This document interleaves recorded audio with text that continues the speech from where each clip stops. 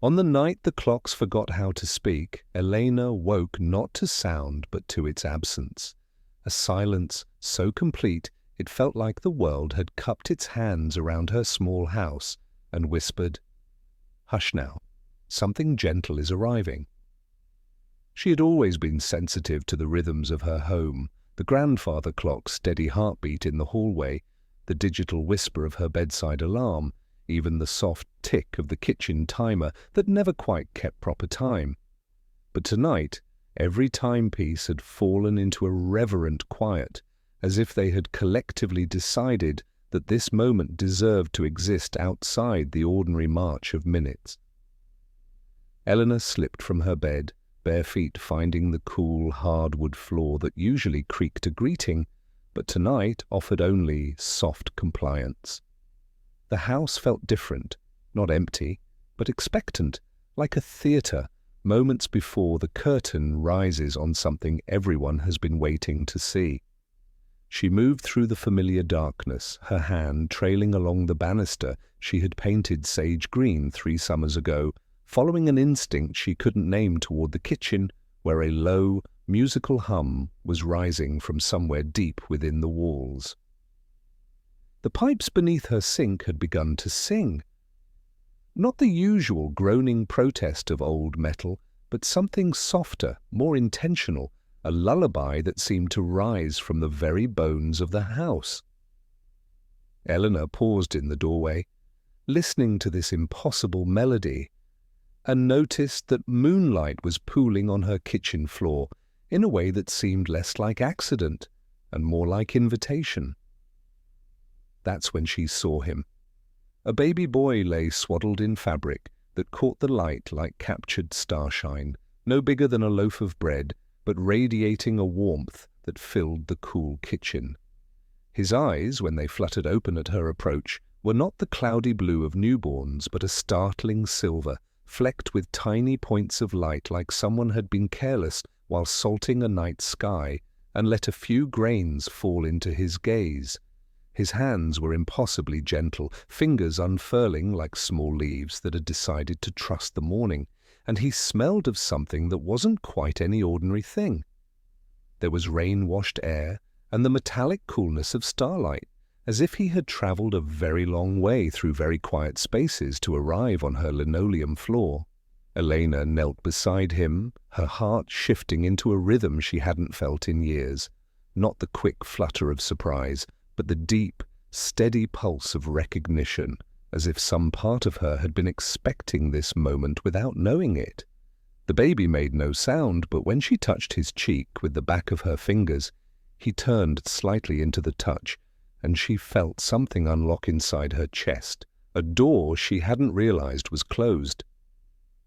"Hello, little one," she whispered, because there was no other word that held enough tenderness for this moment. Her voice sounded different in the hushed kitchen, more certain, as if the silence had given her permission to speak from a place she rarely visited. As if summoned by her words, the old radio on her counter, broken for 3 winters, its antenna bent and speakers long silent, suddenly bloomed with soft light. Not the harsh crackle of static or the jarring burst of late-night programming, but a gentle lullaby so simple and pure it felt like something her grandmother might have hummed while kneading bread or folding laundry by lamplight. The melody was familiar in the way that breathing is familiar, essential and unthought, and Elena found herself swaying slightly to its rhythm as she gathered the baby into her arms. He weighed less than her arms expected and more than her heart was prepared for.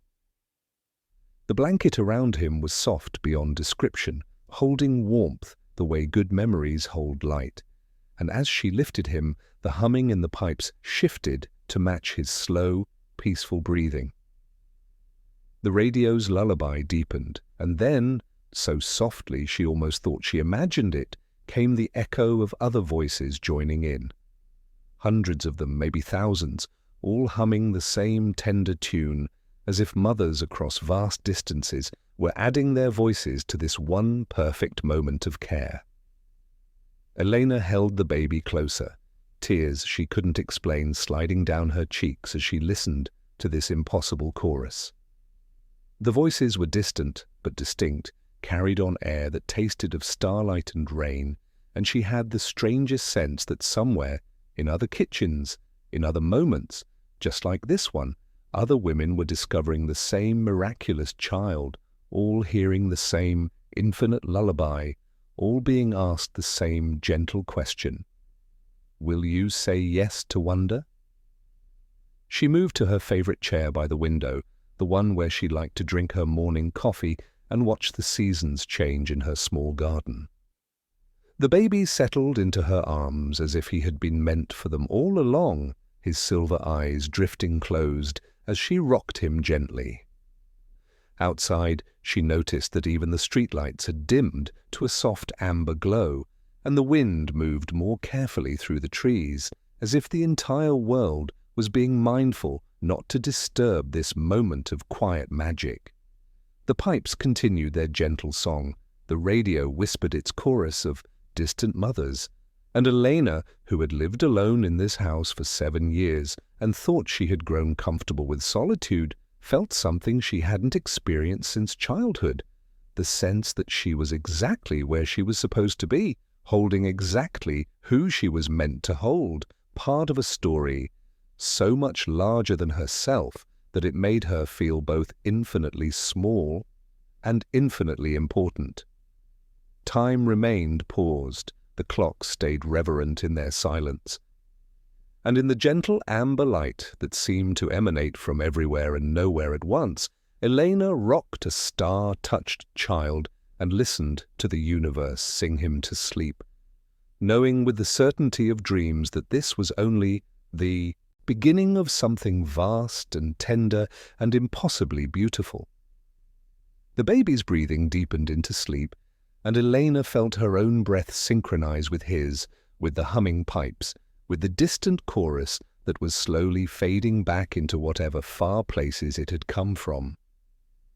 As the last notes of the impossible lullaby settled into silence, she heard the faintest tick from the kitchen clock, tentative, like a question being asked. Then another from the grandfather clock in the hall. Time, it seemed, was returning the way shy animals return after a storm, one careful step at a time. Elena smiled without opening her eyes, understanding that the clocks had not forgotten how to speak. They had simply been holding their breath for this arrival, this moment when the universe delivered a gentle mystery to her kitchen floor and asked her to love it. And as the familiar rhythm of ticking resumed around her, she whispered a promise to the sleeping child. We'll figure this out together, won't we? One quiet moment at a time. Outside, the street lamp steadied its light. The wind resumed its normal conversation with the leaves, and somewhere in the space between heartbeats, between the tick of a clock and the whisper of possibility, a story began that would teach the gentlest souls how to carry the weight of infinite love without breaking, and show them that sometimes the most important arrivals come not with fanfare, but with the soft sound of wonder settling into place like snow. The years that followed moved like honey poured from a jar held by patient hands, each golden drop a day that settled into the next, with gentle purpose. Elena, who had become simply Mom in the quiet spaces of both their hearts, watched the silver-eyed baby grow into a boy who still carried that first night's wonder in the careful way he moved through the world. His name came to them on a Tuesday morning when the kitchen light fell just so across his face, Rick, simple and warm, like a stone that has spent all summer learning to hold the sun. By his 6th year, Rick had claimed the small room at the top of the stairs, drawn to its slanted ceiling, and the way afternoon light pooled in the corner like cream in a blue bowl. Eleanor had painted a constellation there when he was 4, not the precise arrangements from astronomy books, but a scattered handful of glow-in-the-dark stars that looked like what wonder might become if it learned to dance. The paint had begun to crumble at the edges, creating tiny galaxies of phosphorescent dust that caught in his hair when he lay on his back and stared upward. But Rick loved them more for their imperfection, the way they whispered stories of beautiful aging and gentle decay. It was beneath these soft constellations that Rick first learned to truly listen to the house. The pipes that had hummed their welcome on the night of his arrival had grown more conversational over the years, their whispers untangling into something that wasn't quite language but felt more essential than words. They spoke in the vocabulary of water finding its way through darkness, of metal expanding in warmth, of small spaces holding large secrets. Rick would press his ear to the wall and hear stories that seemed to rise from the very bones of the house, tales of rain gathering in distant clouds before its long journey earthward, of the patient passage of time through foundations and floorboards, of other children in other rooms learning to speak the same quiet language of gentle curiosity. Elena would find him sometimes with his cheek against the plaster, a soft smile playing at the corners of his mouth, and she would simply nod, understanding that he heard conversations she could not, and that this was part of the beautiful mystery that had made their house more than just a place to sleep and eat.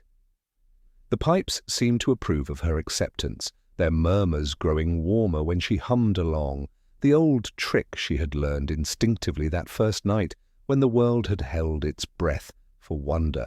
Rick's strangest gift revealed itself on a Thursday afternoon when he was reaching for a cup of water and accidentally knocked Elena's favorite mug from the counter. It tipped and began its obedient arc toward the kitchen floor, but something in Rick opened like a door he hadn't known was there. The moment stretched like taffy pulled by understanding hands, not stopping completely, but softening to accommodate his sudden, desperate wish that this small disaster might be undone. The mug continued its fall, but slower, as if the air itself had grown thick with possibility. Rick's small hand floated up, and he caught the handle with a gentleness that surprised them both. Time settled back to its normal pace like water, smoothing after a stone drops through, and Rick looked at Eleanor with eyes full of wonder and something that might have been apology. She reached for his cheek with the reverence one might show a butterfly that has chosen to rest on an outstretched finger. "That was beautiful," she whispered, and Rick understood that his gift was not something to hide, but something to tend carefully, like the crumbling stars on his ceiling. He learned to stretch moments the way Elena stretched pizza dough, gently, never taking more than was offered. He could expand the pause between lightning and thunder to count raindrops on his window. He could slow the dance of a butterfly outside his bedroom so he could study each intricate pattern on its wings before the school bell called him back to ordinary time. He could give his classmate Jonah, who stuttered when excited, just enough extra space in a moment to find the word he wanted, humming softly under his breath the way Elena hummed to washing machines and radiators. The gift felt less like power and more like permission, as if time itself had recognized something in him that deserved special consideration. He never used it selfishly, only to create small pockets of peace where wonder could unfold at its own pace, where kindness could take root and grow. When elderly Mrs. Chen took longer and longer to cross the street with her cart of groceries, Rick learned to press gently on the hinge of the minute when the traffic light was about to change, opening it just enough that the red stayed red while she shuffled safely to the other side. His dreams began to populate with glimpses of other rooms, other ceilings, other versions of himself lying on different beds and staring at different arrangements of stars. Some of these other Ricks lived in houses made of different materials, brick instead of wood, glass instead of stone, but all shared the same silver-flecked eyes and the same careful way of listening to the stories that flowed through hidden spaces. In one dream, he saw himself in a room with walls covered in equations written in chalk, the ceiling painted not with stars but with complex diagrams that seemed to move when he wasn't looking directly at them. In another, he glimpsed a version of himself surrounded by gardens that bloomed in impossible spirals, humming to plants that grew in helixes and curves that defied ordinary botany. Each dream felt like looking into a mirror that reflected not what he was, but what he might become, and Rick began to understand that his gift for stretching moments was connected to something much larger than himself. The pipes whispered confirmation of this suspicion, their stories growing more layered and complex, speaking of infinite possibilities and the delicate threads that connected all the gentle souls who had learned to listen to the world's quieter conversations. Elena noticed the change in him, the way he sometimes paused mid-sentence, as if hearing something she couldn't detect, the way he moved through their home with even more deliberate care than before. She never questioned these moments, instead leaving small gifts for him to discover, a book of astronomy on his windowsill, a jar of honey positioned where afternoon light would turn it golden, a soft blanket that smelled like lavender, and rain folded at the foot of his bed. And Rick, lying beneath his crumbling constellation with the pipes whispering their ancient stories and time itself, willing to pause for his wonder, began to understand that he was part of something infinitely vast and infinitely tender, a network of gentle souls spread across countless realities, all learning to love the world carefully, all discovering that the greatest gifts are often the ones that help others find their own moments of peace in the spaces between heartbeats, between the tick of a clock and the whisper of possibility. The mornings that followed moved like cream poured into coffee, each one swirling gently into the next, with Elena's soft footsteps on the hallway floor serving as Rick's most reliable alarm clock. He would lie beneath his crumbling constellation, listening to the house wake itself in layers. First, the pipes clearing their throats with gentle gurgles, then the kettle finding its voice on the stove, and finally, Elena's humming, low and tuneless, the kind of melody that exists purely for the comfort of the person making it. By the time Rick padded downstairs in bare feet and pajamas that had grown too short at the ankles, Elena would already have the cutting board arranged on the counter like a small stage waiting for its daily performance. She moved through their kitchen with the unhurried precision of someone who understood that the most important rituals are often the simplest ones, her hands already reaching for the loaf of bread that lived in the wooden box by the window, the jar of mustard that caught morning light like captured sunshine, the apple that would soon become thin slices of sweetness scattered across their shared meal. "Food is a bridge," Eleanor told him one morning when autumn light was painting everything gold, and Rick was learning to butter his own bread without tearing the soft surface. She demonstrated the proper way to hold the knife, angled just so, moving in gentle strokes that followed the bread's grain rather than fighting against it. Between one heart and another, between one moment and the next. When we eat together, we're saying yes to staying a little longer in the same place, breathing the same air, sharing the same small piece of time. Rick watched her hands as she spoke, noting how she tested the bread's freshness with 2 fingers pressed gently against the crust, how she painted the mustard in a careful spiral rather than spreading it in hurried strokes, how each apple slice was cut with the deliberate attention one might give to crafting something beautiful from ordinary materials. The salt came last, scattered like tiny stars across the pale fruit, and Rick learned to recognize the moment when Elena would pause, knife in hand, and look at their creation with the quiet satisfaction of someone who has found exactly the right shade of tenderness for a morning that exists only once. Their sandwiches were simple on purpose, Elena explained, because the most profound truths often wore the plainest clothes.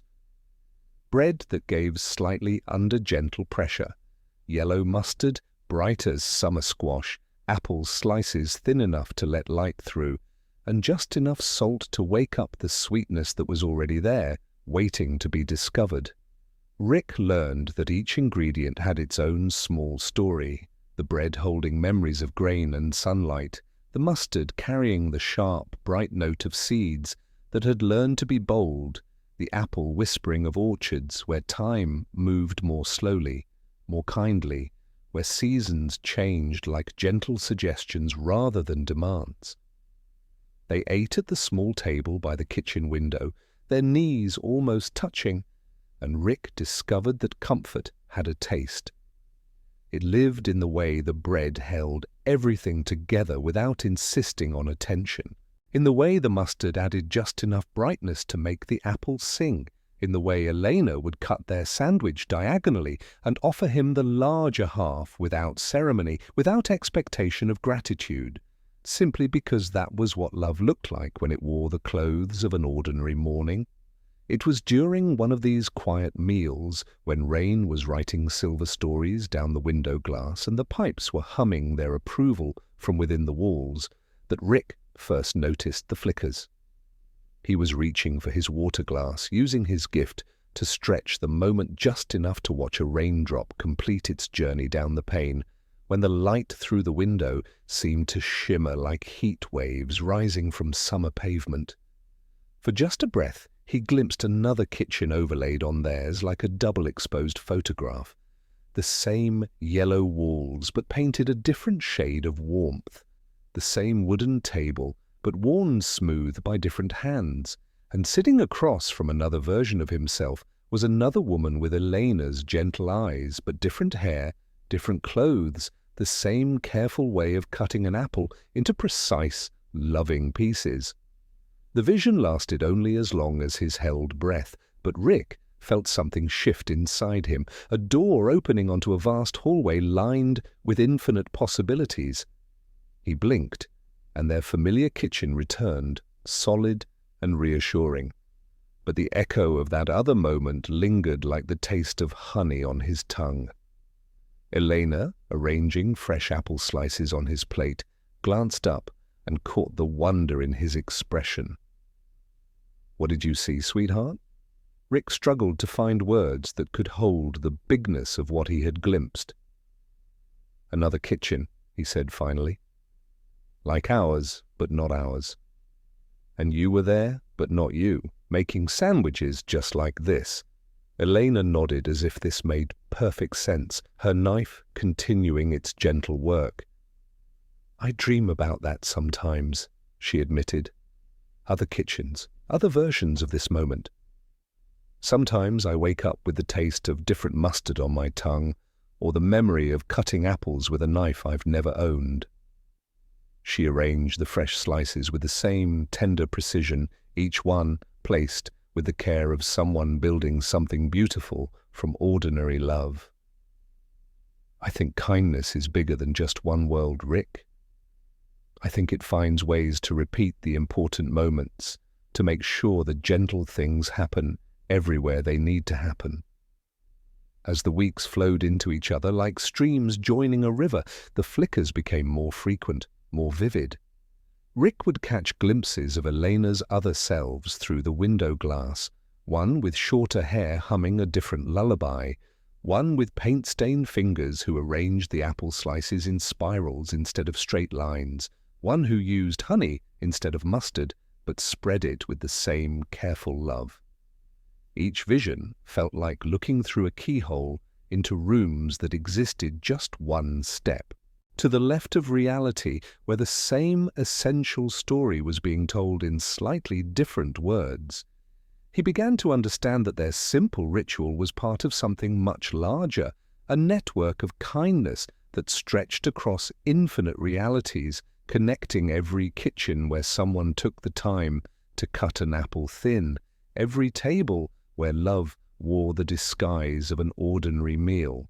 The mustard sandwiches were not just food, but small acts of communion, bridges built from bread and patience, ways of saying, "You matter," without needing to use words that might feel too large for an afternoon that tasted like salt and sweetness.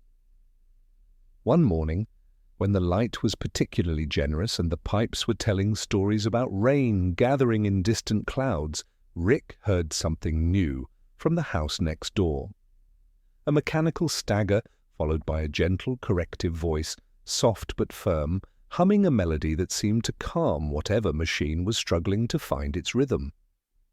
He paused with his sandwich halfway to his mouth, listening as the wobbling sound smoothed into a steady purr, soothed by someone who understood that even washing machines needed lullabies sometimes.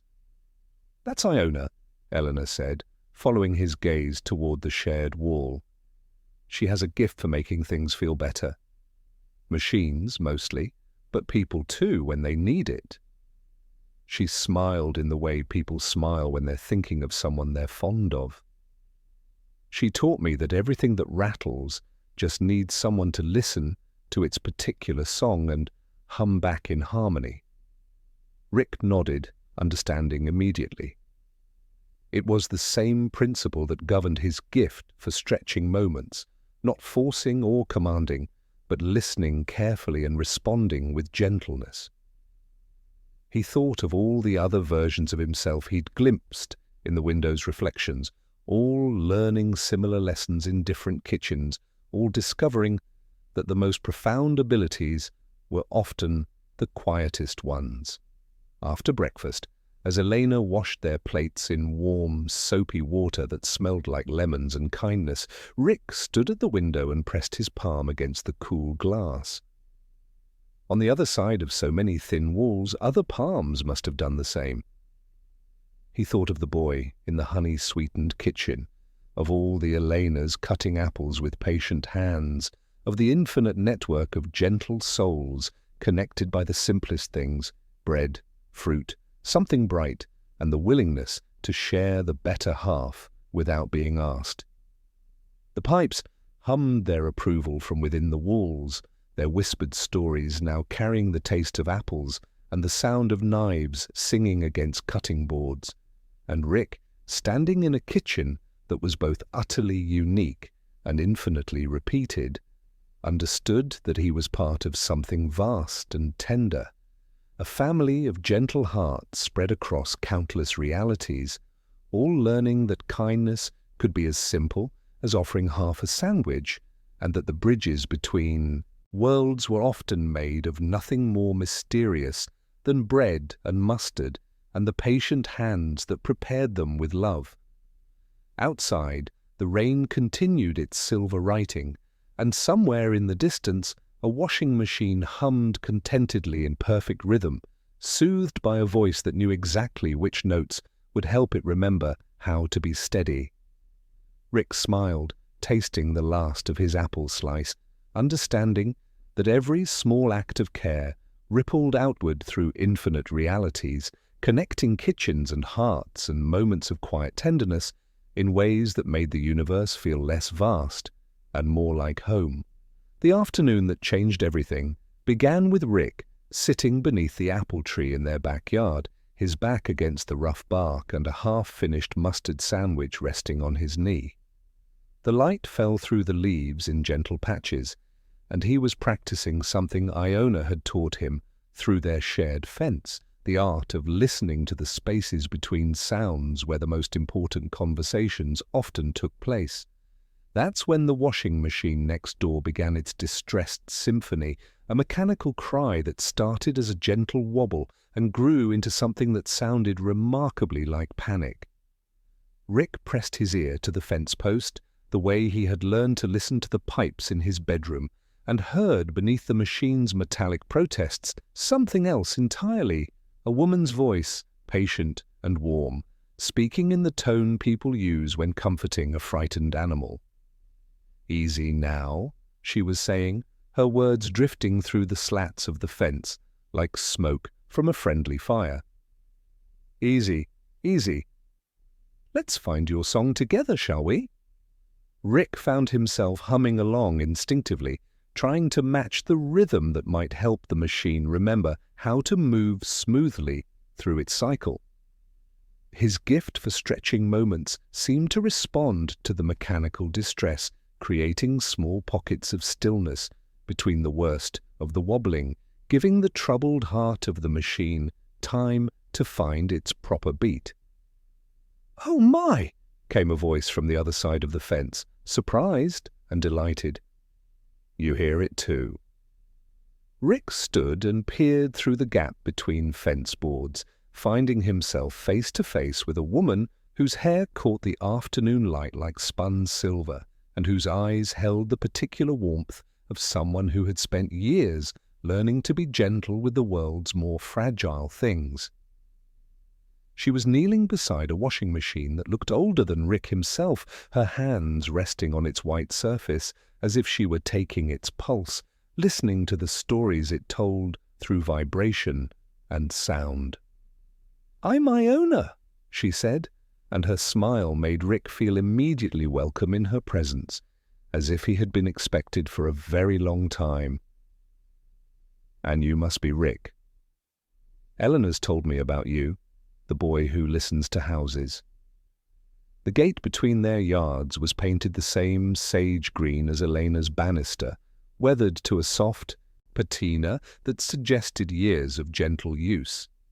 Rick found it unlocked, which somehow didn't surprise him. Iona seemed like the kind of person who believed in the essential goodness of neighbors and left doors open for the possibility of connection. "The machine sounds sad," Rick said as he approached, which wasn't quite what he had meant to say, but felt more true than any technical observation about mechanical malfunction.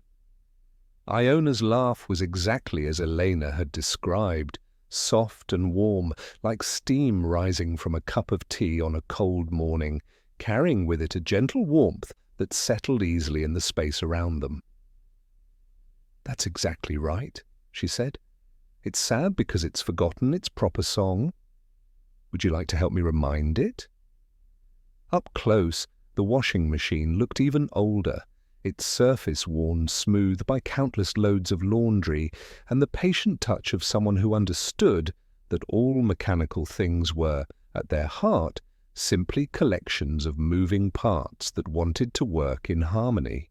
Iona showed Rick how to place his hands on the machine's side, feeling for the vibration that indicated where the imbalance lived.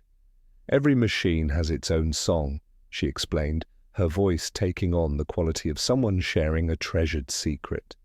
"When they're new, they remember it perfectly. But as they age, as their parts settle and shift, sometimes they forget the melody that keeps them steady. Our job is to listen carefully and hum it back to them until they remember." She demonstrated, placing her ear against the machine's side and closing her eyes in concentration. After a moment, she began to hum. Not a tune Rick recognized, but something that seemed to emerge from the machine itself, a low, steady note that matched the rhythm of the motor beneath the wobbling. It wasn't loud or demanding, but rather an invitation, a gentle coaxing that said, "You don't have to struggle so hard." Gradually, the mechanical protests softened, the thumping becoming less violent, more like a heartbeat finding its proper tempo. The washing machine settled into its proper song, and Rick watched in wonder as something that had been crying out in distress remembered how to work in harmony with itself. "Now you try," Iona said, guiding Rick's hands to a different spot on the machine's surface. "Feel the vibration, listen to what it's trying to tell you, and then sing back the song it needs to hear." Rick closed his eyes and let his gift for stretching moments expand around the machine's remaining distress, creating space for him to truly listen to the complex symphony of moving parts. Beneath the wobbling, he heard the steady determination of the motor, the patient circulation of water, the gentle tumble of clothes finding their way through sudsy darkness. He began to hum, matching Iona's note, but finding his own harmony within it, and felt the machine's vibration shift under his palms like a sigh of relief. "There," Iona said, her tea-steam laugh puffing out again as the machine settled into perfect rhythm. Every rattling thing just needs a steady note and patient hands. Machines, yes, but people too. That afternoon, sitting on Iona's back steps with glasses of lemonade that tasted like sunshine and patience, Rick learned that the principles extended far beyond mechanical repair. "When a person is rattling," Iona explained, stirring her drink with a long spoon that caught the light, "when their thoughts are moving too fast or their heart feels out of sync, sometimes all they need is a steady presence, a quiet hum that reminds them to breathe, to slow down, to remember their own true song." Rick thought of Jonah at school, whose words sometimes caught on the sharp edges of nervousness. He thought of Mrs. Chen, whose cartwheels squeaked with the same distress as an unbalanced machine. He thought of Elena on the mornings when she moved through their kitchen with slightly too much precision, humming melodies that didn't quite resolve. "How do you find their song?" he asked, watching a butterfly navigate the complex geography of Iona's garden, which seemed to grow in spirals and curves that defied ordinary landscaping logic. Iona's eyes took on the distant quality of someone looking at something Rick couldn't quite see. The same way you found the washing machine's song. You listen with more than your ears. You listen with the part of you that remembers what harmony feels like, and then you hum back the note that helps them remember too. She paused, her gaze growing even more distant, as if she were looking through the garden and beyond the fence to something far away. "I dream sometimes about other versions of myself, in other gardens teaching this same lesson to other children, with eyes like yours. Different children, different machines, but always the same fundamental truth that everything that rattles just needs someone to hear its distress and respond with patience instead of frustration." Rick nodded, understanding flooding through him like warm light. In his dreams of other kitchens and other ceilings, he had glimpsed versions of Iona too, always with the same gentle hands, always surrounded by things that had been coaxed back into harmony, always teaching the same essential lesson about the power of listening with love. "We are all just tuning forks, dear boy," Iona said softly, tapping her glass lightly so it rang with a pure, clear note. "And sometimes we need another to help us find our pitch again. That's all kindness is, really, a shared hum, a steady hand, a reminder that we're not rattling alone." As the afternoon light softened and painted long shadows across Iona's quiet garden, Rick carried her words with him like smooth stones in his pocket. He began to understand that his gift for stretching moments was not just about creating space in time, but about creating space for gentleness to flourish. His ability to slow the world just enough for Jonah to find his words, just enough for Mrs. Chen to cross the street safely, just enough for a butterfly to complete its dance. All of this was a form of humming, a way of offering a steady note to help everything and everyone find their way back to their own true quiet song. The washing machine hummed its gratitude from inside Iona's house, steady and content, and Rick smiled, tasting the last of the lemonade that carried the flavor of patience and understanding. In the gentle space between heartbeats, between the tick of well-tuned clocks and the whisper of machines that had remembered their proper songs, he felt himself becoming part of something much larger, a network of gentle souls who had learned to listen to the world's distress and respond with the kind of patient love that helped everything remember how to work in harmony. Somewhere across infinite realities, other versions of himself were learning the same tender lessons from other versions of Iona, all discovering that the most profound healing often began with nothing more mysterious than a willingness to listen and the courage to hum back the song that everything needed to hear. The evening after Iona's lesson about humming to machines, Rick found himself practicing her gentle wisdom on everything that seemed to need a steady note. The garden hose had developed a temperamental spray pattern that responded beautifully to a low, patient hum. The old porch swing creaked less when he sang softly to its weathered chains. Even Elena's favorite houseplant, which had been drooping despite careful watering, seemed to lift its leaves when Rick offered it the same kind of musical attention he'd learned to give the pipes in his bedroom walls.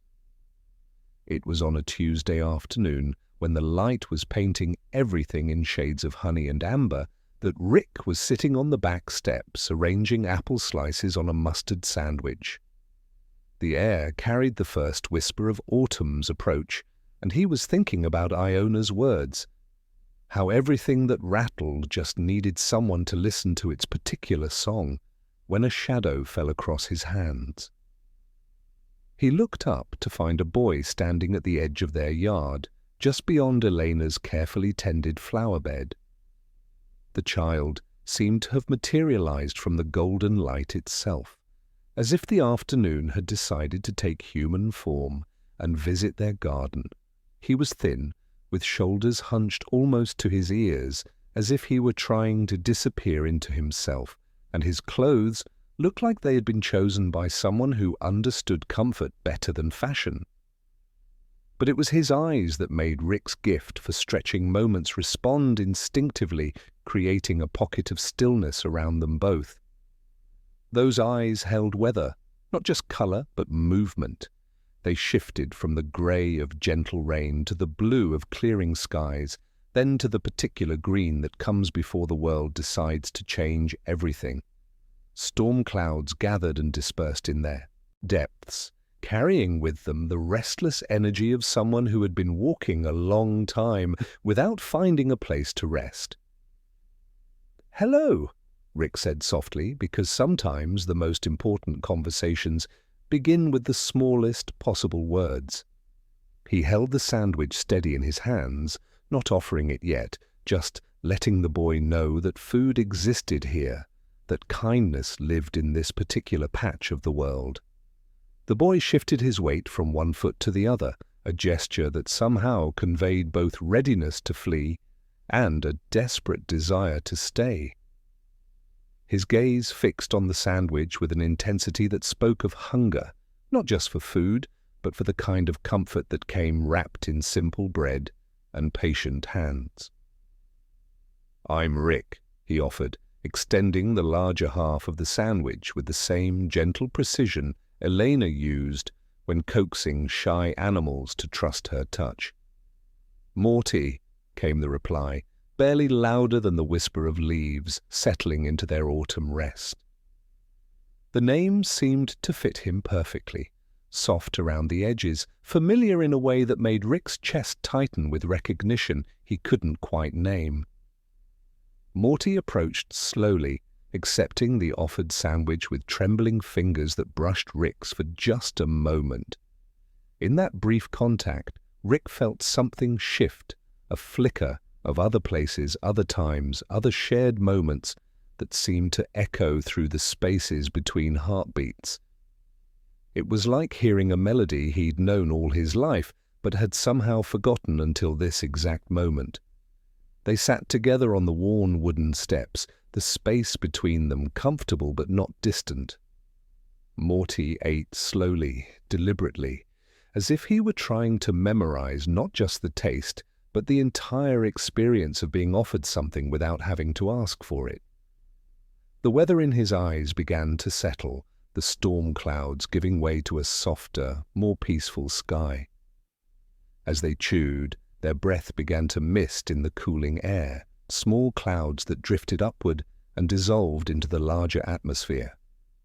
Rick watched these tiny exhalations with the same attention he gave to butterfly dances and raindrop races, understanding that even their breathing was part of the vast conversation between earth and sky that Iona had taught him to hear. "I have dreams," Morty said suddenly, his voice carrying the particular vulnerability of someone sharing a secret they've never spoken aloud. "About a grandfather I don't have. He has different faces sometimes, but always the same smile. Tired, but kind, like he's seen too much, but still wants to help." Rick felt his gift respond, stretching the moment just enough to create space for whatever truth Morty needed to share. In his own dreams, he had glimpsed versions of himself surrounded by different people, different places, but always carrying the same essential desire to be gentle with the world's more fragile things. "What does he do in your dreams?" Rick asked, his voice matching Morty's quiet tone. "He builds things," Morty said, his eyes taking on the distant quality of someone looking through windows into other worlds. Strange machines, wonderful rooms, places that feel safe even when everything else is scary. But mostly. He paused, searching for words that could hold the bigness of what he had seen. Mostly he just tries to take care of people. Even when it's hard, even when he's so tired he can barely stand. Rick nodded, understanding flooding through him like warm light.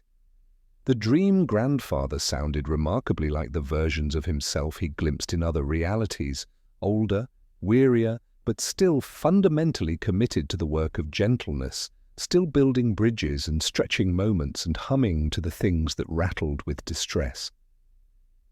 "Sometimes he smells like chemicals and old coffee," Morty continued, his voice growing stronger as the words found their way into the cooling air.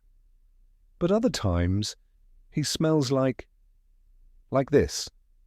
He gestured to the sandwich, to the simple combination of bread and mustard and apple that Elena had taught them was one of the most reliable forms of comfort. Like someone who knows how to make things taste like home. They finished their meal in comfortable silence, watching the first stars appear in the darkening sky while their breath continued its small conversation with the evening air. Rick felt the same recognition he experienced when looking through the kitchen window at other versions of Eleanor, not quite memory, but something deeper, a sense that this moment was both unique and infinitely repeated across the vast network of realities. "I think I've dreamed about him too," Rick admitted, and Morty's weather eyes widened with the particular relief of someone discovering they are not alone in their strangeness.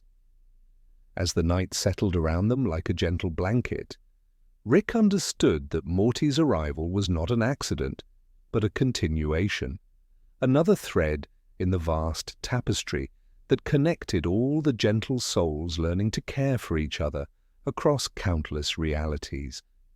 The boy with storm cloud eyes and half-remembered dreams of tired grandfathers was not a stranger but a companion, someone who had been walking the same path from a different direction, finally arriving at the place where their stories could intertwine. "Can I come back tomorrow?" Morty asked as the first fireflies began their evening dance, his voice carrying the particular hope of someone offering their heart and trusting it won't be handled carelessly. "Every day if you want," Rick said, and Elena's voice drifted through the screen door in warm agreement, already understanding without explanation that their family had grown by one gentle soul who tasted like comfort and carried weather in his eyes. As Morty slipped away into the gathering darkness, Rick remained on the steps and listened to the pipes begin their evening song. Somewhere in the distance, Iona's washing machine hummed its contentment, and somewhere across infinite realities, other versions of himself were sitting on other steps with other versions of this boy, all of them learning that the most important meetings are less about introduction and more about remembering, less about beginning and more about continuing something that has been going on for a very long time, in many different forms across the vast and tender spaces where love learns to be patient with itself. In the growing darkness, with the taste of mustard and apple still sweet on his tongue, and the memory of storm clouds clearing in a pair of familiar eyes, Rick felt himself becoming part of something even larger than he had imagined. A family of gentle hearts that extended not just across realities but across time, connecting the boy he was now with the tired, kind grandfather he might someday become, all of them learning the same essential lessons about building bridges and stretching moments, and offering half a sandwich to anyone who appeared in their yard, looking like a question in need of a gentle answer. The days that followed Morty's arrival settled into the house like cream poured into warm coffee, each one swirling gently into the next, with Elena's soft footsteps serving as Rick's most reliable morning song. The rhythm had changed, but not in the way that disrupts, rather in the way that completes, like a melody, finally finding its missing harmony. Elena began cutting 3 sets of apple slices without ceremony, humming slightly louder as she worked, her voice carrying the particular warmth of someone whose heart has grown to accommodate one more gentle soul. Morty appeared each afternoon with the same mysterious punctuality as sunrise, materializing at the edge of their yard, as if he had been waiting just beyond the visible world for the exact moment when his presence would be most welcome. Rick noticed that his friend never seemed to walk down the street or emerge from any particular direction. He simply arrived, like morning dew or the first star of evening, part of the natural order of things that needed no explanation, only acceptance. It was during one of these quiet afternoons when they were sharing apple slices on the back steps and listening to Iona's washing machine hum its contentment from next door that Rick began to understand the true nature of what he carried. Morty was telling him about a dream, something about laboratories that smelled like sadness and brilliant minds that had forgotten how to be kind to themselves, when his voice began to catch on the sharp edges of emotion that were too large for his small throat to hold. The words came slower, then slower still, until Morty was struggling with the particular kind of silence that feels like drowning in air. His weather eyes clouded over with the grey of approaching storms, and Rick felt his chest tighten with the familiar urge to help, to create space for gentleness to flourish. Without thinking, Rick reached into that place inside himself where time grew soft and malleable, but this time he did something different. Instead of stretching the moment for his own observation, he gathered up 2 extra heartbeats from somewhere in the vast reservoir of available time and offered them to Morty like a gift wrapped in patience. The silence between them widened, not with awkwardness but with possibility, creating a gentle pocket of space where frightened words could find their courage. It felt like asking a friend to stay for one more minute because the conversation was tender and not quite done. It felt like permission granted by something older than clocks, something that understood that love sometimes needed a little extra room to do its quiet work. Rick sensed the minute agreeing with him, settling into his cupped hands like water he promised not to spill. Morty's breathing slowed, his shoulders dropping from their defensive hunch around his ears. In the borrowed time Rick had created, he found his voice again, and the story continued in a whisper that carried the weight of dreams too large for one small boy to carry alone. "That was beautiful," Morty said when the story was finished, and Rick realized his friend was not talking about the tale of dream laboratories and tired grandfathers, but about the gift itself, the way time had opened like a flower to accommodate his need for a gentler pace. From that afternoon forward, Rick began to understand his strange talent not as power, but as permission. His gift was not a lever or a switch to be operated, but a gentle request he could make to time itself, asking it to be a little kinder, a little more patient with the fragile things that needed extra space to unfold. When he lent a moment, he could sense the minute agreeing with him, willing to slow down for butterfly dances and linger for goodbyes that needed to carry the full weight of affection. He practiced where it mattered most.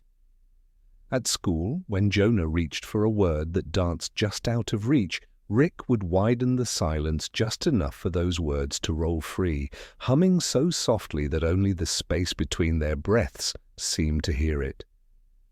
He learned to be careful with it, to offer no more than was needed, the way Elena taught him to salt the apple slices, just enough for the sweetness already present to wake up. For Mrs. Chen, whose steps grew heavier with each passing season, he would subtly expand the pause between traffic light changes, giving her ample time to cross the street without the anxious rush that tightened her shoulders and stole her breath. It was a gentle kindness, unseen by most, but felt in the easing of a furrowed brow, the softening of a tense posture. Elena noticed, though she did not intrude with questions. She would watch them from the kitchen window with that gentle look of hers, one hand steadying the cutting board, the other guiding the knife through crisp apple. When Rick offered a stretched moment, the light in the room responded as if someone had drawn the curtains back half an inch. Everything glowed a fraction warmer. "Time listens when you are kind to it," Elena murmured once, her reflection overlapping with Rick's in the window pane. "It's always wanted to be treated like this." On a Saturday afternoon, Elena stood by the wastebasket with her mother's old sweater folded in her hands like a small, sleeping animal. The cuff had finally given up, unraveling into a long, tired thread that spoke of all the winters it had weathered. Rick felt the ache gather in the air like a storm folding itself quietly over a field, and without being asked, he pressed 2 heartbeats and then a third into the moment, a small, respectful offering. Elena rested her face in the soft knit once, twice, 3 times, and whispered, "Thank you for all the winters," before letting it go. The moment did not rush past her. It held, and in that holding, grief softened into gratitude. Later she touched Rick's hair as she passed, a wordless recognition that he had made room for her to put something down gently. The more he practiced, the more Rick felt a strange companionship rise around him like a gentle tide. When he widened silence for Morty or stretched a moment for Mrs. Chen's careful crossing, there was a second's shimmer at the edges of his vision, as if someone in another room, another house, another version of this world, had lifted their hand in greeting at the same time. It wasn't sight exactly and not sound either. It was a sensation like standing under a long porch roof during rain and realizing there are other porches, other roofs, other pairs of feet pausing to listen. He sensed them the way you sense birds changing direction in the sky, one mind turning and 100 others turning with it, not commanded, but agreed. In the quiet hours before sleep, when he lay beneath his crumbling constellation and listened to the pipes tell their stories of distant rain and patient metal, Rick began to sense others like himself scattered across vast distances. They were learning similar lessons, these distant cousins of kindness. Some worked with light the way he worked with time, creating gentle illumination for frightened children and lost travelers. Others had gifts for temperature, warming cold rooms and cooling fevered brows with the same patient attention he gave to stretching moments. Still others worked with sound, their voices carrying exactly the right note to soothe whatever rattled with distress. All of them carried the same inexplicable weight, the sense that their gifts came with responsibility, that they were part of something infinitely larger than themselves, connected across realities by the shared understanding that the most profound abilities were often the quietest ones, the ones that helped rather than conquered, that created space for love rather than demanding attention for themselves. At night, the dreams answered with glimpses of these distant companions. He saw a girl in a city with red buses who slowed a crosswalk long enough for a father to catch his daughter's hand. He saw an old man in a desert town give a weary nurse the extra seconds she needed to tie her shoe and breathe. He saw a boy on a floating city. He didn't know how he knew it floated, but he did. Stretch the end of a song so his friend could reach the last note without breaking. Their faces glowed with the same quiet resolve. Their palms lifted the same way his did, just slightly, as if steadying a small bowl filled to the brim. One evening, when the sky held that particular bruise-blue color between day and night, Rick felt the vastness more distinctly than before. He and Morty had finished their sandwich, the last apple slice disappearing from the plate, as if a small, grateful ghost had taken it. Rick leaned back against the doorframe and eased a moment open. No reason, no emergency, just curiosity and love. And in the widened stillness, something met him halfway. It was a hum, then a chord, then something like a field full of lanterns seen from a hill. Not words, but welcome. Not faces, but presence. He understood, not with his mind, which would only have cluttered it, but with the part of him that had learned to hum to rattling things that across distances he could not name. Others were doing exactly this, making soft rooms in time for kindness to visit. "Did you hear that?" Morty asked very quietly, as if talking too loud would send it away. "I think so," Rick said, equally softly. "Or maybe I felt it." Morty smiled, and the weather in his eyes held steady through the change of light. "Feels like we're not the only ones." That night, Rick reached for the notebook Elena had left on his nightstand.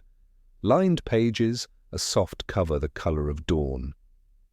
He didn't write much. Only a sentence shaped like an intention. Make room. He liked the way the words looked together, patient and pointed at once. He closed the book and set it under his pillow, then lay back and listened as the pipes gathered their low chorus into something that felt suspiciously like a promise returned. In the space between one breath and the next, he thought of the tired smile Morty described in his dreams. He wondered if a person could grow into a shape their younger self had already felt, the way a plant grows toward light it sensed before it was born. The thought did not frighten him.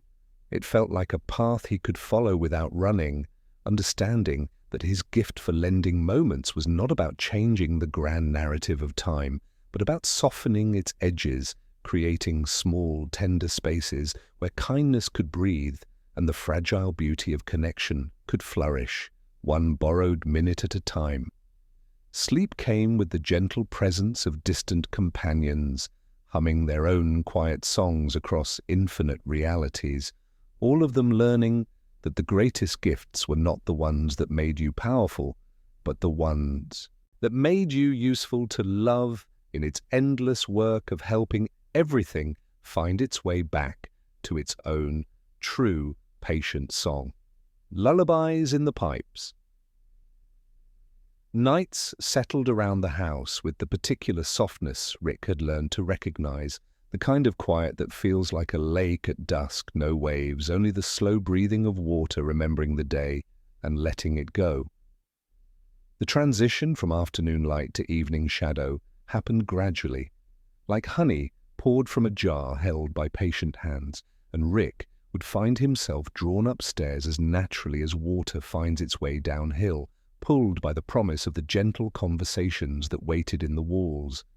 He would lie beneath his crumbling constellation, the phosphorescent paint now worn to gentle smudges that caught what little light filtered through his curtains, and listen as the pipes began their evening transformation. During the day, they were conversational, murmuring stories of water's patient journey and the subtle shifts of the house's old bones. But at night, they crooned low, their voices slipping through the walls like warm threads, carrying with them a resonance that seemed to rise from the very heart of the earth itself. The melody wasn't always the same. Some nights it came as a slow hum, steady as a cat purring in a patch of sunlight. Other nights it tumbled through small secret patterns like rain, practicing scales on a roof, each note finding its place in a composition that had been writing itself for longer than Rick could imagine. He learned to answer without forcing a tune onto the conversation, humming back the way you respond to a friend who is thinking out loud, just enough to let them know you're listening, just enough to keep them company while they work through whatever needed to be said. Rick discovered that he didn't need to command the song or impose his will upon it. Instead, he coaxed it gently, the way Iona had taught him to coax machines into remembering their proper rhythm, the way Elena coaxed flavor from simple ingredients with a scatter of salt and steady hands. Time responded to this gentleness in ways so subtle he almost missed them at first. The thin curtain at his window breathed a fraction more slowly. The shadow on his windowsill shifted like a heartbeat finding calm. He felt it under his ribcage too, a loosening, the untying of a knot he hadn't realized he was carrying. As weeks flowed into each other like streams joining a river, Rick began to understand something profound about the nature of his gift and the world it connected him to. Time, he realized, was not a stern master demanding obedience, but a patient creature that had been waiting eons for someone to discover that it could be sung to. When he stretched a moment for Morty's careful words, or widened a silence for Mrs. Chen's crossing, he wasn't stealing or manipulating, he was asking time to dance, and time, delighted to finally have a partner who understood its rhythm, was happy to oblige. It was on a night when autumn rain was writing silver stories down his bedroom window that Rick first heard the other voices clearly. He had been humming along with the pipe's particularly rich melody when something shifted in the musical conversation. What had begun as a duet between boy and house expanded into something larger, more complex. Other voices, distant but unmistakably present, joined the harmony with melodies that complemented his own without overwhelming it. The first voice was soft and high, like a child singing herself to sleep in a room that smelled of lavender and old books. The second was deeper, warmer, carrying the weight of someone who had learned to find comfort in the act of comforting others. A third voice wove between them, neither high nor low, but perfectly pitched to fill the spaces the other melodies left empty, creating a harmony so complete it felt like coming home to a place he had never been but had always been searching for. Rick's gift responded without his conscious direction, stretching the moment just enough to let the harmony develop fully, to give each voice the space it needed to find its perfect place in the growing chorus. Time seemed to approve of this gentle expansion, settling around the music like a cat curling up in sunlight, content to be still and let beauty unfold at its own pace. The first time Morty stayed over, sleeping on the couch downstairs with Elena's softest blanket and a plate of half sandwiches within reach, the house took its responsibility seriously. Somewhere between midnight and the time when birds clear their throats to test the idea of morning, Rick felt his friend shift restlessly, caught in a dream that tightened his shoulders and quickened his breath in ways that spoke of laboratories that smelled like sadness and brilliant minds that had forgotten how to be kind to themselves. Rick didn't go downstairs. Instead, he lay still and hummed, low and patient, letting the pipes pick up the note and carry it the way water carries lantern light. The song flowed through floorboards and down the staircase, threaded through the vents, slipped under doors like warm air. Rick widened the minute around Morty just a little, not to keep the dream away, but to give it room to soften its sharpest corners. In the borrowed space, Morty's breathing slowed, his hands unclenched. The weather in him shifted from storm to clearing skies.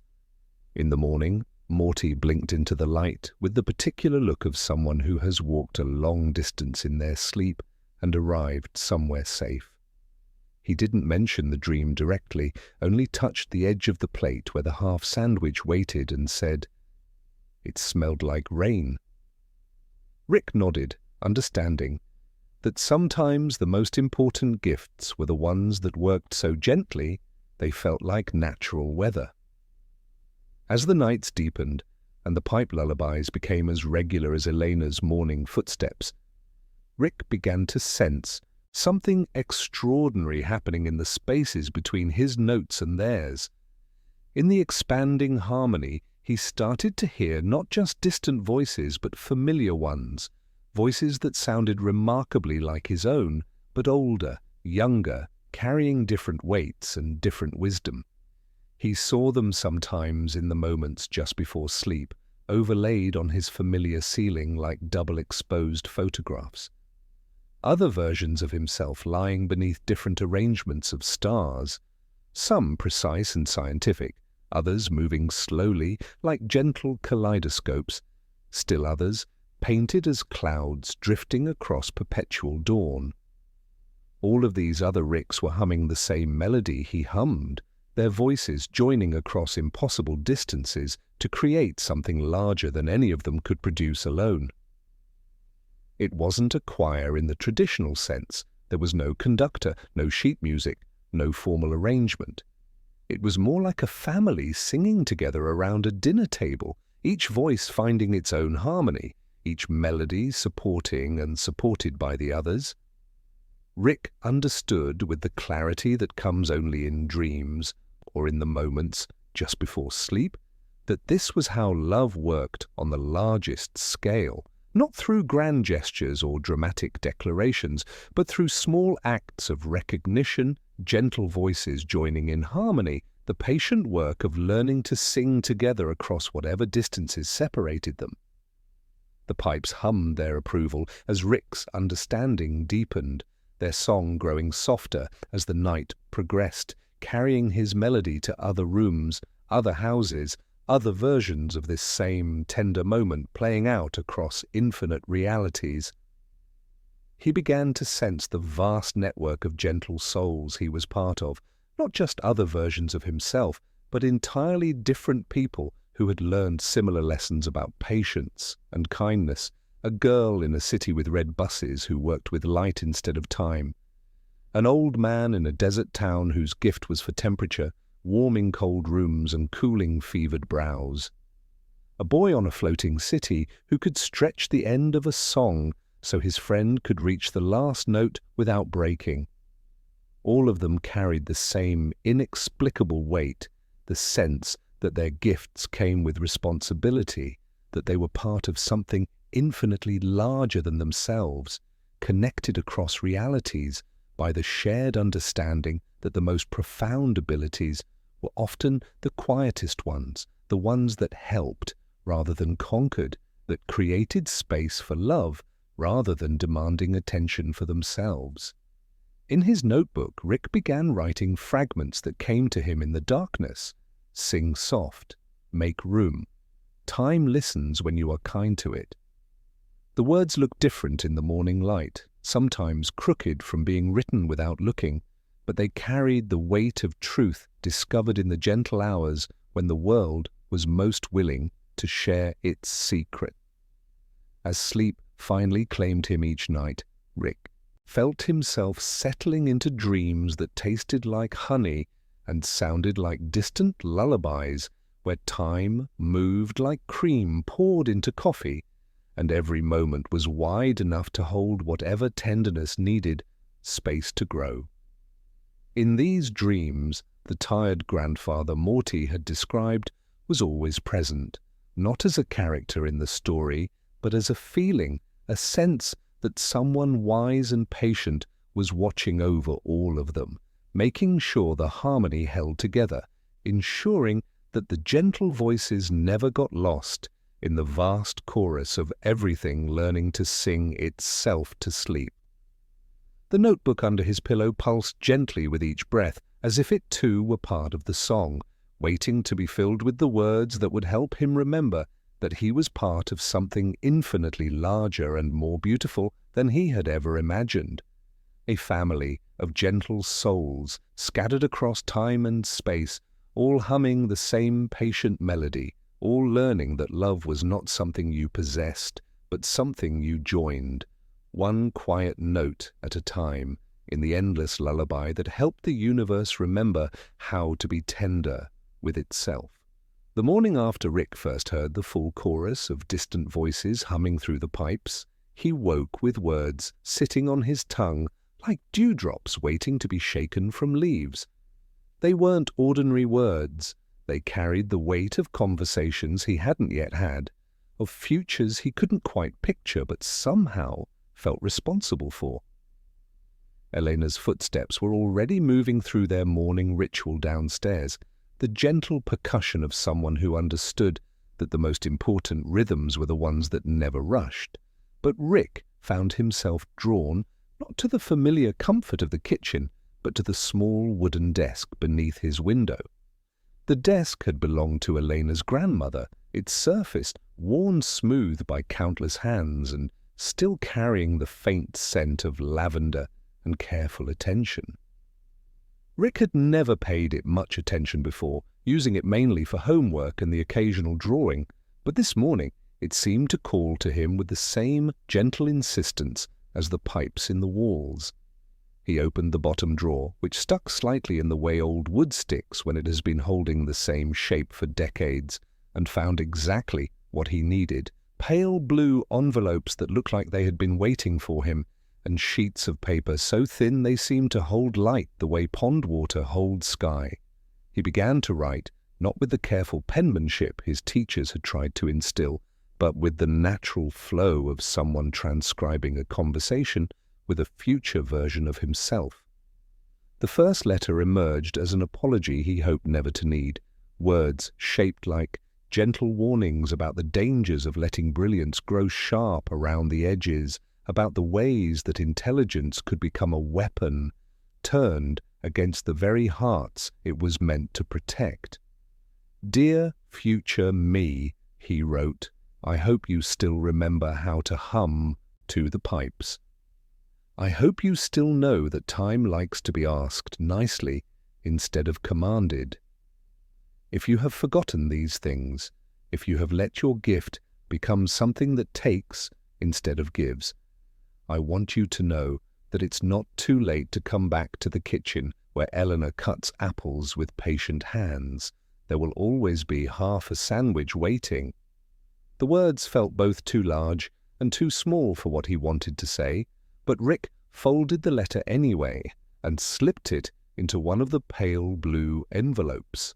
He wrote, "For when you need reminding," on the front, in letters that looked like they had been drawn by someone much older, then tucked it into the back of the drawer where it could rest among the lavender-scented shadows. Over the following weeks, as autumn deepened and the light through his window grew more golden, Rick found himself returning to the drawer with increasing frequency. Each letter was different. Some were promises softer than air, commitments to remember the taste of mustard sandwiches and the sound of washing machines learning to sing. Others were questions that felt too large for his current understanding, and he would find himself writing complex words like quantum entanglement or multiversal causality, words he'd never heard spoken aloud, but that resonated with something deep in his bones, only to cross them out and replace them with descriptions of Mrs. Chen's patient smile or the way Morty's weather eyes cleared after a shared sandwich. "Why do I dream of laboratories that smell like sadness?" he wrote in one letter. "Why do equations appear in my sleep when my hands only know how to fix broken toys and stretch moments for butterfly dances? Why does the word portal arrive in my thoughts like a memory instead of a guess. He never intended for anyone to find the letters. They were meant to be private conversations with futures he couldn't quite picture, insurance policies written in words instead of numbers, gentle reminders to himself that no matter how vast his understanding might become, the most important truths would always be the simple ones: be kind, make room, hum to the things that rattle with distress. They were seeds, not fruit, meant to be saved for weather he couldn't predict. But secrets have their own gravity, and important words tend to find their way to the people who need to hear them.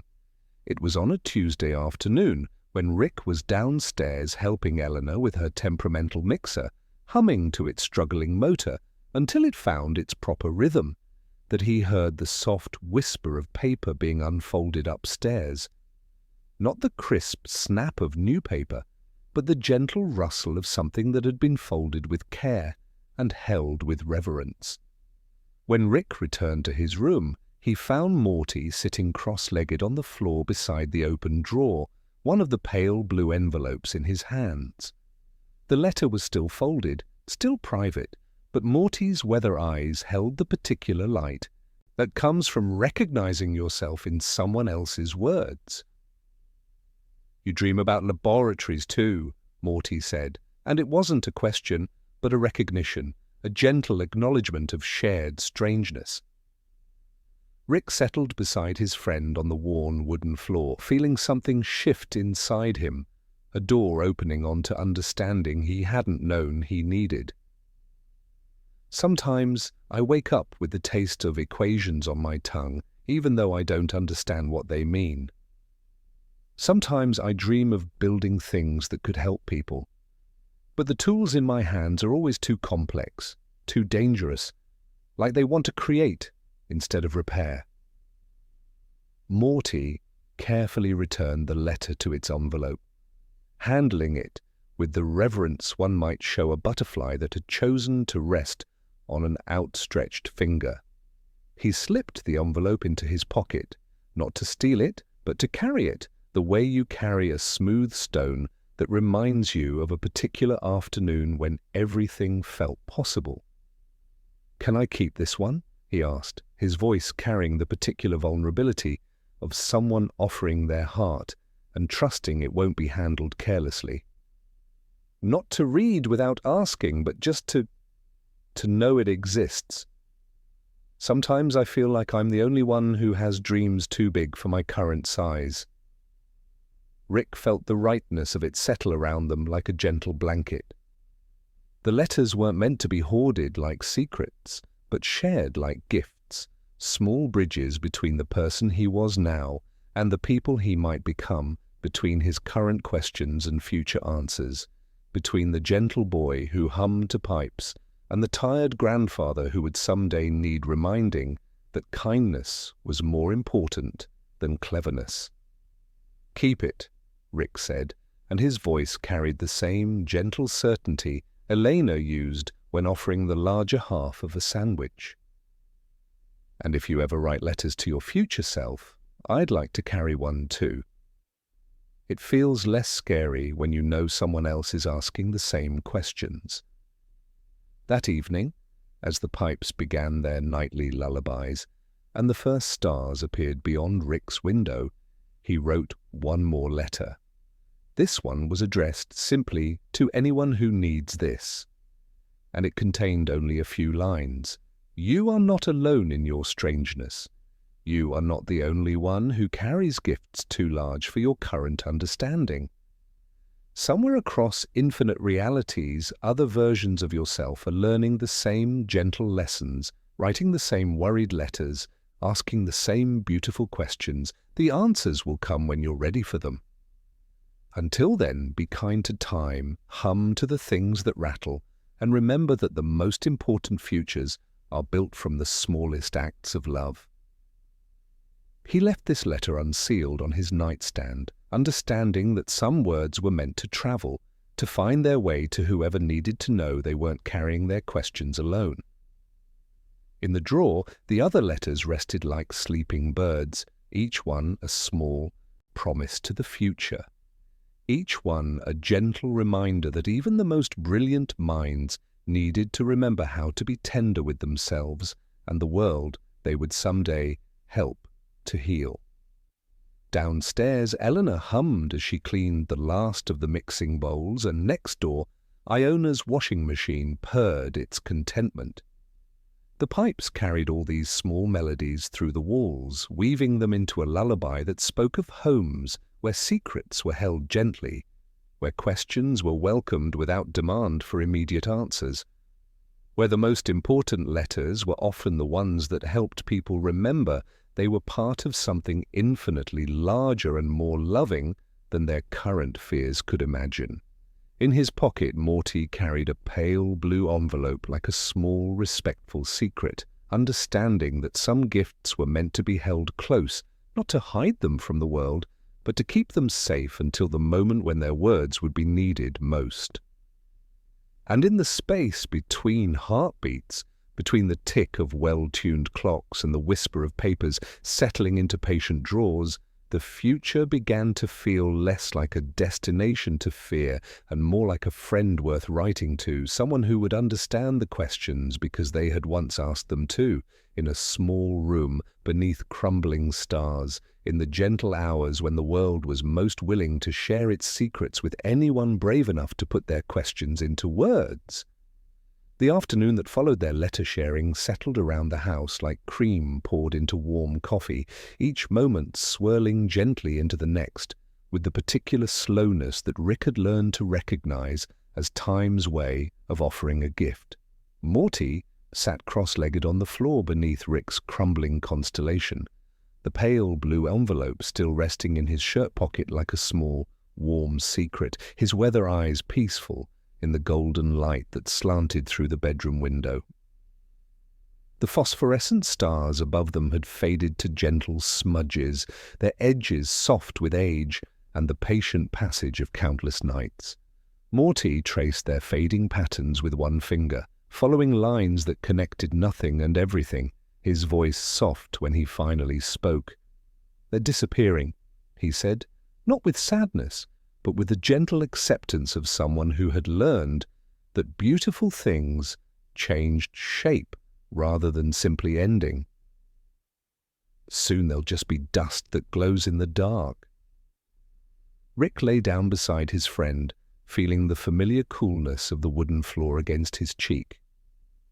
He looked up at the ceiling where Eleanor's careful brushstrokes had once created bright constellations, now worn to whispers of their former brightness. His gift responded to the moment's quiet significance, stretching it just enough to let understanding settle between them like snow. "That's okay," Rick said, his voice carrying the same gentle certainty Elena used when explaining that seasons changed not to hurt, but to make room for new kinds of beauty. When one thing fades, sometimes you can make something new to take its place. Something that moves with you instead of just watching from far away. The idea arrived whole, the way some songs do, and Rick found himself moving toward Elena's linen closet with the purposeful certainty of someone following a melody only they could hear. The sheet he found there was old and soft, worn thin by countless washings, but still carrying the scent of lavender and patient care. It was the kind of cotton that felt like captured sunlight, too beloved to discard but too fragile for everyday use. Eleanor appeared in the doorway as Rick shook out the sheet in his bedroom, her eyes taking in the scene with the immediate understanding of someone who had learned to recognize the moments when ordinary materials were about to become something wonderful. "Making weather indoors?" she asked, and her smile carried the warmth of someone offering encouragement without needing explanation. "A cloud we can keep," Rick said, and Elena nodded as if this made perfect sense, disappearing briefly to return with a small tin of safety pins and a length of soft twine. gifts offered without ceremony to whatever gentle project was unfolding in her house. Rick showed Morty how to gather the corners of the sheet, how to fold it in on itself, to create pockets of air that wanted to expand, how to twist the fabric just so, until it began to resemble the organic curves of cumulus formations drifting across summer skies. They worked together with the unhurried precision of people who understood that the most beautiful things couldn't be rushed, their hands learning the language of cotton and air, of patience and possibility. The sheet seemed to cooperate, billowing and settling into shapes that looked less like folded linen and more like a piece of sky that had decided to visit their room.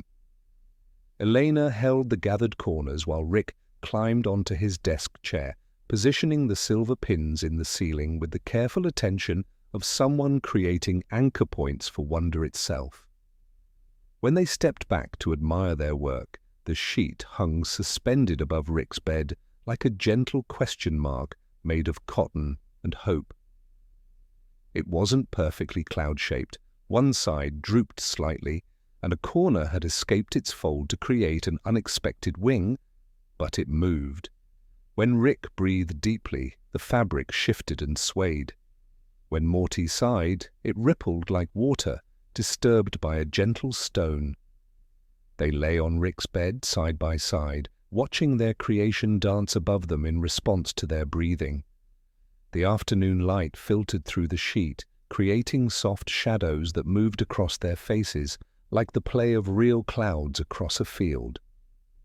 Rick felt his gift working without conscious direction, creating small pockets of expanded time around their shared wonder, letting each breath last just a little longer, each moment of discovery unfold at exactly the pace it needed.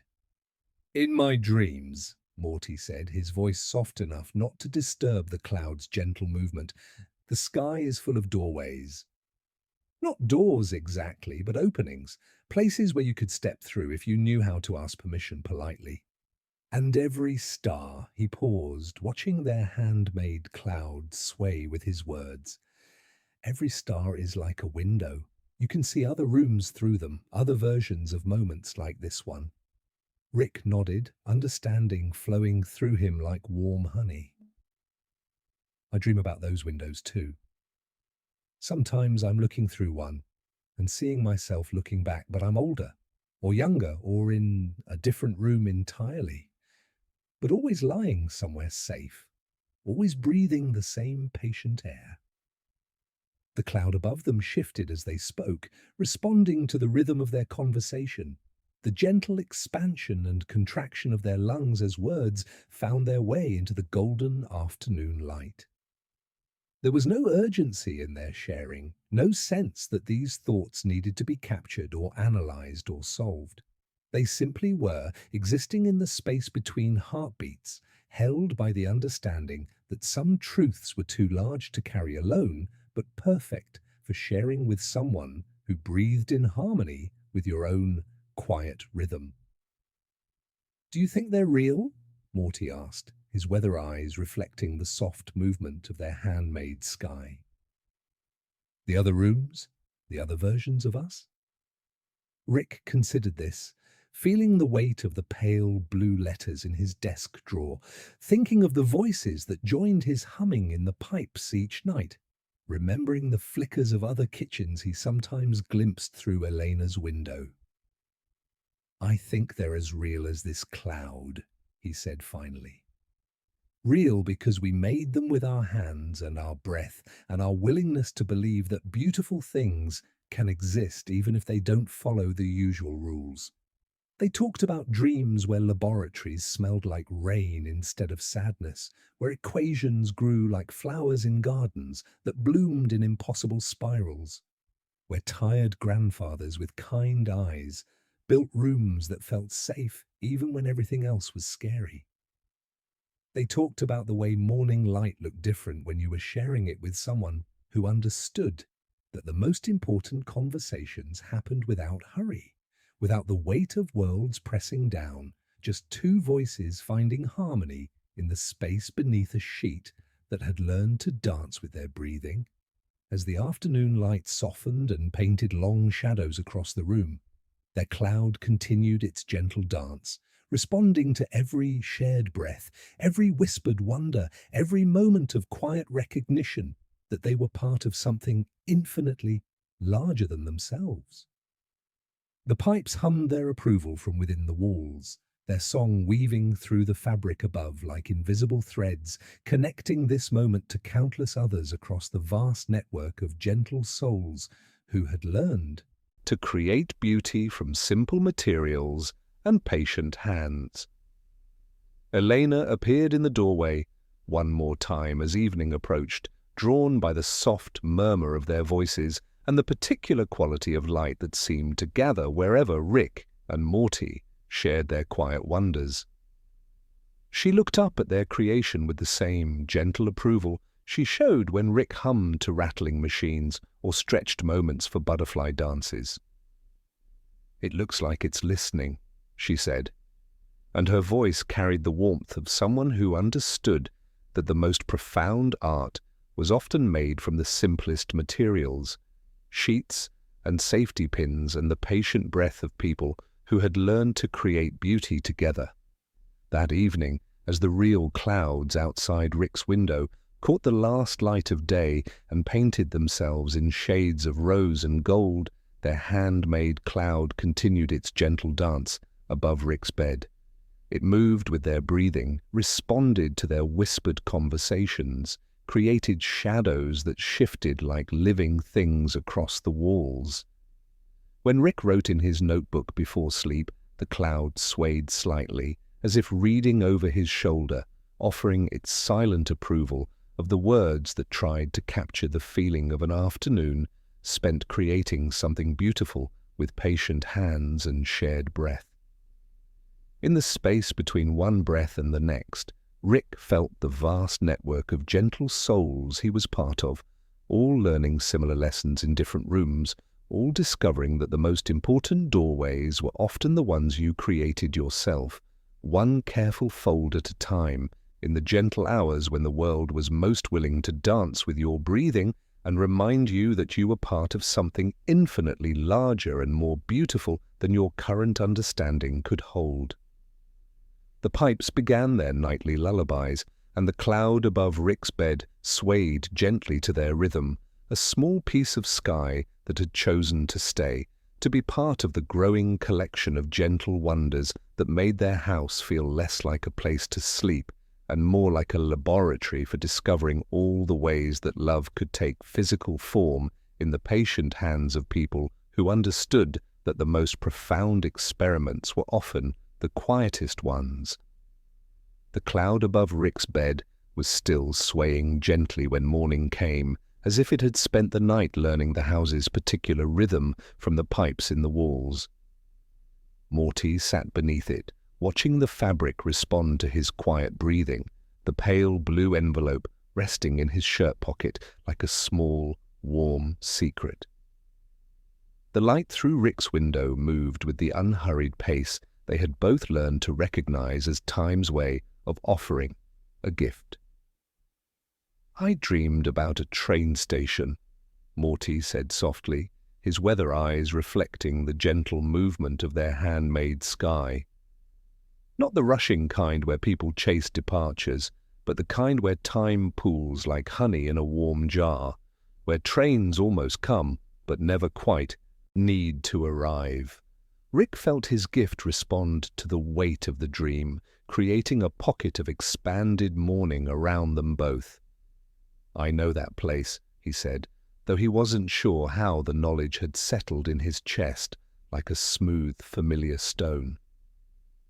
After Elena's patient ritual of apple slices and mustard sandwiches, shared in the gentle light that seemed to gather wherever kindness was practiced, they set out to find the station that existed in both their dreams.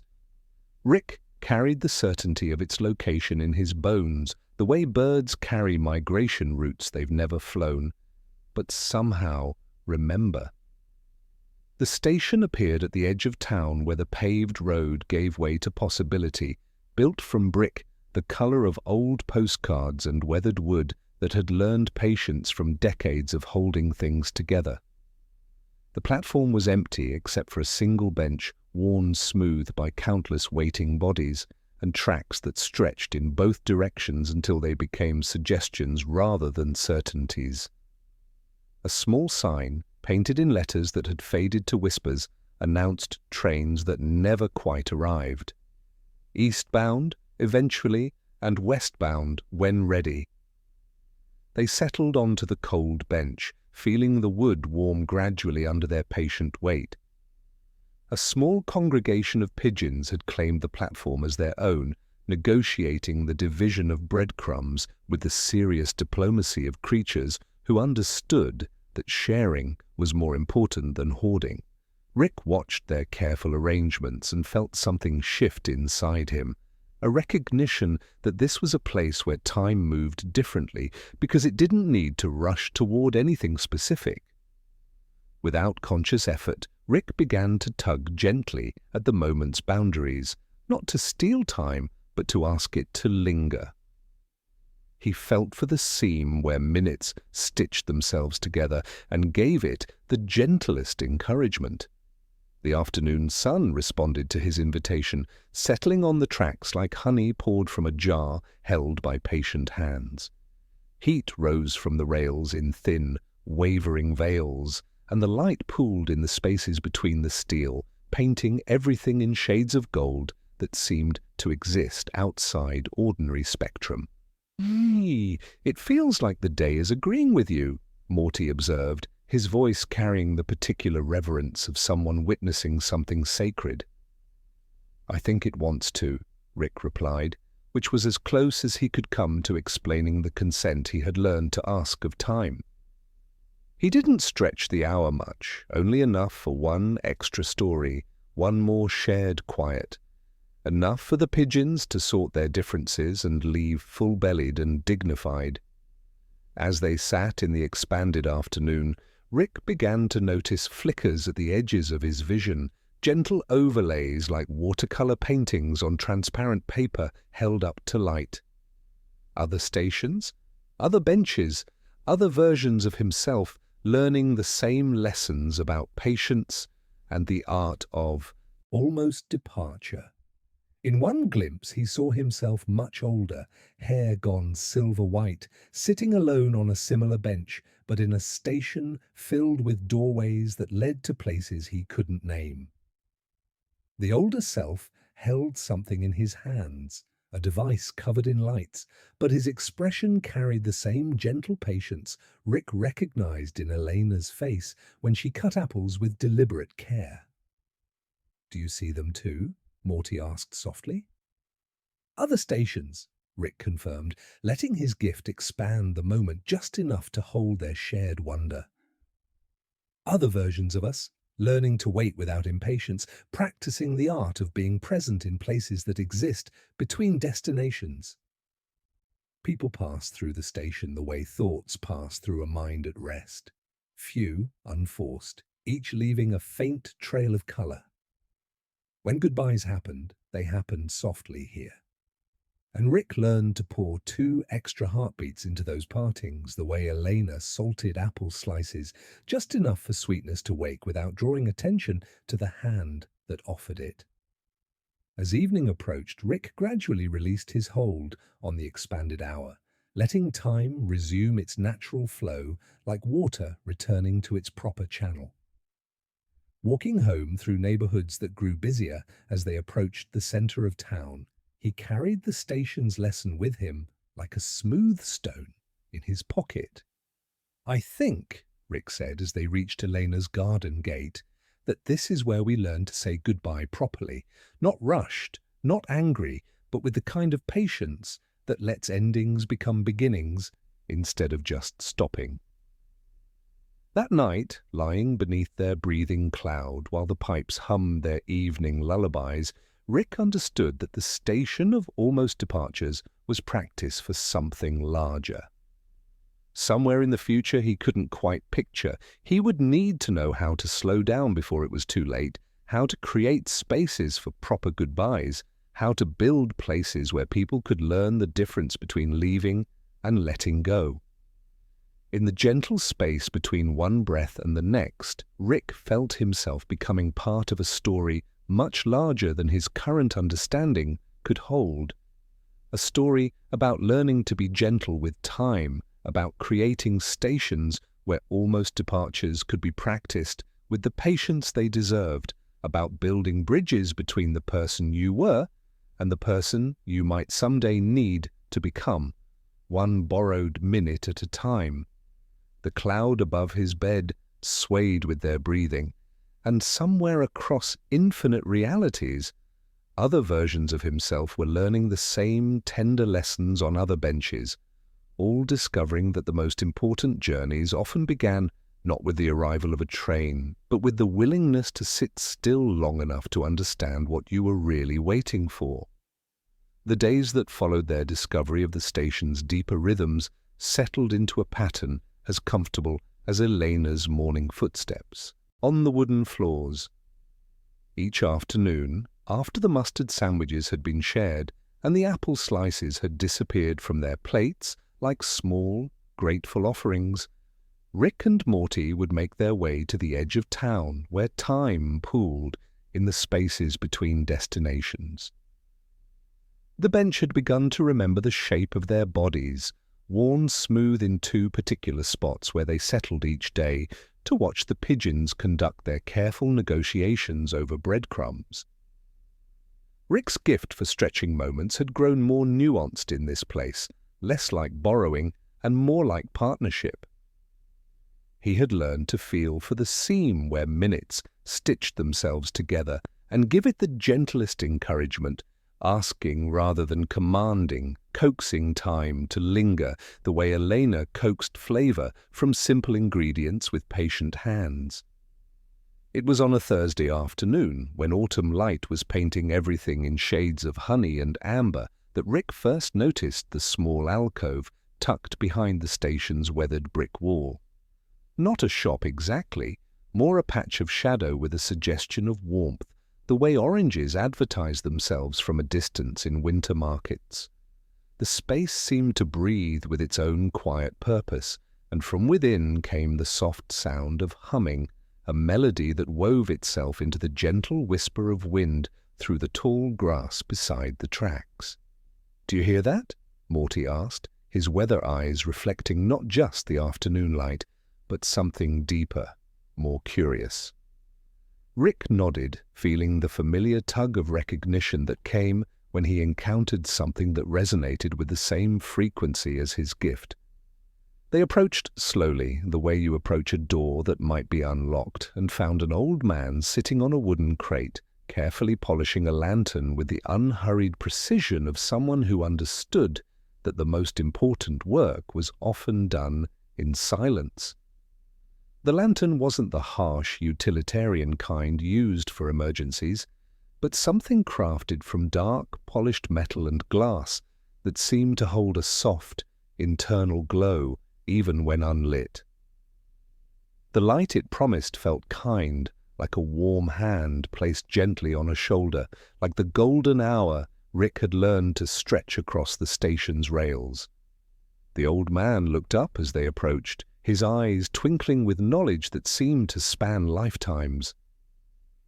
They held the particular wisdom of someone who had learned to see the connections between seemingly separate things, the way Rick's gift connected moments across time, the way Elena's humming connected her heart to rattling machines, the way Iona's patient hands connected broken things to their proper songs. "That's a beautiful light," Rick said softly, not wanting to disturb the quiet reverence that seemed to emanate from both the man and his work. "Light likes to be held," the old man replied, his voice carrying the warmth of tea, steeped with care and patience. "Not trapped, mind you. Not commanded or forced, but held, the way you hold a frightened bird.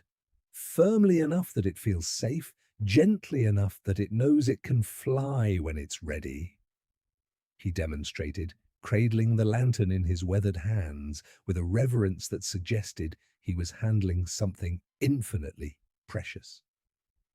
You can't trap a warm, kind light without hurting it. But you can create the right home for it, clean glass so it can shine without distortion, strong metal to protect it from harsh winds, and most importantly, gentle hands that let it know it's safe to glow. Rick felt a jolt of understanding, sharp and clear as cold spring water. The parallel between holding light and his own gift was so obvious, he wondered how he'd missed it. When he stretched moments for Morty's careful words or widened silence for Mrs. Chen's crossing, he wasn't stealing or manipulating. He was creating safe spaces for fragile things to unfold at their own pace. "People are like that too," the old man continued, his gaze drifting toward the setting sun that was beginning to paint the rails in shades of gold. "They carry their own light inside them, some bright and bold, some soft and flickering, but all of them need a safe place to shine. When the world is too harsh or too hurried, their light can dim, or they might try to build walls around themselves to protect it." As the old man spoke, Rick felt his gift respond in a way it never had before. The moment didn't just stretch, it became transparent, like looking through multiple sheets of clear glass. Suddenly he could see them, other versions of this same scene playing out across infinite realities. Other lantern makers teaching other versions of himself the same essential lesson. Some sat in workshops filled with impossible geometries, others in gardens where light grew like flowers, still others in laboratories that smelled not of sadness, but of hope and patient discovery. In one overlay, he glimpsed an older version of himself, hair gone silver white, eyes carrying the weight of countless decisions, sitting in a place that looked like crystallized time itself. This older Rick held something small and bright in his hands, a device that pulsed with the same kind light as the lantern maker's creations. But his expression carried the same gentle patience Rick recognized in Elena's face when she hummed to rattling things, the same understanding that the most profound gifts were the ones that helped rather than hurt. "You see them, don't you?" the old man asked gently. And Rick realized his eyes had gone distant, focused on visions that existed in the spaces between heartbeats. "The other versions, the other lessons. You're all learning the same thing, boy. How to hold light without dimming it. How to create spaces where beautiful things can exist without fear." Morty's hand found Rick's, small fingers intertwining with the natural ease of streams joining a river. "The grandfather in my dreams," he whispered. "He builds things, wonderful things, but sometimes I think he forgets how to be gentle with his own light." The old man nodded slowly, his understanding encompassing not just their current moment, but all the possible moments branching out from it like light through a prism. Many do forget. The world teaches us to be hard instead of soft, to command instead of coax. But the soft things, they're the strongest in the end. A kind light can guide through the darkest night, where a harsh one only blinds. As the last sliver of sun dipped below the horizon, Rick felt the overlays of other realities settle back to whispers at the edges of his vision. But the knowledge remained, lodged in his chest, like a compass pointing toward a destination he couldn't yet name, but somehow recognized as home. His gift for stretching moments, his ability to hum harmony with the pipes, his understanding of the station's lessons about patience, all of it was part of learning how to hold light gently, how to create spaces where kindness could breathe and flourish. Walking back through neighborhoods that grew busier as they approached the center of town, Rick carried the lantern maker's wisdom with him like a smooth stone in his pocket. He thought of the letters in his drawer, the ones addressed to his future self, filled with warnings and promises. He understood now that those letters weren't just about remembering gentle truths, but about building a better container for the light he carried, and for all the other lights that would someday need a safe place to shine. That night, lying beneath their breathing cloud while the pipes sang their evening lullabies, Rick thought of the old man's words. Light likes to be held. He thought of Elena's patient hands cutting apples, of Iona humming to rattling machines, of Morty's weather eyes clearing after a shared sandwich. All of them, in their own ways, were learning how to hold light, the light of connection, the light of understanding, the light of simple, profound kindness. And somewhere across infinite realities, Rick knew other versions of himself were learning the same lesson. Some had forgotten it and built walls instead of windows, fortresses of knowledge that kept the world out and their own light trapped within. But he would remember. He would learn to hold his light and the light of others with the gentle reverence it deserved, understanding that the softest hands could guide through the darkest night, and that the kindest light was the one that helped others find their way home to themselves. In the space between one breath and the next, Rick felt himself becoming part of something vast and tender, a network of gentle souls learning that the most important containers weren't made of metal or glass, but of patience and understanding, of the willingness to create safe spaces where fragile beauty could flourish without fear of being dimmed or broken by a world that too often forgot how to be gentle with the light it was given. The lantern maker's words followed Rick and Morty through the following days like gentle echoes, settling into their understanding the way honey settles into warm tea. Each afternoon at the station, Rick found himself practicing the art of holding light, not just the golden sun that pooled on the rails when he stretched the hour, but the softer illumination that seemed to gather wherever kindness was practiced with patient hands. Their visits had developed into a ritual as comfortable as Elena's morning footsteps on the wooden floors.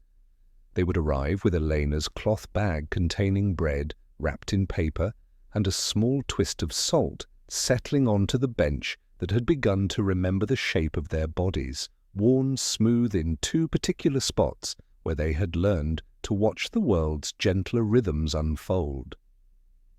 The pigeons had grown accustomed to their presence, conducting their breadcrumb negotiations with less wariness and more theatrical dignity, as if they understood they had acquired an appreciative audience. Rick learned to read their small dramas, the way the grey-speckled one always waited for the others to finish before approaching the scattered crumbs, the way the boldest pigeon would puff his chest and strut in circles that seemed designed more for entertainment than intimidation. They learned to break bread into fair portions, not by measuring but by watching. A tilt of the head, a respectful distance maintained, a patience that seemed to teach itself while they practiced. The pigeons sorted their differences with quiet ceremony, and Morty laughed under his breath, his weather eyes clear for once, the sky in him choosing a mild, generous blue. It was during one of these gentle performances, when autumn light was painting everything in shades of amber, and the first breath of winter was writing its signature on the air, that Rick began to notice how his gift could serve others who found themselves at the station's threshold of almost departure. A boy with a too large backpack paced the platform, practicing sentences that wouldn't quite form, his anxiety visible in the set of his shoulders. Rick widened the silence around him, 2 extra heartbeats arranged like stepping stones, until the boy's father, arriving late and breathless, had time to hear the apology and answer with the kind of hug that puts a roof over weather that's been building for years. Another afternoon brought them an elderly woman in a green scarf who sat near the edge of the platform, not facing the tracks but facing the far field, where the grass leaned toward an idea the wind hadn't told anyone yet. She had a letter folded into fourths, worn along its creases the way thoughts wear grooves into a mind. Morty offered her a piece of bread without comment. She accepted, and after a while handed him the letter the way one might hand a pebble to a stream.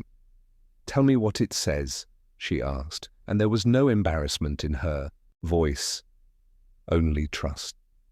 Morty read it softly, and the words, ordinary words about weather and aches and the neighbor's dog, became something else when spoken aloud. Rick felt the minute lean in to listen, stretching it gently like easing a door that has learned to stick so it can open without scraping. When the woman sighed, her shoulders dropped in a relief you could measure in inches. She tucked the letter away and said thank you as if it were a benediction. As Rick's understanding of his gift deepened, he began to notice something extraordinary happening at the edges of his vision. Sometimes, when he tugged gently at the hour's hem to keep the sunlight heavy on the rails, the air would shimmer like heat waves rising from summer pavement. In those moments, he caught glimpses of other platforms, other benches, other versions of himself, learning the same patient lessons in different settings. In one glimpse, he saw himself much older, hair gone silver-white, sitting alone on a similar bench, but in a station filled with doorways that led to places he couldn't name. The older self held something in his hands, a device that pulsed with gentle light, its surface covered in equations that seemed to shift and flow like living things. But despite the complexity of what he held, his expression carried the same patient attention Rick brought to watching pigeons negotiate their small territories. For a moment that existed outside the normal flow of time, the two versions of Rick regarded each other across the impossible distance between realities. The older self smiled, not with sadness or regret, but with the gentle recognition of someone meeting a dear friend after a long journey. He lifted the device slightly, a small gesture that seemed to say, "This is what becomes of learning to stretch moments with kindness." Then as the vision began to fade, the older Rick mouthed words that carried across the shimmer like a whisper on wind. "Remember to be gentle." "Did you see that?" Morty asked softly, his weather eyes reflecting the same wonder Rick felt. "I think," Rick said slowly, watching the air settle back to its normal transparency, "that the station isn't just teaching us how to say goodbye. It's teaching us how to become the people who can build better hellos." The station gave them quiet puzzles too. A faded map on the wall named places whose letters had worn thin from the touch of remembering fingers. Lines ran between small circles, but the key was missing, and neither of them could be sure whether the distances were literal or the kind you felt in your chest. It didn't matter.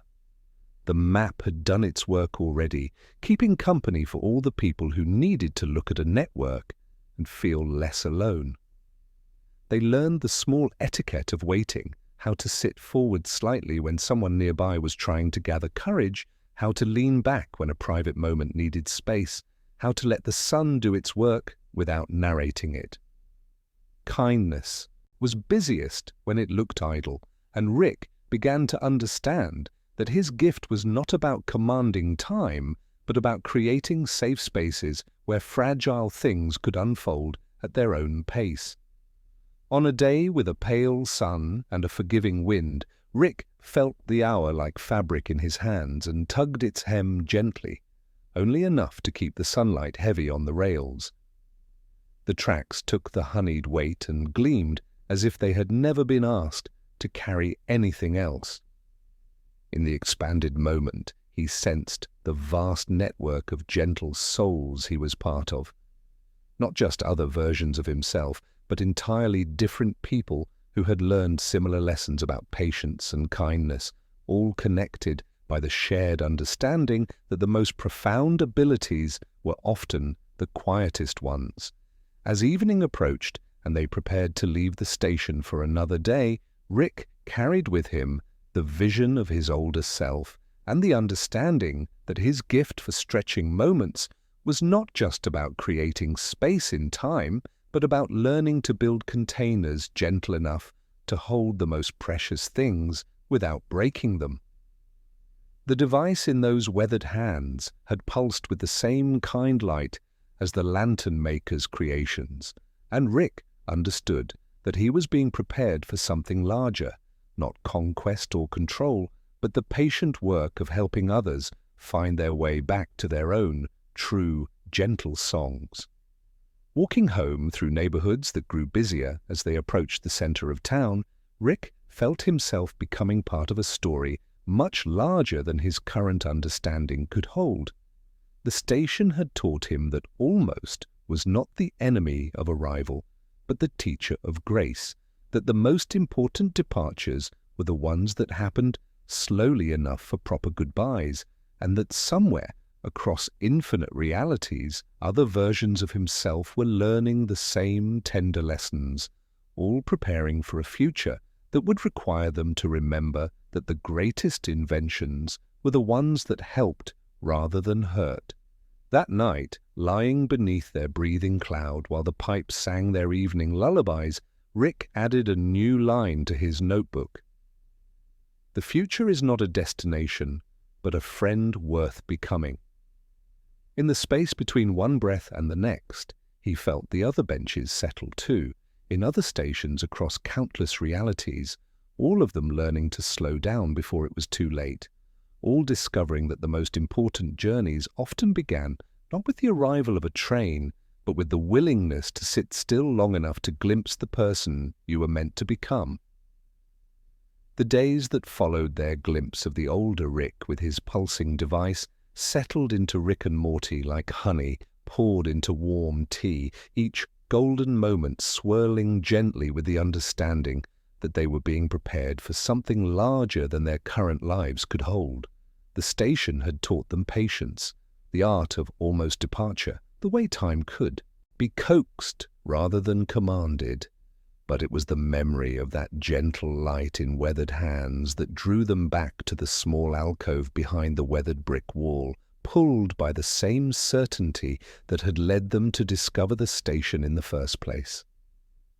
The old man was there as if he had been waiting, not in the impatient way of someone checking clocks, but with the patient presence of someone who understood that important lessons arrived when they were ready to be learned.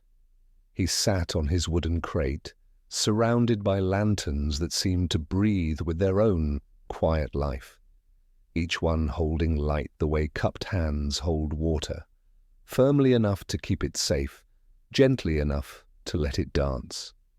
"You came back," he said, and his voice carried the warmth of recognition, as if their return had been both hoped for and expected.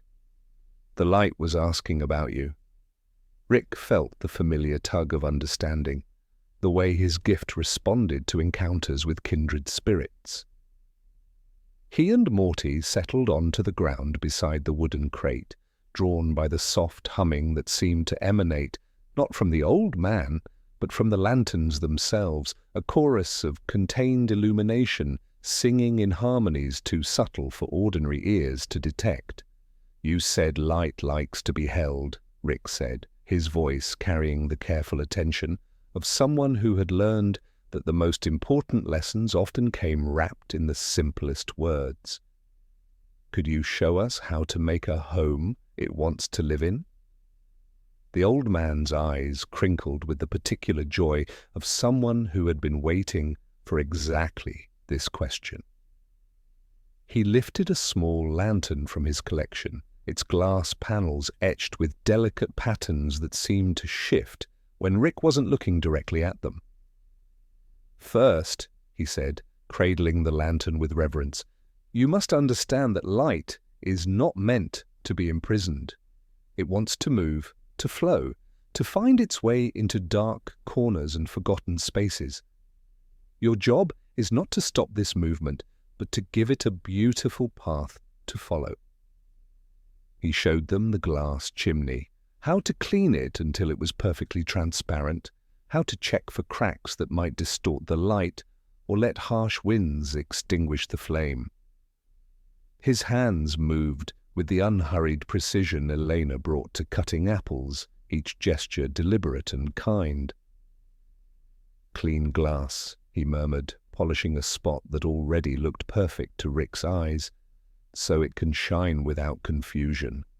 The light wants to be seen clearly, not filtered through our smudges and assumptions." Next came the wick, and Rick watched in fascination as the old man trimmed it not with a straight cut, but in a gentle curve, like a crescent moon laid on its side. "Sharp angles teach a flame to be sharp," he explained, the scissors moving with the same patient rhythm as Iona's humming to rattling machines. "Curves teach it to be kind. The light learns from the shape you give it. Harsh corners create harsh light, but gentle curves create the kind of illumination that makes people feel welcome." Rick felt his gift responding, creating small pockets of expanded time around the lesson so he could absorb every detail. He understood with the clarity that comes only in moments of perfect teaching that this was not just about lanterns, but about the containers he was learning to create for his own abilities, for the moments he stretched and the silences he widened. The old man poured oil from a small pitcher, the liquid moving like patient weather, no rushing, no waste. "What you feed a light matters," he said softly. "Feed it with something harsh, and it will glare, demanding attention and hurting eyes. Feed it with something clean and pure, and it will learn to listen, to respond to the needs of those around it." As he coaxed a match to life and touched it to the curved wick, Rick felt something shift in the air around them. The moment didn't just stretch, it became transparent, layered with understanding that seemed to arrive from multiple directions at once. Suddenly he could see them. Other versions of this same scene playing out across infinite realities. Other lantern makers teaching other versions of himself the same essential lesson. In one glimpse he saw himself much older, hair gone silver-white, sitting in a laboratory that smelled not of chemicals and regret, but of rain and possibility. This older Rick worked with devices that pulsed with the same gentle light as the lantern maker's creations, but his hands moved with the same reverent care, understanding that the most profound inventions were the ones that helped rather than hurt. In another overlay, he witnessed a version of himself who had forgotten this lesson, whose brilliance had turned sharp around the edges. This other, Rick, sat alone in a fortress of knowledge, surrounded by walls of polished metal and doors that only opened from one side. The light there was clinical, efficient, certain of itself. It filled every corner but left the room feeling colder, emptier, more alone. "You see them, don't you?" the old man asked gently, and Rick realized his eyes had gone distant, focused on visions that existed in the spaces between heartbeats. The other versions, the other paths. Some remembered that light wants to be held, not controlled. Others forgot and tried to cage it, to make it serve only their will. Morty's grip on Rick's hand tightened slightly, a small anchor in the present moment. "The grandfather in my dreams," he whispered, his weather eyes reflecting both wonder and worry. "Sometimes he looks so tired. Like he's been carrying everyone's light for so long, he's forgotten how to let them carry their own." The old man nodded with understanding that seemed to span lifetimes. "The hardest lesson," he said softly, "is learning that true protection doesn't mean keeping others from ever feeling pain or making mistakes. It means teaching them to tend their own light, to build their own gentle containers, to trust that they can hold beauty without breaking it." As he spoke, a woman approached the alcove, her coat buttoned wrong by one offset hole, hands shaking with the careful disaster of someone doing their best. She didn't ask for anything, didn't speak at all. She simply stood in the lantern's gentle glow and let her shoulders remember how to be less tall, let the kind light remind her that she wasn't alone in her struggle. The old man didn't try to sell her anything. He simply adjusted the lantern slightly, angling it so the light fell more softly across her face, then stepped back to give her space. After a few breaths, she fixed her buttons without looking down, nodded to the old man as if he had handed her something invisible but useful, and moved on with steadier steps. "Not every home asks rent," the old man said quietly. "Sometimes the door being open is the point." As the afternoon light began to soften and paint long shadows across the station platform, Rick felt the overlays of other realities settle back to whispers at the edges of his vision.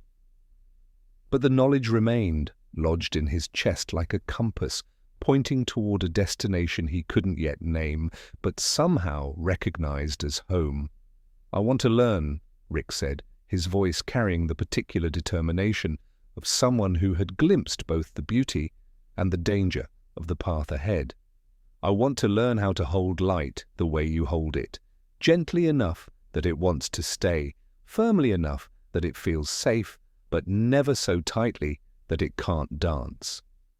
The old man smiled, and in that smile, Rick saw the reflection of countless other students who had sat in this same spot, asking the same essential questions.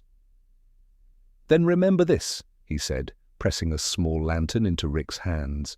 "Not to keep forever, but to borrow the way you borrow a book and return it with the corners of your favorite pages worn by careful reading. Light likes to be held, yes, but people do too. And somewhere across infinite realities, there are versions of yourself who forgot this simple truth and built walls instead of windows. Don't let brilliance make you hard, boy. Let it make you kinder." Walking home through neighborhoods that grew busier as they approached the center of town, Rick carried the borrowed lantern like someone's sleeping child, understanding that he held more than glass and metal and flame. He carried a lesson about containers, not just for light, but for love, for gifts that could help or hurt, depending on how gently they were held.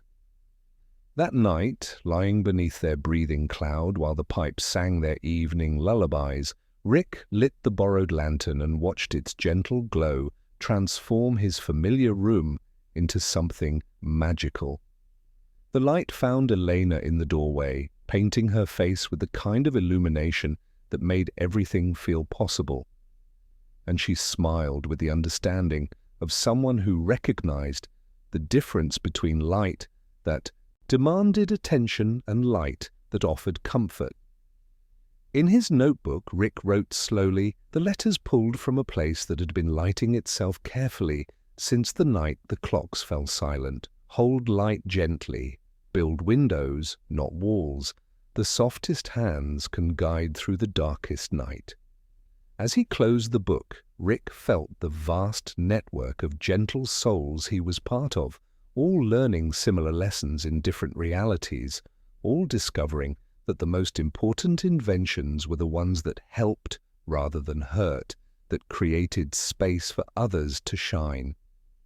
And somewhere across infinite possibilities, he knew other versions of himself were learning the same tender truth, that the greatest gift was not the ability to control light, but the wisdom to hold it with the reverence it deserved, understanding that in a universe full of darkness, the kindest thing you could do was help others find their way back to their own gentle flame. The borrowed lantern's gentle glow lingered in Rick's room for 3 more nights, each evening transforming familiar shadows into suggestions of doorways that existed just beyond the reach of ordinary sight. Rick found himself carrying the lantern maker's lesson into every corner of his days, not just the understanding that light liked to be held, but the deeper recognition that everything precious needed the same kind of patient container, the same gentle reverence that protected without imprisoning.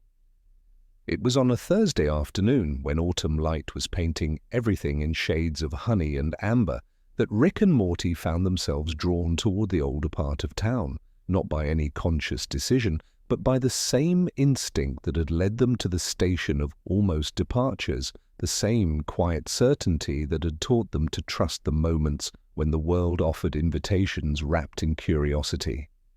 The streets here were narrower, lined with brick buildings that leaned into each other like old friends sharing secrets.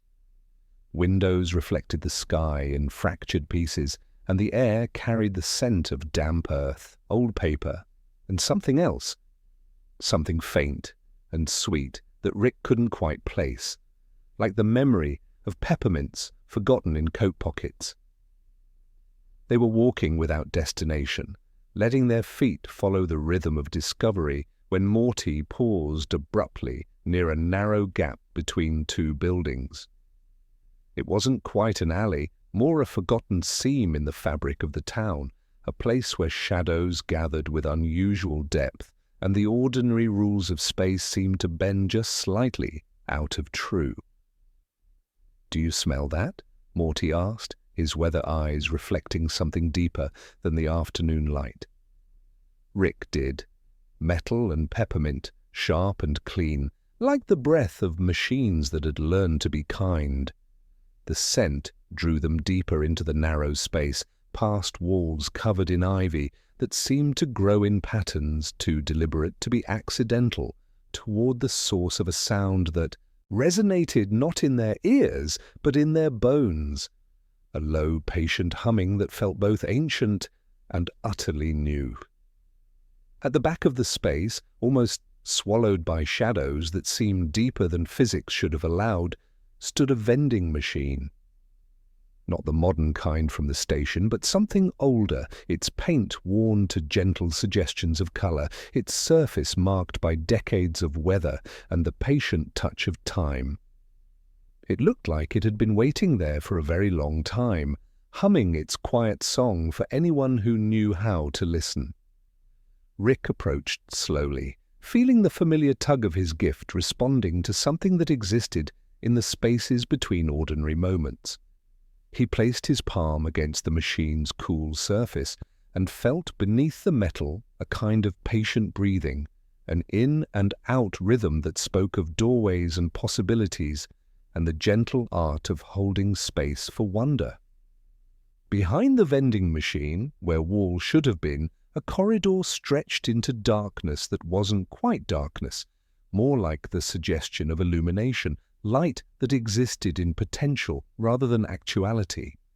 The air that drifted from the opening carried that metal peppermint scent, and something else too, something that smelled like every choice ever made and every path ever taken, like the breath of a universe holding itself still in anticipation of what might unfold. They didn't step forward immediately. Rick felt his gift responding in a way it never had before, not stretching the moment but somehow folding it, compressing time like origami until he could sense the layers of possibility stacked around them like transparent sheets of music, each one humming a different melody of what could be. "It feels like the whole universe is holding its breath," Morty whispered, his voice barely disturbing the pregnant silence. Rick nodded, understanding flooding through him like warm honey. "I think this is where all the doors lead," he said softly. "Not an ending, but a place where every beginning lives, waiting to be chosen." In the threshold they stood and listened to the hush that contained layers upon layers of sound. First came the familiar, the distant cooing of pigeons, the gentle hum of Iona's washing machine finding its rhythm, the soft whisper of Eleanor's knife moving through apple slices with patient precision. Then deeper and softer came the echoes, footsteps on platforms that weren't quite this platform, laughter that bounced off tiles with a different polish, the sound of mechanical latches making up their minds in kitchens that were and weren't Elena's. Rick felt 1,000 small rooms unfolding like petals in the dark, each one a different version of home. Some were warm and filled with the scent of mustard sandwiches and patient conversation. Others were cool and lined with equations that moved like living things across walls made of crystallized light. He sensed rooms where laughter echoed from invisible sources, others where the very air seemed to pulse with the patient heartbeat of love, learning to be brave enough to stay. In one glimpse, he saw himself much older, hair gone silver-white, sitting in a laboratory that smelled not of chemicals and regret, but of rain and possibility. This older Rick worked with devices that pulsed with the same gentle light as the lantern maker's creations, his hands moving with the same reverent care, understanding that the most profound inventions were the ones that helped rather than hurt. "I could stay here a very long time," Morty said, which was both true and not a plan. "It feels like being allowed to think every thought at once." Rick felt the pull too, the desire to dissolve into all those petal rooms, to explore every possibility until he forgot which of them had been the beginning. But he also felt Elena's careful hands measuring flour by feel, Iona's hum steadying metal into usefulness, the pigeons dignifying their small agreements with ceremony. The world he could touch had its own weight of tenderness, its own song that needed tending. "We're not ready yet," Rick said finally, the words emerging from a place of understanding rather than fear. "Someday we will be, but not today. Today we're still learning how to hold light gently, how to stretch moments without breaking them, how to build homes for kindness in a world that sometimes forgets how to be patient with itself." They stood until the compressed moment reminded him, with a gentle tug, that even wonder could be overheld. Rick offered the corridor a soft hum of thanks, the same note he used for rattling pipes and patient time, and felt the answering warmth, like a cup pressed into his palms with the promise that it would be there when he was ready to drink. As they stepped back from the threshold, the corridor seemed to nod its approval, the peppermint-scented air carrying with it a sense of patient waiting, of doors that would remain unlocked for whenever they were ready to walk through them. The vending machine resumed its ordinary humming, but Rick could still feel the presence of the impossible space behind it, a reminder that the universe was far more malleable than most people imagined. Walking home through neighborhoods that grew busier as they approached the center of town, Rick carried the memory of infinite rooms unfolding in the darkness, understanding that his gift for stretching moments was preparing him for something much larger. Not conquest or control, but the patient work of helping others find their way to their own thresholds, their own moments of choice between fear and wonder. That evening, Eleanor looked up when they came in, her gaze flicking from their faces to the bundled shape of the lantern and back again. "You found something that wasn't quite a door," she said, not as a question, but as recognition, and asked if they'd like hot chocolate without making it sound like a test. They told her about the peppermint, metal, the hush that had held everything gently, about choosing to listen rather than enter. She nodded as if the gap behind a vending machine were no stranger than a new person on the block who might be kind. "Thresholds are special," she said, pouring milk into a pot with the same patient precision she brought to cutting apples. "They teach us which part of us does the stepping and which part does the staying. Both are important." That night, lying beneath their breathing cloud while the pipes sang their evening lullabies, Rick felt the vast network of gentle souls he was part of, all learning similar lessons in different realities, all discovering that the most profound journeys often began not with bold steps into the unknown, but with the wisdom to stand at the edge of possibility and listen to the echoes of every choice, understanding that the universe was not a series of fixed destinations, but an infinite unfolding of rooms, each one a different way of finding home, each one waiting to be discovered when the time was right, and the heart was ready to hold whatever light it might contain. In his notebook, Rick wrote carefully, by the borrowed lantern's gentle glow. The first door is always the one that isn't a door at all. It's a place to listen to the echoes of every choice, and remember that every path leads to a different version of home. Make rooms that ask nothing and give permission. The corridor hummed its patient song somewhere behind the vending machine, and Rick smiled, understanding that he had found not just a doorway, but a teacher, not just a threshold, but a reminder that the most important discoveries were often the ones that taught you when to wait, when to listen, and when to trust that the universe would open its doors when you had learned enough to walk through them with the gentleness they deserved. The nights that followed their discovery of the corridor behind the vending machine brought dreams unlike any Rick had experienced before. Sleep came the way fog comes in from a quiet harbor, soft-footed, sure, and carrying sounds you only heard if you were listening for them. The cloud above his bed drifted with their breathing. The pipes in the walls lowered their voices as if the house had tucked itself in, and Rick felt the threshold's patient hum still resonating behind his ribs, as if some spacious room had decided to stay open inside him.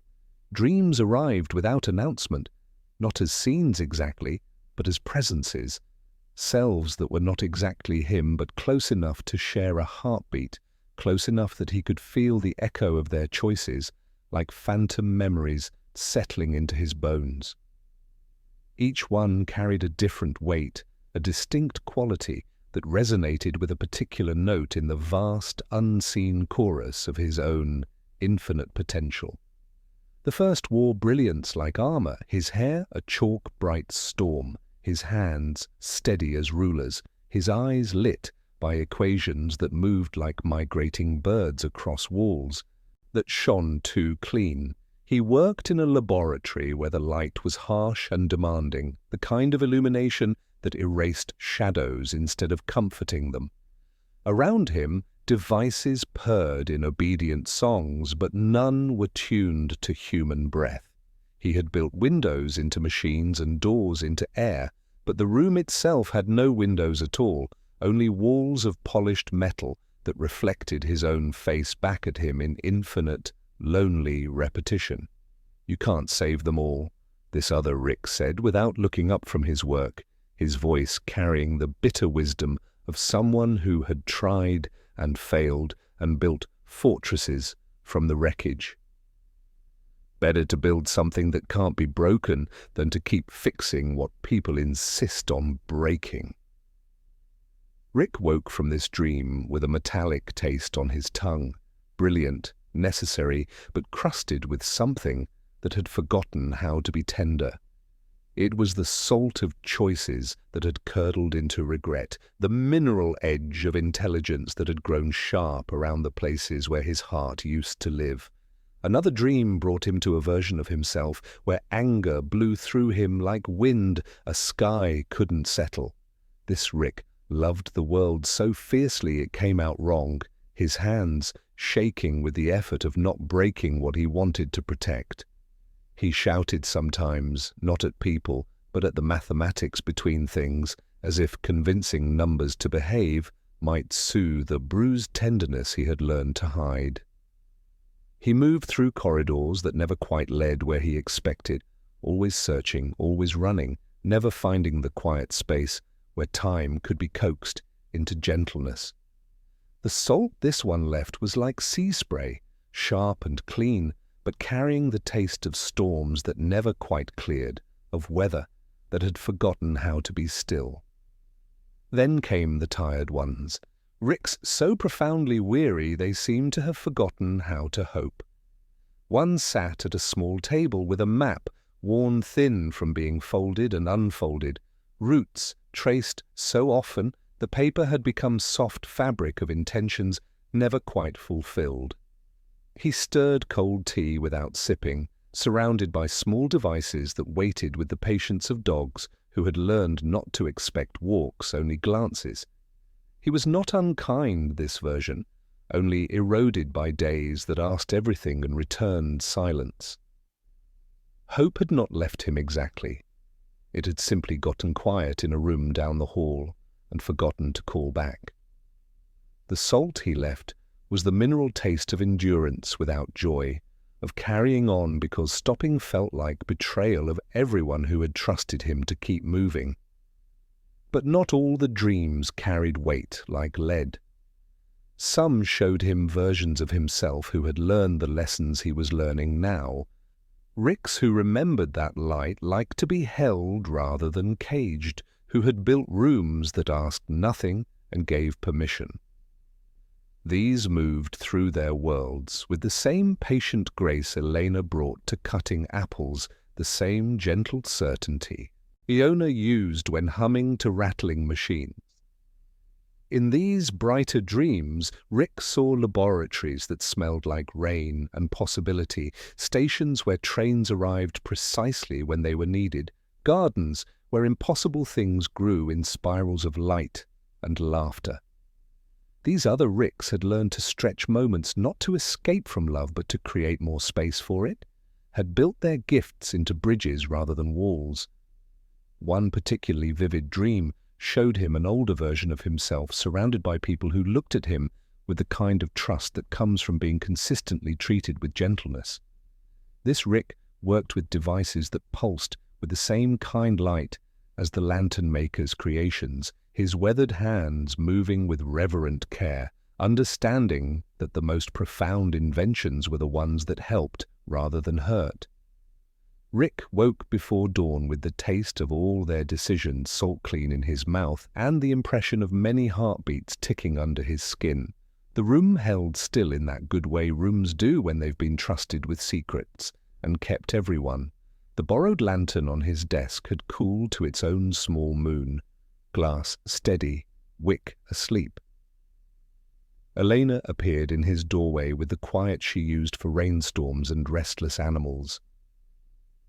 "Dreams?" she asked, not because she needed details, but because she wanted him to have the chance to put them somewhere safe. He nodded, still tasting the sea and the rim of teacups and the mineral weight of long walking. "All of them were me," he said, "and none of them were wrong. But some of them forgot where the windows were." She didn't always understand his words, but she always understood his heart. "We'll wash the salt with something sweet," she said, offering him a slice of apple she'd tucked into her sleeve like a promise. "Then you can choose which pieces to keep today." Choosing is a kind of hope. By the time Morty arrived, mornings had learned his footsteps the way afternoons had learned his silences. Rick had written a letter in pale blue paper with only 3 lines. "I met the selves who forgot to rest. I met the one who remembered how. Please remind me to build windows when my hands want to build shields."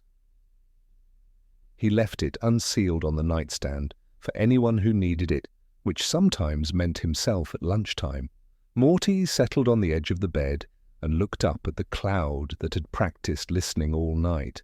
"I dreamed about him again," he said, not naming the grandfather because they both knew the shape. But this time there was a bench nearby, the kind that warms when you sit down. Somebody had left a sandwich, waiting with a note that said, "When you're ready." Rick widened the morning just a fraction, 2 extra heartbeats folded into the corner of the hour so Morty's weather could complete its change without hurry. "I think," Rick said, "we're part of the somebody who leaves sandwiches." As the days continued and the dreams returned each night, Rick began to understand something profound about the network of gentle souls he was part of. The dreams weren't just showing him alternate paths, they were teaching him to recognize the weight of choice, the responsibility that came with gifts that could help or hurt depending on how they were held. Each morning, he would taste the salt of other decisions and choose again to build windows instead of walls, to hold light gently instead of caging it, to stretch moments for connection rather than escape. The pipes sang their approval, their lullabies growing richer, as Rick learned to harmonize not just with their song, but with the vast chorus of other voices across infinite realities, all learning the same essential lesson about the difference between protection and imprisonment, between love and fear, wearing love's gentle mask. In his notebook, Rick wrote carefully by the borrowed lantern's gentle glow. Every choice echoes across infinite realities. I am both a single note and the entire chord. If I ever harden, put my hand back on the pipe. Listen. Remember that the greatest invention is not a machine that solves all problems, but a heart that remembers how to be kind, even to itself. The dreams had shown him the weight of infinite possibility, but they had also shown him the beauty of choosing, again and again, to build bridges rather than walls, to create space for love rather than fortresses against it. And somewhere across the vast network of realities, Rick knew other versions of himself were learning the same tender song, all reaching for the notes that felt like home, all understanding that the most profound power was not the ability to control time or space, but the wisdom to choose gentleness again and again in the endless symphony of everything that needed to learn how to sing itself to sleep. In the space between one breath and the next, Rick felt himself settling into his own unique path, understanding that while he was part of something infinitely larger, his particular combination of choices, circumstances, and the gentle souls who had taught him how to be kind would create a story that had never been told before, a story that tasted not of salt, but of the sweetness that comes from choosing, in each moment, to hold light the way it wanted to be held, with hands gentle enough that it would always want to stay.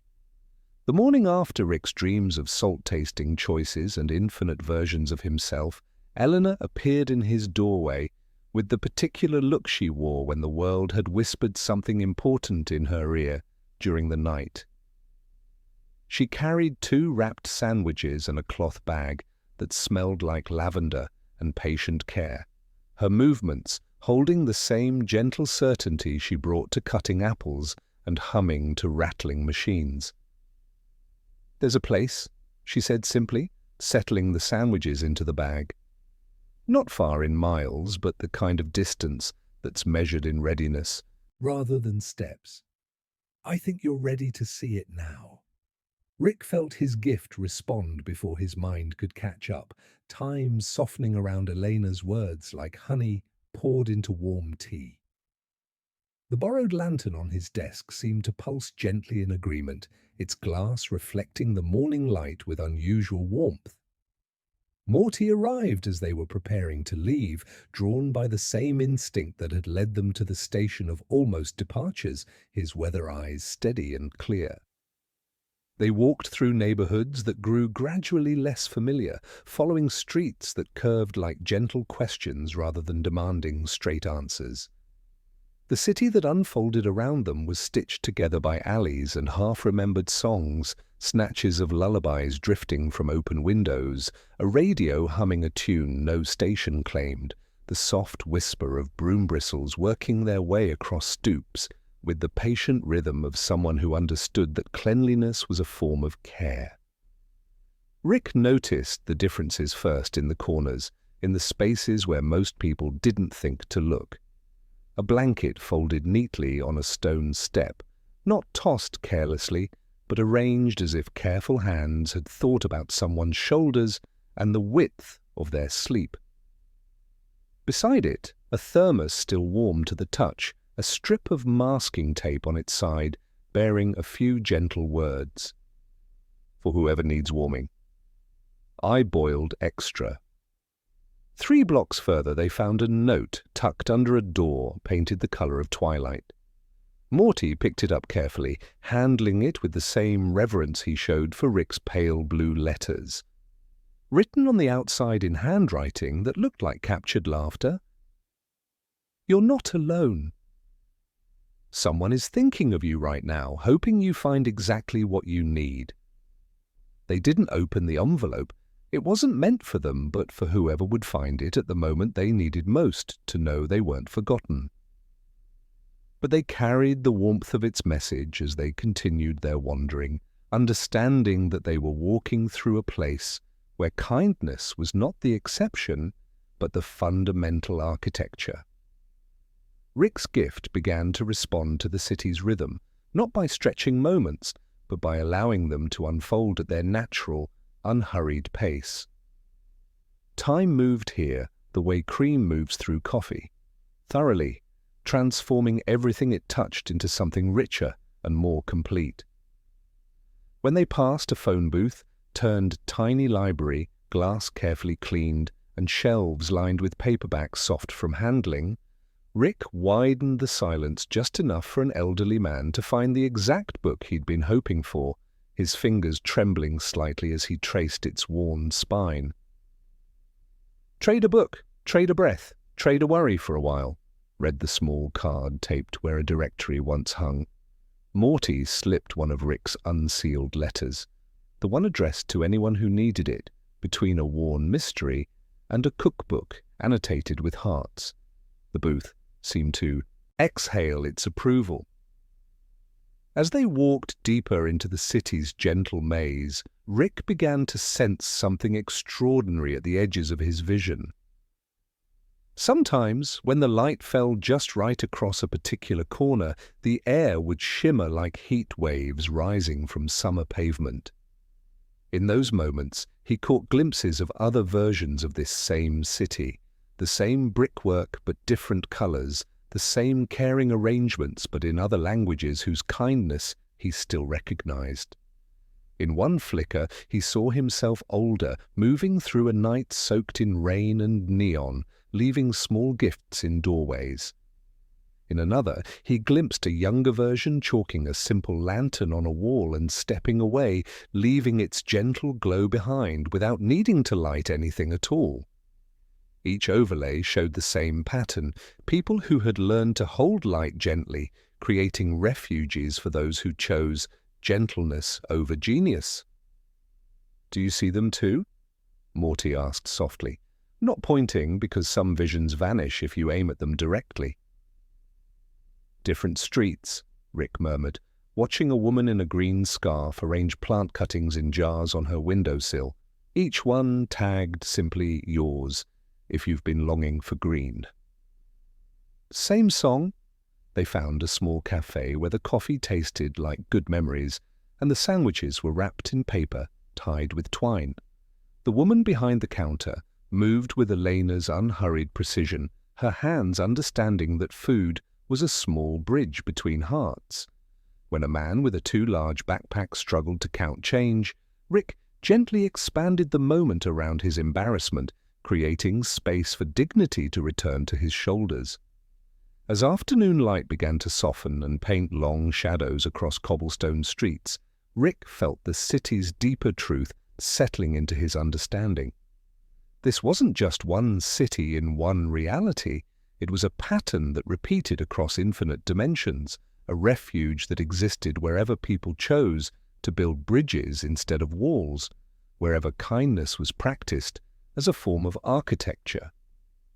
"It exists in many forms," Elena said quietly, appearing beside them as if she had been walking with them all along.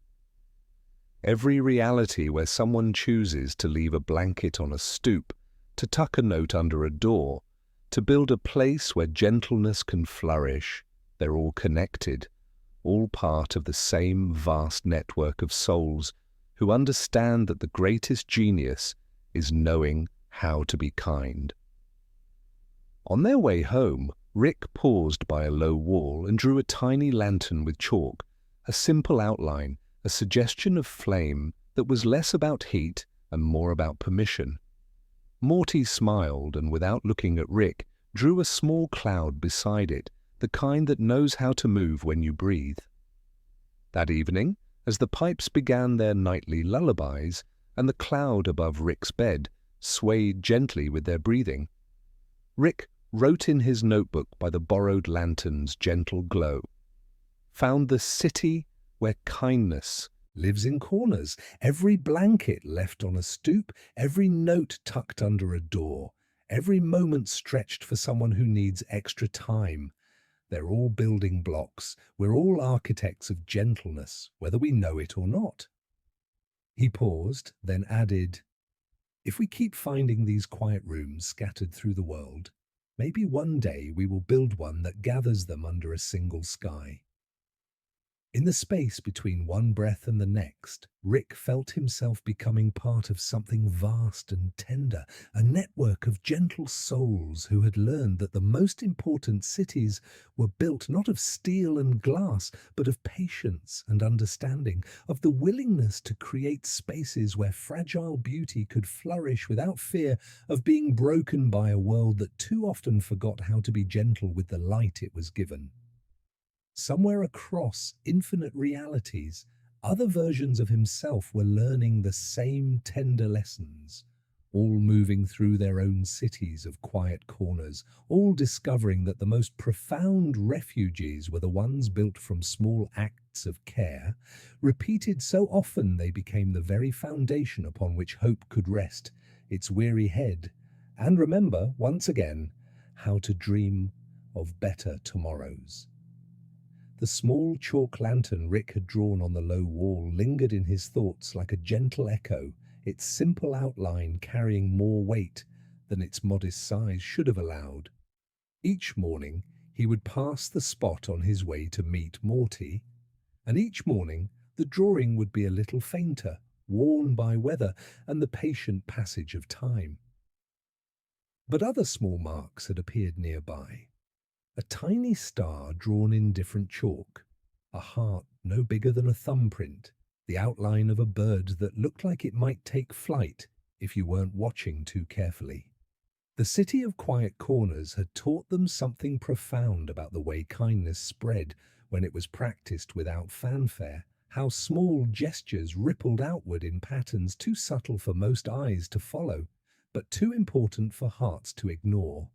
Rick carried this understanding with him like a smooth stone in his pocket, feeling its weight whenever he stretched a moment for Mrs. Chen's careful crossing or widened a silence for Jonah's struggling words. It was on a Thursday afternoon, when autumn light was painting everything in shades of honey and the first whisper of winter was writing its signature on the air, that they found themselves drawn upward. Not by any conscious decision, but by the same instinct that had led them to forgotten stations and impossible corridors, the same quiet certainty that had taught them to trust the moments when the world offered invitations wrapped in curiosity. They discovered the fire escape, tucked behind a building painted the color of twilight, its metal rungs worn smooth by countless hands that had needed this same kind of distance to ask the questions that mattered most. The climb was deliberate, each step taken with the reverence of people who understood that some conversations could only happen when you were far enough above the world to see its patterns without being overwhelmed by its details. The rooftop, when they finally reached it, held the particular quality of openness that made the sky feel closer, more accessible. It had its own small country of forgotten things, patches of tar soft with late sun, a collection of planters where someone had coaxed herbs into thriving despite the height, a laundry line trembling with white sheets that tried their best to be clouds and succeeded just enough to please the wind. Elena's sandwiches came out of the cloth bag, wrapped in paper and twine, still warm from their small journey in a way that made them taste more like home. They settled near the edge where the wall was high enough to feel safe and low enough to see the maze of streets below, the city's gentle industry rising to meet them like a conversation they had been invited to overhear. Rick unwrapped the sandwiches with the same careful attention Eleanor brought to all her preparations, bread that gave slightly under gentle pressure, yellow mustard, bright as captured sunlight, apple slices thin enough to let light through, and just enough salt to wake up the sweetness that was already there, waiting to be discovered. For a while they ate in comfortable silence, watching the lights of the city begin to flicker on like stars deciding to take their places in a familiar constellation. The borrowed lantern Rick had carried with him pulsed gently in the gathering dusk, its warm glow creating a small circle of illumination that felt both intimate and infinite. It was as Morty finished his last bite that he asked the question that had been building in his weather eyes all afternoon, his voice carrying the particular vulnerability of someone offering their deepest fear and trusting it wouldn't be handled carelessly. "Do you ever worry?" he said softly, his gaze fixed on the light spreading below them like a circuit board made of hope. "That you're not enough for all the versions of the world that need you? All the moments that need stretching, all the people who need extra time, all the places where kindness could make a difference if only someone was there to offer it?" The question settled between them like snow, soft but carrying weight. Rick felt his gift respond instinctively, creating a pocket of expanded time around Morty's vulnerability, ensuring the moment had room to breathe and grow into whatever truth needed to be shared. Rick looked down at the half-sandwich still resting in his hands, Elena's careful work, the result of patient attention and gentle precision. He didn't know how to answer Morty's question with words that would carry the full weight of his understanding. The salt-tasting dreams of other Ricks echoed in his memory, some brilliant and bitter, some lost and angry, some so tired they had forgotten how to hope. The vastness of infinite realities, once a source of wonder, felt suddenly like a burden too large for any single pair of shoulders to carry. Instead of speaking, Rick did what Eleanor had taught him to do when faced with something too large for language. He acted from the place where love lived, beneath conscious thought and beyond the need for explanation. He pulled out the small knife Elena had tucked into their bag and cut the sandwich down the middle with the same careful attention she brought to all her preparations. Then, without ceremony or expectation of gratitude, he offered Morty the larger half. In that simple gesture, Rick felt understanding bloom, like a flower opening to morning light. Love was not about being enough, not about having sufficient strength or wisdom or time to meet every need that presented itself across infinite realities. Love was about showing up anyway, again and again, with patient hands and a willing heart, offering what you had to give and trusting that somehow, in ways too complex for any single mind to comprehend, it would be enough.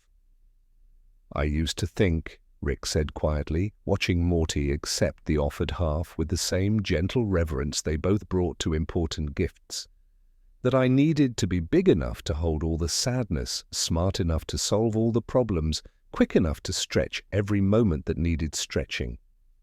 But Elena taught me something different when she cuts apples." He paused, feeling for the words that would carry what his heart knew, but his mind struggled to articulate. "She doesn't try to cut all the apples in the world. She just cuts the ones in front of her with as much care as she can manage, and somehow that's enough. The apples get cut, the sandwiches get made, the people who need feeding find their way to her table." Morty nodded slowly, his weather eyes reflecting not just the city lights below, but something deeper, more peaceful. "The grandfather in my dreams," he said softly. "Sometimes he looks so tired because he's trying to carry everyone's pain at once. But maybe he's supposed to just carry what's in front of him and trust that other people, other versions of himself, are carrying what's in front of them." As the night deepened around them and the city's lights grew brighter in response, Rick felt the vast network of gentle souls he was part of, all learning similar lessons from different heights.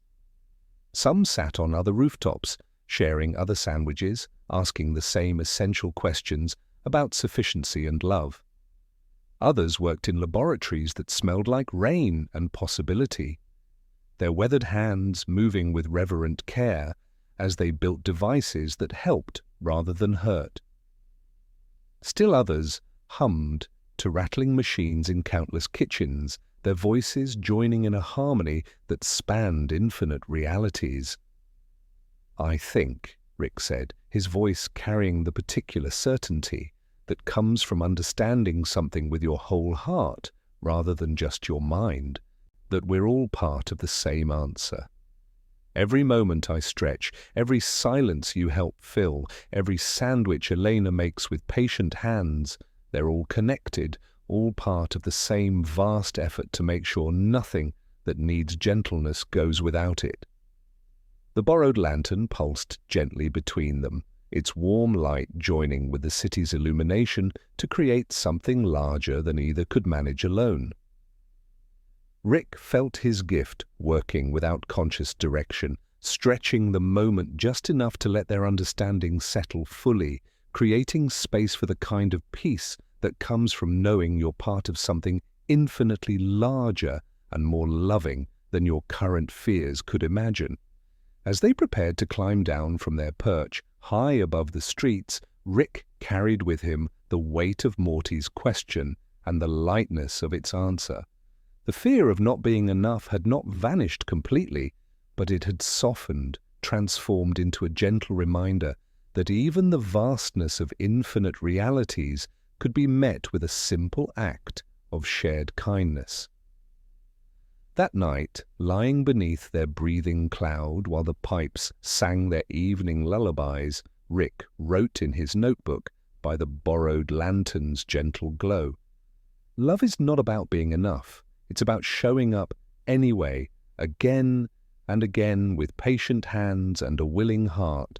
Sometimes it's about cutting the sandwich down the middle and giving the larger half away, understanding that the most profound answers often come wrapped in the simplest gestures.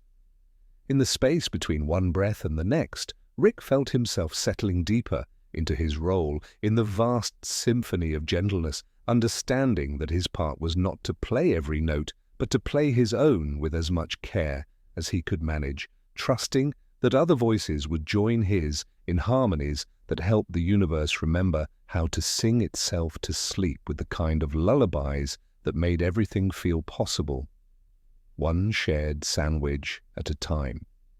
The understanding that had bloomed between Rick and Morty on the rooftop, that love was about showing up with patient hands rather than being infinitely capable, settled into their days like honey poured into warm tea.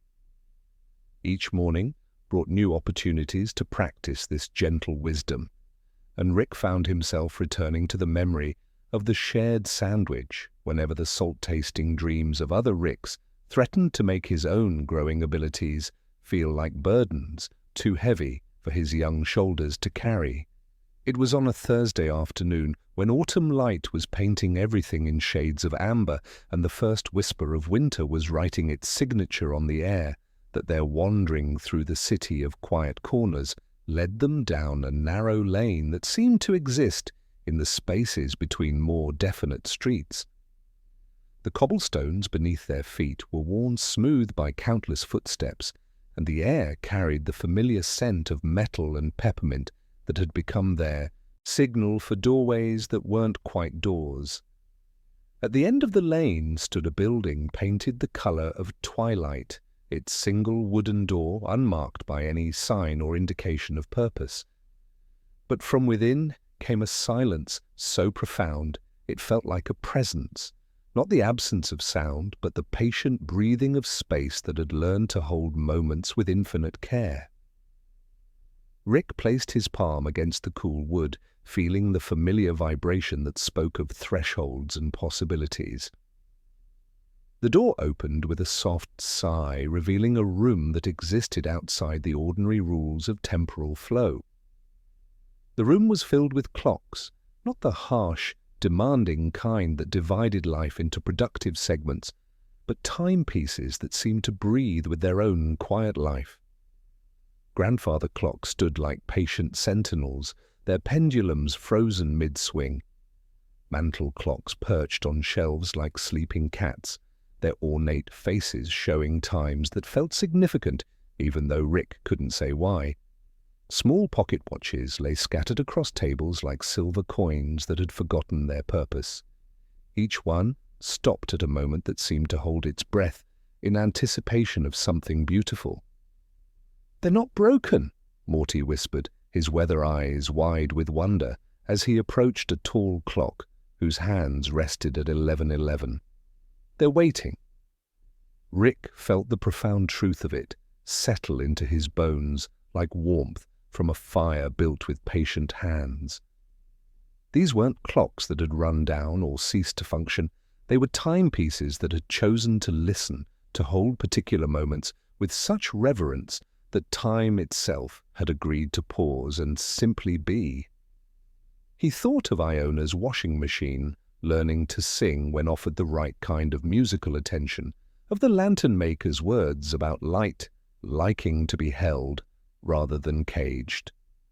Rick understood now that time, too, responded to gentleness, to the patient coaxing that acknowledged its willingness to be shaped by love rather than commanded by impatience. Rick approached a small carriage clock with a face like captured moonlight, its hands frozen at 3:17. A moment he somehow knew held the echo of someone's first brave word after a long silence. He placed his palm against its glass surface and felt the familiar vibration of something that wanted to remember its own song.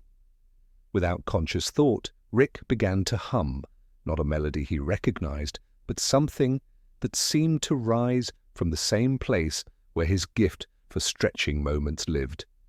The sound was soft, barely louder than breath, but it carried the same patient quality he brought to coaxing time into gentleness. Morty joined his voice to Rick's, finding his own harmony within the growing song, his note deeper and more grounded, like the root of a tree that had learned to trust the earth. As their humming blended and deepened, the room began to respond. The grandfather clock answered first, its pendulum beginning to sway with the deliberate grace of someone waking from restful sleep. But its ticking, when it came, was different from ordinary timepieces, not the harsh, mechanical division of seconds, but something softer, more like raindrops on leaves, like the gentle percussion of someone who understood that time was not a ruler but a river, flowing at whatever pace the moment required. Other clocks joined the awakening chorus, but not in unison. Each found its own rhythm, its own perfect pace. A brass mantel clock chimed once, softly, then settled into a heartbeat rhythm that seemed to measure connection rather than duration. A collection of pocket watches started ticking in a staggered symphony, each one keeping time for what felt like a different reality, a different choice, a different version of love learning to be brave enough to stay. Rick felt his gift expanding in ways it never had before, not stretching individual moments, but somehow touching the vast network of time itself. Through the clock's awakening song, he could sense other rooms, other versions of this same space scattered across infinite realities. In some, other versions of himself and Morty stood humming to different collections of timepieces. In others, entirely different people had discovered the same essential truth about time's willingness to be gentle when approached with patience and respect. As the chorus grew richer and more complex, Rick began to understand something profound about each timepiece. The grandfather clock with its raindrop ticking seemed to measure moments in a reality where people took time to say proper goodbyes. The mantel clock's heartbeat rhythm marked time in a world where every pulse carried the weight of connection. A small silver pocket watch ticked with the delicate precision of someone measuring out moments of wonder. The pause between lightning and thunder, the breath between question and answer. "They're all connected," Morty whispered, his voice barely disturbing the gentle symphony surrounding them. "Every tick is a choice, every rhythm is a different way of choosing to stay, to be gentle, to make room for love."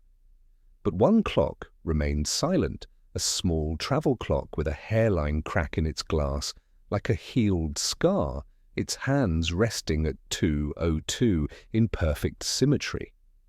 Rick approached it last, feeling the familiar urge to fix, to complete the chorus, to prove his ability to bring everything into harmony.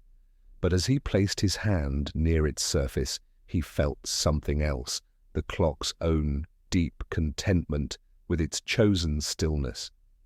Rick smiled and stepped back, understanding flooding through him like warm honey. Some things chose their own perfect moment and needed no coaxing to change it. He tucked a small note beneath the clock's base, written in Morty's careful handwriting. "Take your time. No one here is leaving." The relief that seemed to emanate from the still clock was as real as warmth, and Rick felt another piece of wisdom settle into place. True gentleness meant knowing when not to help, when to let things be exactly as they chose to be. As their humming gradually faded to silence, the clocks continued their staggered chorus, each one keeping its own perfect time for whatever story needed measuring. The room felt alive now, not with the harsh efficiency of ordinary timekeeping, but with the patient breathing of space that had remembered its purpose, to hold moments tenderly, to create room for the kind of time that helped everything find its way back to its own true, gentle song. Walking home through neighborhoods that grew busier as they approached the center of town, Rick carried with him the understanding that his gift for stretching moments was part of something much larger, a vast network of souls learning to be gentle with time itself, understanding that the most profound magic was not the ability to control temporal flow, but the wisdom to help it remember how to be kind. That evening, as the pipes began their nightly lullabies and the cloud above Rick's bed swayed gently with their breathing, Rick wrote in his notebook by the borrowed lantern's gentle glow, "Found the room where time learns to listen to itself.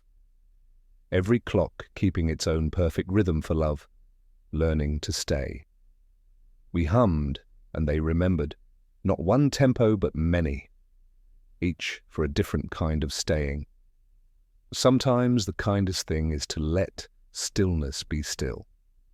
In the space between one breath and the next, Rick felt himself becoming part of something vast and tender, a chorus of gentle hearts, learning that time was not a limited resource to be hoarded, but an infinite gift to be shared. One patient tick at a time, in the endless song that helped the universe remember how to measure its heartbeats with the kind of precision that made everything feel possible, one moment of connection at a time. The night settled around them like a lake at dusk, and somewhere in the city of quiet corners, a room full of clocks continued their staggered lullaby, each one keeping perfect time for whatever needed to be held with infinite patience, infinite care.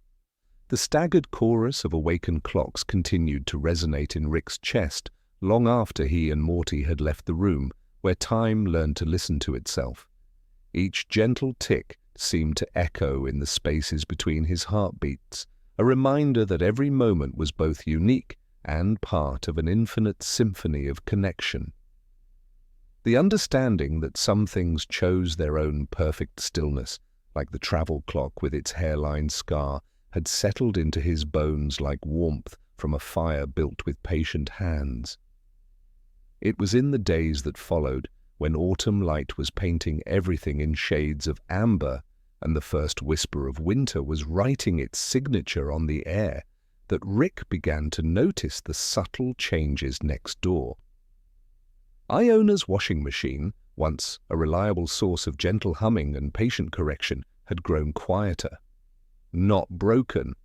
Rick would have sensed that immediately, but more selective in its songs, as if conserving energy for the conversations that mattered most. Through the shared wall, Rick could still hear Iona moving through her small rituals, but her footsteps had taken on the deliberate quality of someone who had learned to make each gesture count.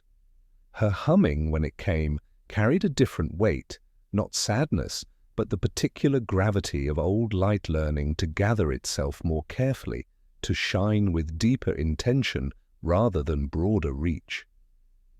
The morning that changed everything arrived with the soft steadiness of a promise kept, and Rick felt the pull before he understood its source. He was sitting beneath his breathing cloud, watching the morning light filter through the fabric in patterns that reminded him of the clock's gentle rhythms, when Iona's voice drifted through the window like smoke from a friendly fire. "Rick, dear boy," she called, her words carrying the warmth of recognition and something else, the quiet authority of a teacher who knows the lesson and trusts the student to find it. "Would you come help an old woman remember how to make tea properly?" My hands seem to have forgotten the patience it requires. Rick felt his gift respond instinctively, creating a pocket of expanded time around Iona's request, ensuring the moment had room to breathe and grow into whatever truth needed to be shared. The gate between their yards was unlocked, as it always was. Iona believed in the essential goodness of neighbors and left doors open for the possibility of connection. He found her in her kitchen, settled in the chair by the window where morning light painted her silver hair with the gentle glow of captured starshine. She had grown tired in the way old light grows tired, not dimming exactly, but gathering itself more carefully, choosing its moments of brilliance with the wisdom that comes from understanding that every illumination is both gift and responsibility. "The kettle's waiting," she said, gesturing toward the stove where her old copper kettle sat patient and empty. "It likes to sing when it's ready, but only if you listen for the right moment, not the harsh whistle of water forced to boiling, but the first gentle breath of steam finding its voice." Rick moved through her kitchen with the same careful attention he brought to tending the borrowed lantern, filling the kettle with water that ran clear and cold, adjusting the flame to the gentle blue that Elena had taught him meant patience rather than urgency. As they waited for the water to find its voice, Morty appeared in the doorway, drawn by the same instinct that had led them to stations and corridors and rooms full of listening clocks. "I want to teach you something," Iona said, her voice carrying the particular weight of someone who had been walking toward an understanding for a very long time. "About how to say goodbye without leaving, how to love without possession. It's the most important lesson I know, and I think you're ready to hear it now."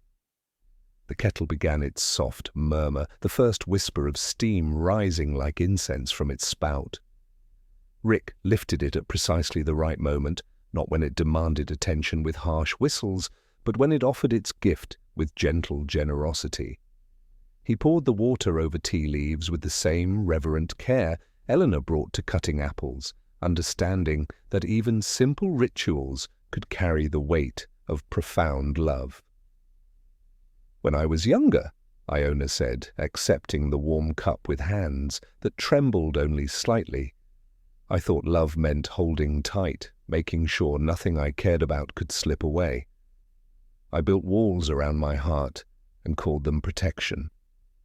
But walls that keep pain out also keep joy from flowing freely."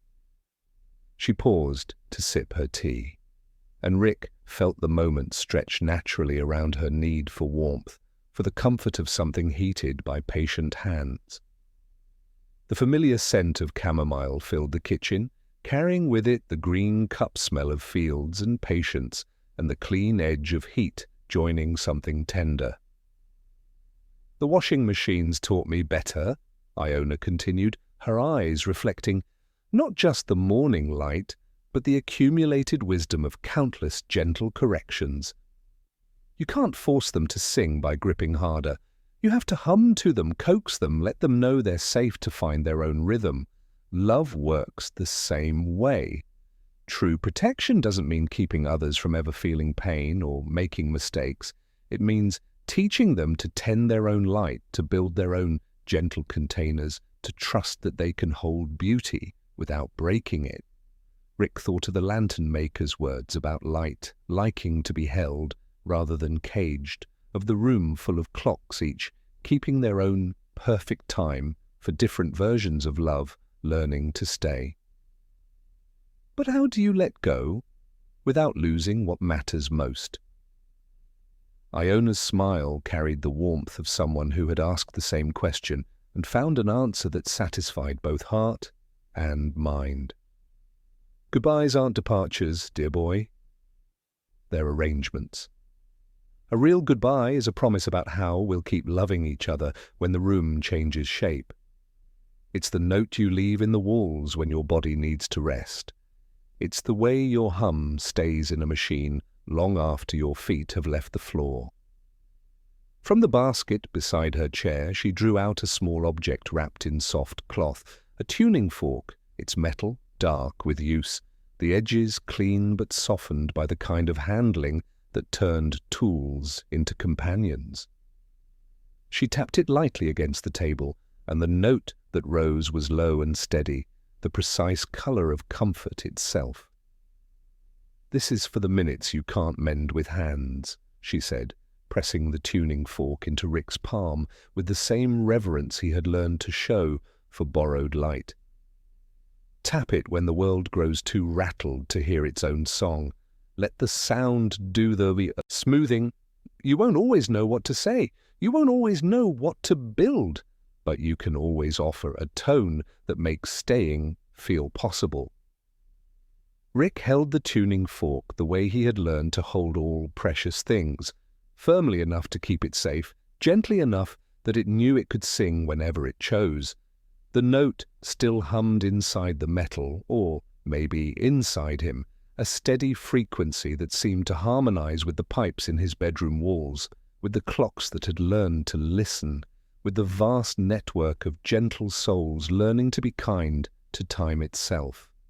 "There will be days," Iona said, watching him with eyes that held the particular light of someone seeing both the child he was and the man he would become, when your cleverness tries to convince you it's the answer. Let it help you sort and measure, but don't let it lead. The strongest thing I've ever known isn't sharp, it's soft. She touched the rim of her cup with one fingertip, as if praising it for holding warmth so well. Tenderness is the only force I've seen that changes everything without breaking it. As the morning light softened and painted long shadows across Iona's quiet kitchen, Rick felt something profound settling into his understanding. He didn't always catch every thread of her meaning. Some words floated just above his current reach, like the top notes of a lullaby sung by someone standing in the next room. But what lived in her gaze reached him without needing interpretation, a steady insistence that gentleness was not the opposite of strength, but its truest form, the kind that held without hardening, the kind that outlasted the sharpest edge because it refused to become a blade. "Promise me something," Iona said, her hand finding his wrist and resting there, light as a moth, steady as a metronome that had surrendered to a kinder rhythm. "When you cannot fix, sit. When you cannot build, hum. When you cannot stay, leave something gentle behind. Make the room so kind it remembers for you." "I promise," Rick said, and his voice surprised him by not breaking. He widened the minute a small, respectful amount, not to hold her here, not to bargain with time, but to give the words enough room to land without spilling. Elena's shadow passed the doorway then, her presence arriving with exactly the right gravity. She set a small plate of buttered toast on the table without intruding on the lesson, as if she had been hearing the shape of it through the walls and had decided the best thing to contribute was simple nourishment. The gesture was so perfectly Elena, offering sustenance without ceremony, understanding that the most important conversations often needed the grounding weight of shared food. As they sat in comfortable quiet, letting the tea cool to the perfect temperature for slow sipping, Rick felt Iona's wisdom settling around them like the first snow of winter. Quiet, transformative, changing the shape of everything without making a sound. Her teachings weren't just words, but living things that would continue to grow in the spaces she had prepared for them. "You'll build places," Iona murmured, her voice growing softer as the lesson found its natural conclusion. "Rooms that ask nothing and let people catch up to themselves. Don't make them clever, make them kind." Rick tapped the tuning fork once more against his palm, letting its clear note weave itself into the kitchen's gentle symphony, the settling of cooling tea, the whisper of curtains moved by patient air, the distant hum of a washing machine that had learned, through years of gentle correction, to sing in perfect harmony with itself, when the cups were empty and the morning had settled into the comfortable rhythm of a day that knew its own pace. Iona touched Rick's cheek with fingertips that carried the warmth of countless gentle gestures. "Go on," she whispered, smiling in the way that lights a path without telling you where it ends. "There's a world to steady." Walking home through neighborhoods that held the particular quiet of a season preparing to change, Rick carried the tuning fork in his pocket like a compass pointing toward understanding. The note still seemed to resonate in his bones, harmonizing with the pipe's evening song, with the memory of clocks learning to listen, with the vast chorus of gentle souls learning that the most profound departures were not endings but transformations. That evening, as the pipes began their nightly lullabies and the cloud above Rick's bed swayed gently with their breathing, Rick wrote in his notebook by the borrowed lantern's gentle glow. "Iona taught me how to say goodbye without leaving. Goodbyes are arrangements, not departures. Love without possession. Tenderness is the strongest force in any universe. When you cannot fix, sit. When you cannot build, hum. When you cannot stay, leave something gentle behind." He set the tuning fork beside his notebook, understanding that some gifts were meant to be used rather than preserved, that the note it offered would be needed in moments he couldn't yet imagine, but was being prepared to meet with patience and grace. In the space between one breath and the next, Rick felt himself becoming part of something vast and eternal, a network of gentle souls learning that the greatest teachings were the ones that continued to work long after the teacher had transformed into memory, that the most profound love was the kind that taught others to carry light forward into whatever tomorrow would bring, one patient note at a time, in the endless song that helped the universe remember how to be tender with itself. Somewhere across infinite realities, other versions of himself were learning the same essential lesson, all discovering that wisdom settled like snow on everything it touched, quiet and deep, making the world more receptive to the gentle hum of change, more willing to listen for the notes that helped everything find its way back to its own true, patient song. The tuning fork's clear note continued to resonate in Rick's chest long after Iona's lesson had settled into memory, its steady frequency weaving itself into the rhythm of his days like a silver thread through familiar fabric.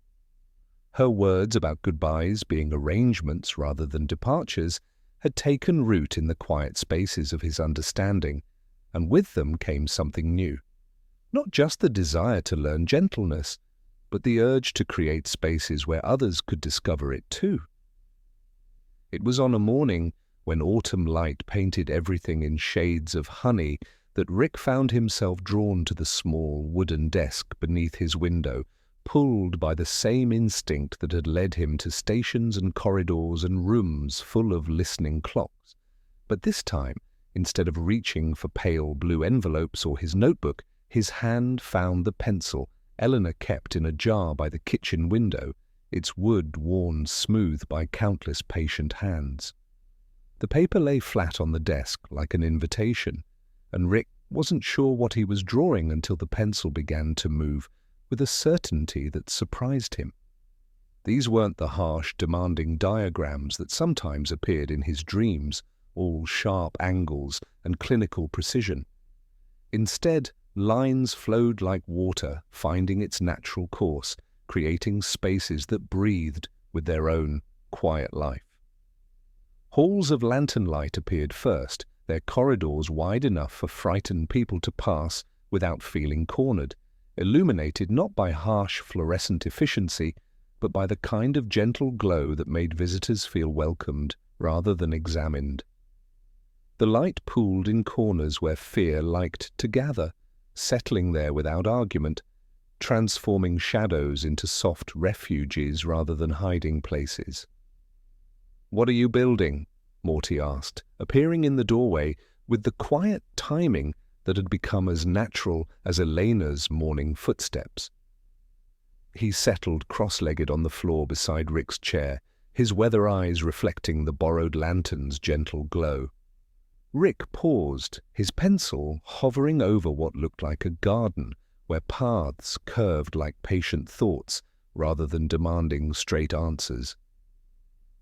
"I think," he said slowly, feeling for words that could hold the growing understanding in his chest, "I'm trying to design a place that could cradle people, the frightened ones, the brilliant ones who've forgotten how to be gentle with their own minds, the brittle ones who need somewhere safe to remember how to bend without breaking." As the sketches spread across his desk like a map of possibilities, Rick found himself drawing from every lesson he had learned.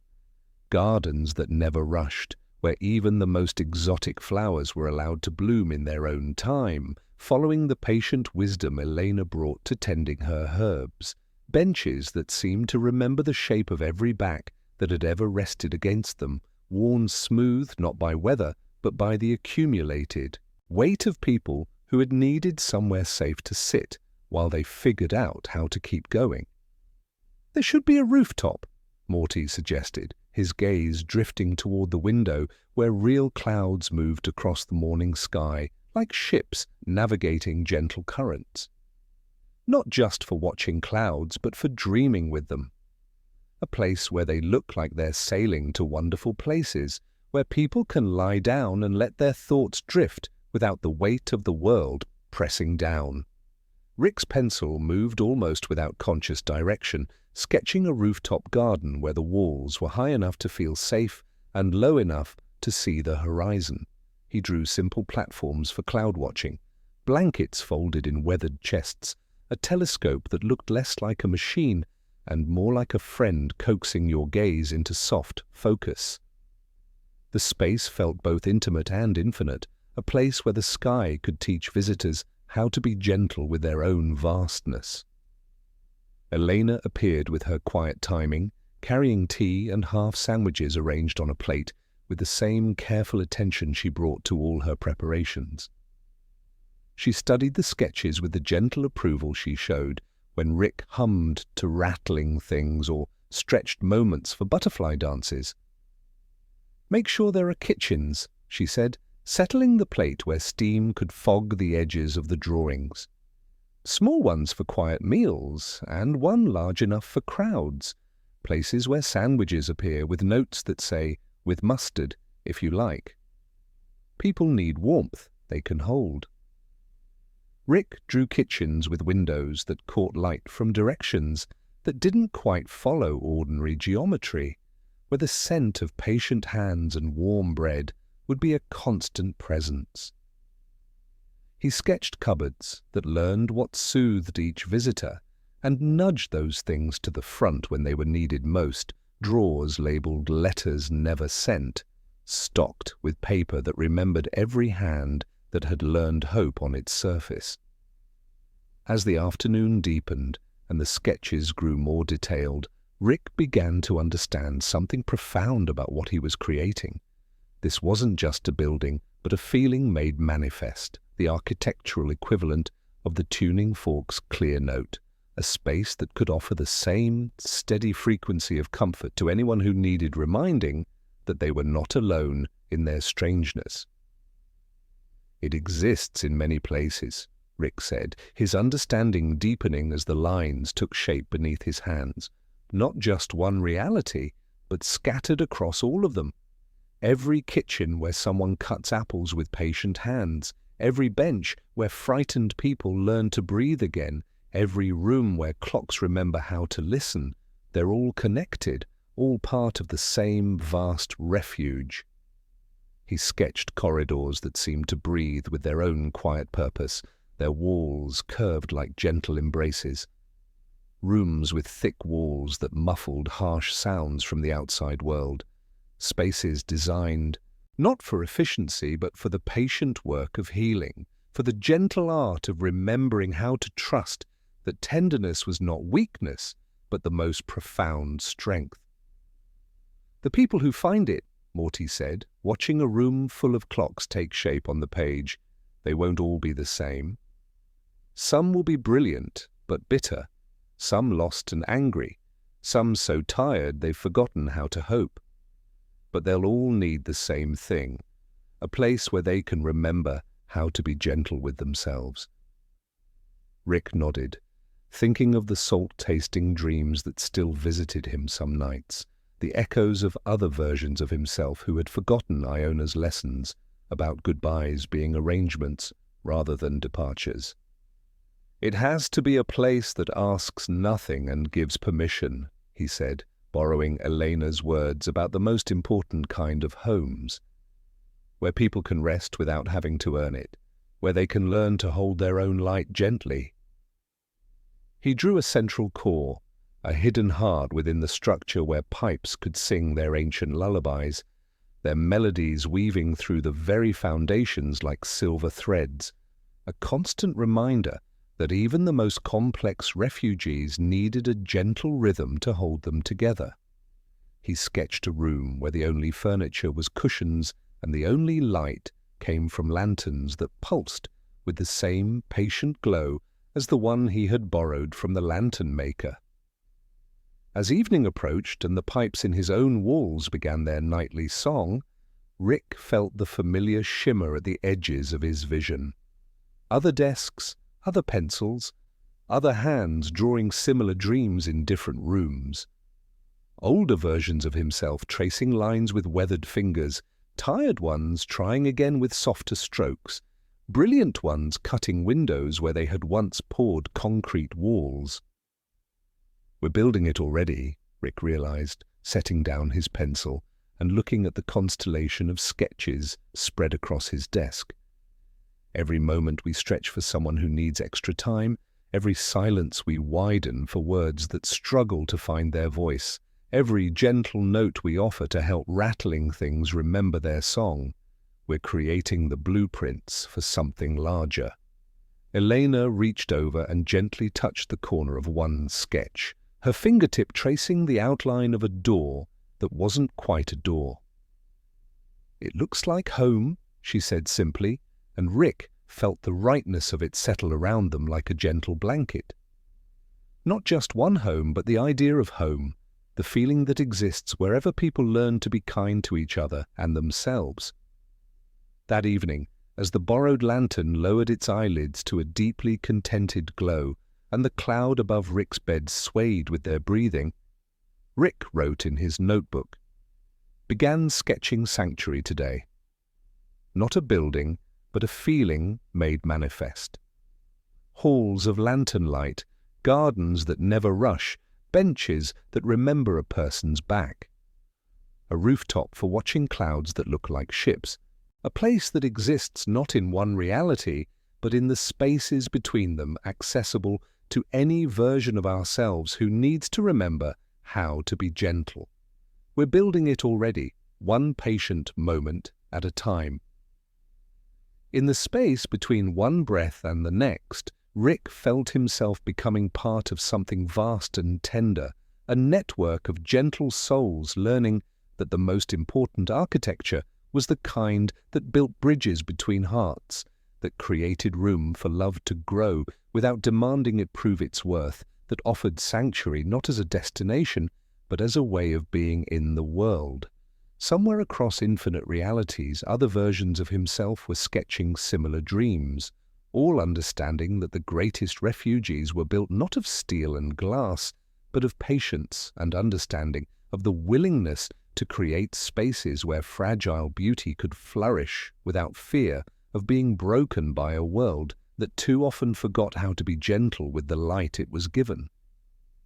The tuning fork hummed softly in his pocket, and Rick smiled, understanding that Iona's lesson about goodbyes being arrangements had taught him something profound about hellos too, that the most important welcomes were the ones that helped people remember they had always belonged somewhere safe. They had simply forgotten the way home to themselves. The blueprints for the Citadel grew in the hush of Rick's room like a gentle tide, paper and pencil gathering the wisdom of every lesson that had softened his hands. Each drawing was a small act of hope, a quiet promise to every version of himself, brilliant, brittle, tired, or lost, that there could be a place designed not to guard against the world, but to welcome what the world sometimes hurt. The name arrived first as a whisper, Citadel, not the cold, stone shape of battlements, but something softer, a harbour against the nights that bruise the heart. It came drifting through the house in the pipe's lullabies, in the careful way Morty arranged apple slices, in the warmth of Elena's tea. When Rick wrote it at the top of a fresh page, Citadel of Quiet Hours, it felt as if he were naming something that had always been waiting for him, patient as water finding its level. Together they began to trace its contours in graphite and memory. The walls, Morty suggested, should not be fortifications but places to lean, to rest without feeling trapped or measured. Rick drew alcoves wide enough for two people to breathe quietly together, shelves for mugs and stories, spaces labelled patience and waiting, without expectation. There would be no battlements, no arrow slits, no rooms that required proving, just soft boundaries that kept warmth in and allowed sorrow to slip away without shame. Elena, arriving with buttered toast and a gaze that measured flower by feel, asked for windows, large but gentle, with deep sills for sitting, feet dangling, mugs, warming palms. Windows that could open out for air and in for stories. Rick drew them with glass that softened the glare of the world but let in its beauty, with baskets for notes, beginning asterisk, I thought of you today, asterisk, and hinges that never squeaked. The foundation, Rick realized, must be more than stone. It would be built of the understanding that even the brightest mind, especially the brightest mind, needs a place to rest its brilliant, breaking heart. Layer by layer, he wrote. Permission to rest, the certainty of being welcome, the promise that you need not be useful to be allowed. Underneath, smaller, almost secret, love without possession holds better than any lock. At the center, Rick left a circle, a hollow, not empty, but expectant, the heart of listening, not a machine, not a mind, but a place where the pipes could sing and the tuning fork's note could linger, where silence was not emptiness but invitation. He wrote only heart of listening and left it open for whatever shape gentleness wanted to take.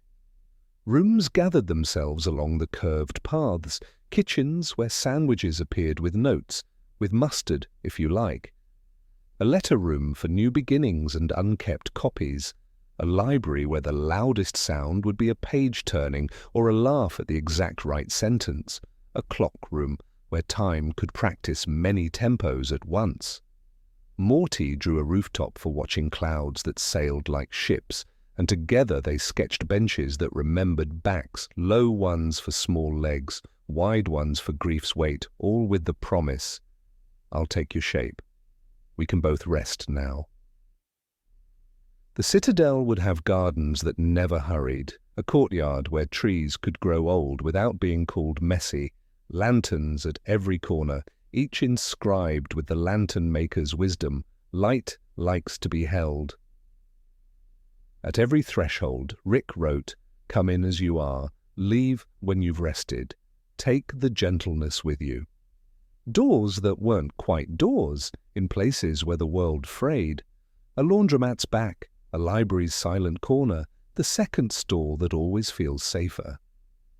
As the sketches multiplied, Rick felt the presence of other hands, older, tired, clever, drawing in other rooms across infinite realities, all tracing the same gentle curves. The Citadel was not a fortress against others, but a harbor for anyone bruised by the night. It would exist in the spaces between worlds, accessible not by travel, but by the moment you exhale and admit you need somewhere to rest. Morty asked, "Will people know how to find it?" And Rick answered, "The way we found the station." "You arrive when you need to sit down," Eleanor added. "Make sure there's always something listening at the center. Not a machine, but a listening that can go on even when we sleep." As dusk settled, Morty lit the borrowed lantern, and Rick tapped the tuning fork, its note twining with distant echoes, a kettle's sigh, a washing machine's song, the stillness of a clock honored for choosing silence. The Citadel's blueprints lay open for the night, the pages breathing, the lines humming. Above it all, Rick wrote, "We will build this by behaving like it already exists." Every sandwich shared, every minute lent, every hum offered will lay another stone. And before sleep, under the cloud that had learned to sway with the pipe's song, Rick pictured windows glowing from within, people held but never kept, a harbor gentle enough for any heart to open. The Citadel of Quiet Hours. Not a fortress, but a promise. Not against the world, but for the night. A place born of patience, built by hands that had learned from kindness, open to all who needed a gentle place to rest, and, when ready, to carry its gentleness back into the waiting world. The blueprints for the Citadel of Quiet Hours had spread across Rick's desk like a constellation of gentle promises, each sketch breathing with its own patient purpose. But as Rick's pencil hovered over the empty circle he had left at the center, labeled simply Heart of Listening, he felt the familiar ache of incompleteness that comes when you know something important is missing but can't quite name what it is. The borrowed lantern pulsed softly beside the drawings, its warm glow painting the papers in shades of honey and possibility. Rick thought of all the lessons that had led to this moment. Iona's washing machine learning to sing when offered the right kind of musical attention, the lantern maker's words about light liking to be held rather than caged, the room full of clocks each keeping their own perfect time for different versions of love, learning to stay. "What makes it alive?" Morty asked softly, settling cross-legged on the floor beside Rick's chair, his weather eyes reflecting the gentle light. Not the rooms or the gardens or the windows, but what keeps it breathing when no one's watching. What makes sure it remembers how to be kind? Rick felt his gift respond to the weight of the question, time softening around them like honey poured into warm tea. He thought of the salt-tasting dreams that still visited some nights, the echoes of other versions of himself who had built fortresses of knowledge but forgotten how to build bridges of understanding. This place needed something different, not a machine that processed or computed, but something that could hold the weight of human pain without being crushed by it. An engine, Rick said slowly, his understanding blooming like a flower opening to morning light. But not one that burns fuel or moves parts. One that runs on the soft power of listening. The idea arrived whole, the way some songs do, and Rick found himself sketching not gears or circuits, but something that looked more like a heart made of patient spaces.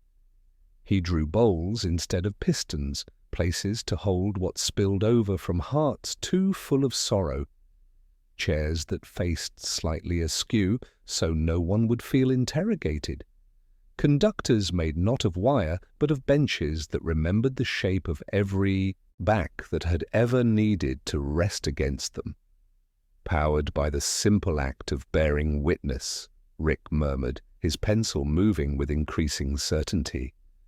By sitting with someone in their darkness without trying to turn on all the lights, by offering presence instead of solutions. Elena appeared in the doorway with her quiet timing, carrying a thermos of soup and the particular look she wore when the world had whispered something important in her ear during the night. "There's someone who needs what you're building," she said simply, settling the thermos where steam could warm the edges of the drawings. Not far in miles, but the kind of distance that's measured in readiness rather than steps. They found him at the station of almost departures, sitting on the bench that had learned patience from decades of holding people who needed somewhere to wait while they figured out what came next. He looked like a door left ajar in winter, shoulders hunched against weather that lived inside him, holding a paper cup of coffee that had long gone cold, staring toward tracks that led to destinations he couldn't name. Rick and Morty didn't ask questions. They simply sat, not too near but not far, and let their presence be the first small offering. When the man's gaze flicked toward them and away, Morty unfolded Elena's extra blanket and set it on the bench between them, without commentary. A border that was also a bridge. Rick placed the borrowed lantern on the ground so its light climbed up like warmth from below. "I can't sleep," the man said after a long while, to no one in particular, which meant to all three of them equally. "When I lie down, everything starts making noise, even the quiet things. My mind just keeps building and building like it's trying to solve every problem in the universe before morning comes." Rick felt the empathy engine beginning to turn, not with mechanical precision, but with the gentle settling of flour finding its own level in a bowl. He widened the minute around those words, not to trap them, but to give them room to breathe, to exist without the pressure of needing immediate solutions. The bench accepted weight without complaint, the blanket offered warmth without debt. The lantern held light the way you hold a frightened bird, firmly enough to keep it safe, gently enough that it knows it can fly when ready. "We can sit a while," Rick offered, his voice carrying the same gentle certainty Elena used when offering the larger half of a sandwich. "Not to fix anything, just to be here while you're here?" The man's shoulders dropped by an inch that felt like a mile.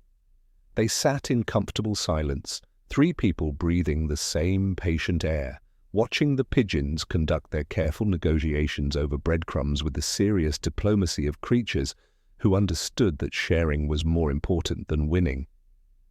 Rick felt the engine's elements humming quietly in agreement, each part doing its small work. The heart of listening at the center, the tuning fork's remembered tone resonating in his pocket, Morty's measured breath teaching the air around them how to be still. The room, the space created by their shared presence, began to do the kinder part, simply holding space for someone who needed to not be alone. "My partner used to breathe like this," the man said eventually, his voice carrying the hesitant quality of someone testing a flaw that might hold after all. Slow. It kept the house from rattling. First night without him, even the washing machine sounded like a storm. I kept trying to fix it, but it wasn't the machine that was broken. The empathy engine turned on the simple fact of witnessed pain, transforming attention into warmth, breath into permission, silence into shelter. Rick didn't try to solve the man's grief or mend his sleeplessness. He simply held the moment, creating a gentle container where exhaustion could rest without having to earn its place, where sorrow could exist alongside the knowledge that someone was willing to sit with it in the darkness. As the night deepened and the station's gentle industry continued around them, the man's breathing gradually synchronized with theirs. His hands loosened around the paper cup. The blanket's edge rose and fell with a rhythm that had forgotten to be afraid. When Rick thought the minute could release safely without disturbing what it had worked to soothe, he tapped the tuning fork once against his palm, so soft it was almost a memory of sound rather than sound itself. The clear note wove itself into the pipes buried beneath the station, into the old wood of the bench, into the air that had carried too many goodbyes and was learning to carry comfort too. The man's head found the wall behind the bench, the kind of tilt that means the body has decided to borrow a few moments from tomorrow without permission. Before they left, Rick placed a small card where the man's hand would find it when waking. If the nights get loud again, we can sit. Kitchen light on after dusk. Knock. No explanation needed. Walking home through neighborhoods that grew busier as they approached the center of town, Rick felt the profound simplicity of what they had discovered. The empathy engine wasn't a device that needed to be built. It was a way of being that could be practiced, a quality of presence that could be offered wherever it was needed. At his desk, Rick translated what they had learned into the blueprint center. He drew not a diagram but a circle of chairs, a low table for mugs that fit different hands, a plant that didn't mind being watered irregularly, shelves labeled for things that need holding. In one corner, he added a small door at child's height, for the smallest part of whoever showed up, the frightened inner child that lived in even the most brilliant minds. He wrote the instructions the way Eleanor would write a recipe meant for someone she loved. Sit near, not on. Top off a warmth that can be held. Hum, if humming helps. Let silence earn its own keep. Keep the exits obvious. Never make rest a goal. Make it possible. Before sleep, Rick set the borrowed lantern on low and tapped the tuning fork once more. Gratitude rather than experiment. The pipes answered from inside the walls, and somewhere far off, the station bench remembered the weight of 3 people and a blanket that warmed without question. In his notebook, Rick wrote, "We built an engine tonight that turns attention into rest. It uses no fuel but presence and returns more energy than it takes. When it runs, rooms become kinder than the people inside them know how to be." The empathy engine, powered by the soft power of listening, by the simple act of bearing witness to pain and offering comfort without judgment. We tested it. It works. In the space between one breath and the next, Rick felt himself becoming part of something vast and tender, a network of gentle souls learning that the most profound inventions were not the ones that conquered the external world, but the ones that created safe havens for the internal one. Somewhere across infinite realities, other versions of himself were discovering the same truth, that the greatest power was not the ability to control, but the wisdom to simply listen, to hold space, and to trust that kindness, in its simplest form, was the most powerful force in any universe. The empathy engine hummed its quiet song in the space between heartbeats, and Rick smiled, understanding that he had found not just the center of the Citadel, but the heart of all healing, the willingness to show up, to stay present, to offer the gift of witnessed existence without demanding anything in return. It was the most powerful force he had ever encountered, and the gentlest, a truth that would power every refuge he would ever help to build, one patient moment of presence at a time. The understanding that had bloomed from their night with the empathy engine, that presence itself could be a healing force, settled into Rick's awareness like honey poured into warm tea. As he studied the Citadel blueprints spread across his desk, his gaze kept returning to a small detail he had sketched almost without thinking. A door no taller than a child's shoulder, tucked into a corner where the main corridors curved into something more intimate. He had drawn it instinctively, the way his hand sometimes moved when his gift was working through him rather than from him, but now he understood its profound importance, with the clarity that comes only after sleeping on a truth and waking to find it has settled into your bones like warmth from a fire built with patient hands. "That one," Morty said softly, appearing beside Rick's chair with the quiet timing that had become as natural as Elena's morning footsteps. His weather eyes were fixed on the small door, and his voice carried the particular vulnerability of someone recognizing themselves in something they hadn't expected to find. "That's for the part of us that's still small and afraid, isn't it?" Rick felt his gift respond to the weight of recognition in Morty's voice, time softening around them like cream settling into coffee. The small door in his drawing seemed to pulse with its own gentle life, as if it had been waiting for someone to understand what it was meant to protect. "Every version of us," Rick said, his understanding deepening as the words found their way into the morning light. "No matter how brilliant or tired or lost they become, they all carry that frightened child. The one who needs to know they're safe, who needs blankets that smell like home, who needs a place small enough to feel held instead of exposed." That afternoon, following the same instinct that had led them to stations and corridors and rooms full of listening clocks, they found themselves drawn to the oldest part of the city, where buildings leaned into each other like old friends sharing secrets.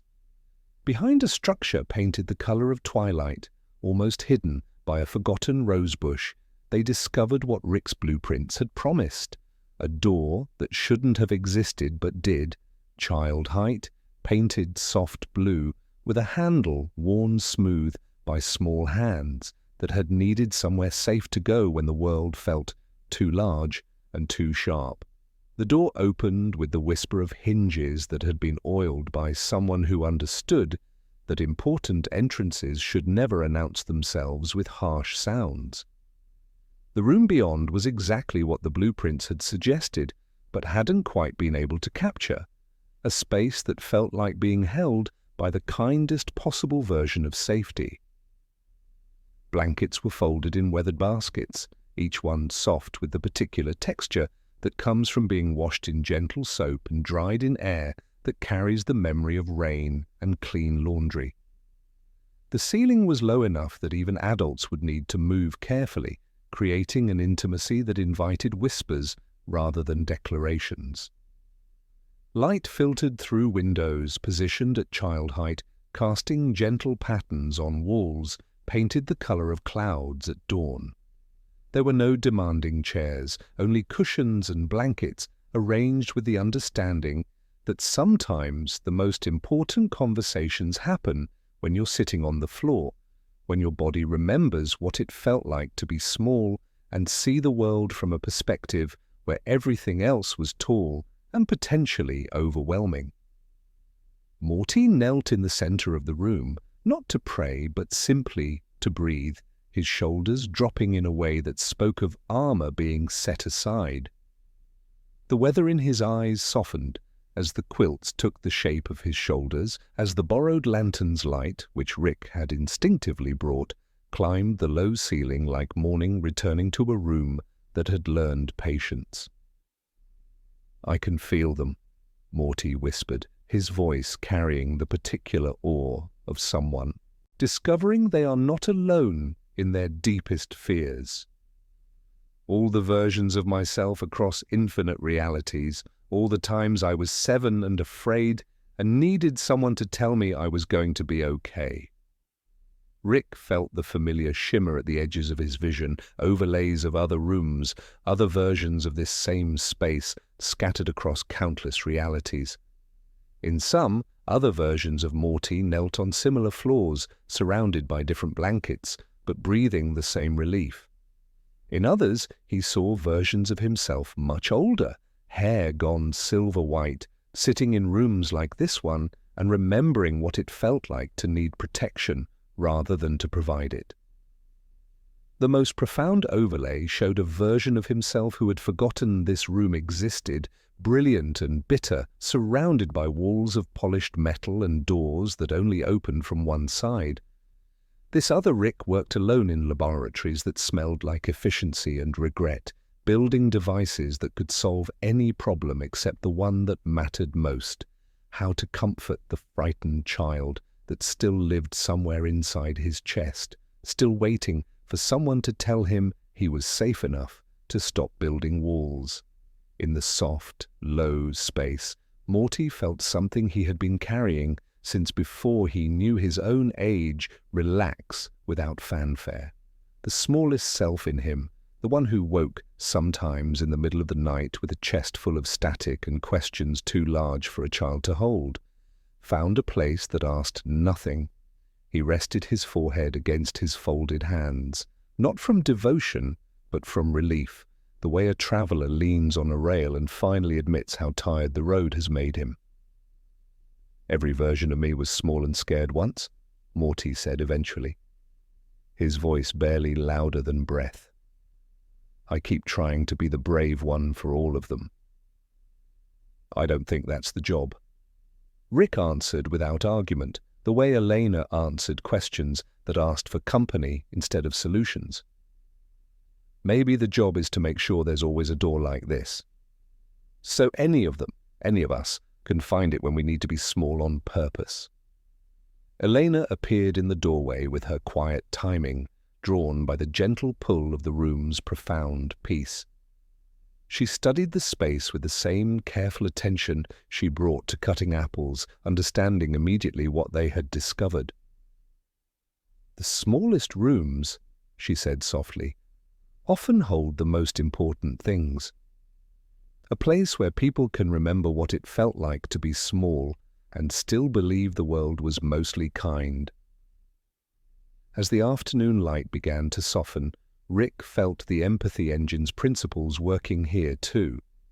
The simple act of bearing witness, of creating space for vulnerability without trying to fix or change it.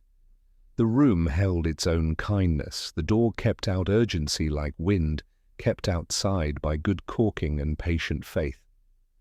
Walking home through neighborhoods that grew busier as they approached the center of town, Rick carried with him the understanding that the smallest door in the Citadel might be the most important one, not because it led to the grandest space, but because it acknowledged the truth that everyone, no matter how brilliant or accomplished, carried within them a child who sometimes needed to feel small and safe and held. That evening, as the pipes began their nightly lullabies and the cloud above Rick's bed swayed gently with their breathing, Rick refined his blueprints with new understanding. He drew the small room in greater detail, adding elements he hadn't thought to include before: a shelf of books with large print and simple stories, a box of crayons that never broke, a window positioned so you could watch clouds while lying on your back. At the center of the Citadel's blueprint, he wrote in letters he did not rush: "The smallest door is the strongest passage. Keep the handle low, keep the air warm. Don't insist on light, let it offer. Build these wherever a wall meets a heart." In his notebook, he wrote by the borrowed lantern's gentle glow, "Found the door for the smallest self today." No taller than a child's shoulder, leading to a room full of blankets that smell like rain and clean laundry. Every version of us across infinite realities was once small and scared and in need of softness. The most brilliant minds often carry the most frightened children. This room remembers that. It holds that. Sometimes the most profound safety comes not from being big enough to face anything, but from having a place small enough to hold you gently while you remember what it felt like to believe the world was mostly kind. In the space between one breath and the next, Rick felt himself becoming part of something vast and tender, a network of gentle souls, learning that true strength was not the absence of fear, but the courage to acknowledge it, to create spaces where the frightened child in everyone could find refuge. Somewhere across infinite realities, other versions of himself were discovering the same truth, that the greatest refuges were built not just for the adults people became, but for the children they had been, still carrying their small hopes and fears like precious cargo through whatever storms life brought to their doors. The small door hummed its quiet song in the space between heartbeats, and Rick smiled, understanding that he had found not just an architectural detail, but a fundamental truth about healing, that the most important passages were often the ones that asked you to bend low, to remember your smallest self, and to trust that someone, somewhere, would always choose to be gentle with the tender parts of your heart. The small door for the smallest self had taught them something profound about the architecture of healing, and its lesson followed Rick through the evening like a gentle echo that refused to fade. The understanding that even the most brilliant minds carried within them a frightened child who sometimes needed to feel safe and held had settled into his bones like warmth from a fire built with patient hands, but it had also opened a door to a deeper truth, one that had been waiting in the quiet spaces of his heart since the night the clocks fell silent. Elena appeared in the kitchen doorway with her quiet timing, drawn by the particular quality of silence that gathers around profound truths preparing to be born.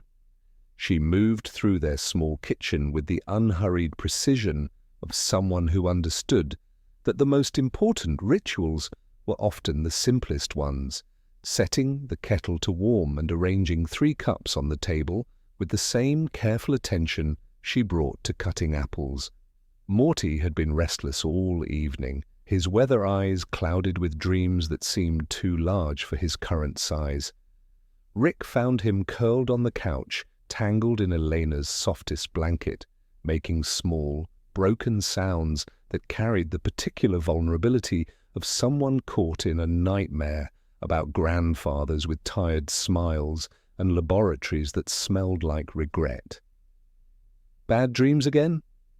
Rick asked softly, settling on the floor beside the couch, not touching, but simply being present, letting the room do the kinder part of holding space. Morty's eyes fluttered open, still holding the shadows of whatever he had seen, but focusing on Rick with the trust that had grown between them like something planted with patient hands. "He looked so alone," Morty whispered, his voice thick with the weight of dreams. "The grandfather." Sitting in a place made of metal and equations, surrounded by things that worked perfectly, but felt cold, like he'd built a fortress to keep pain out, but it kept everything out. The kettle began its soft murmur from the kitchen, and Elena's footsteps moved with their familiar rhythm, but Rick felt something profound stirring in his chest, a truth that had been gathering like storm clouds, waiting for exactly this moment to break open into words. "Morty," Rick said, his voice made of moth wings and pauses, each word chosen with the reverence one might show a butterfly that had chosen to rest on an outstretched finger. "Eleanor, I need to say something out loud so it can't pretend not to exist anymore." Eleanor appeared with the tea, 3 cups that tasted like patience and forgiveness, and settled into her chair by the window where morning light usually found her. She didn't ask questions, only waited with the same gentle attention she brought to all the moments that needed room to breathe. "The Citadel," Rick began, his fingers tracing the outline of the blueprints, that lay scattered across the coffee table like a map of possibilities, isn't just for frightened strangers or tired good people who lost their way. It's for me. He paused, feeling the weight of the confession settling around them like the first snow of winter. For the versions of me who forgot where the windows were.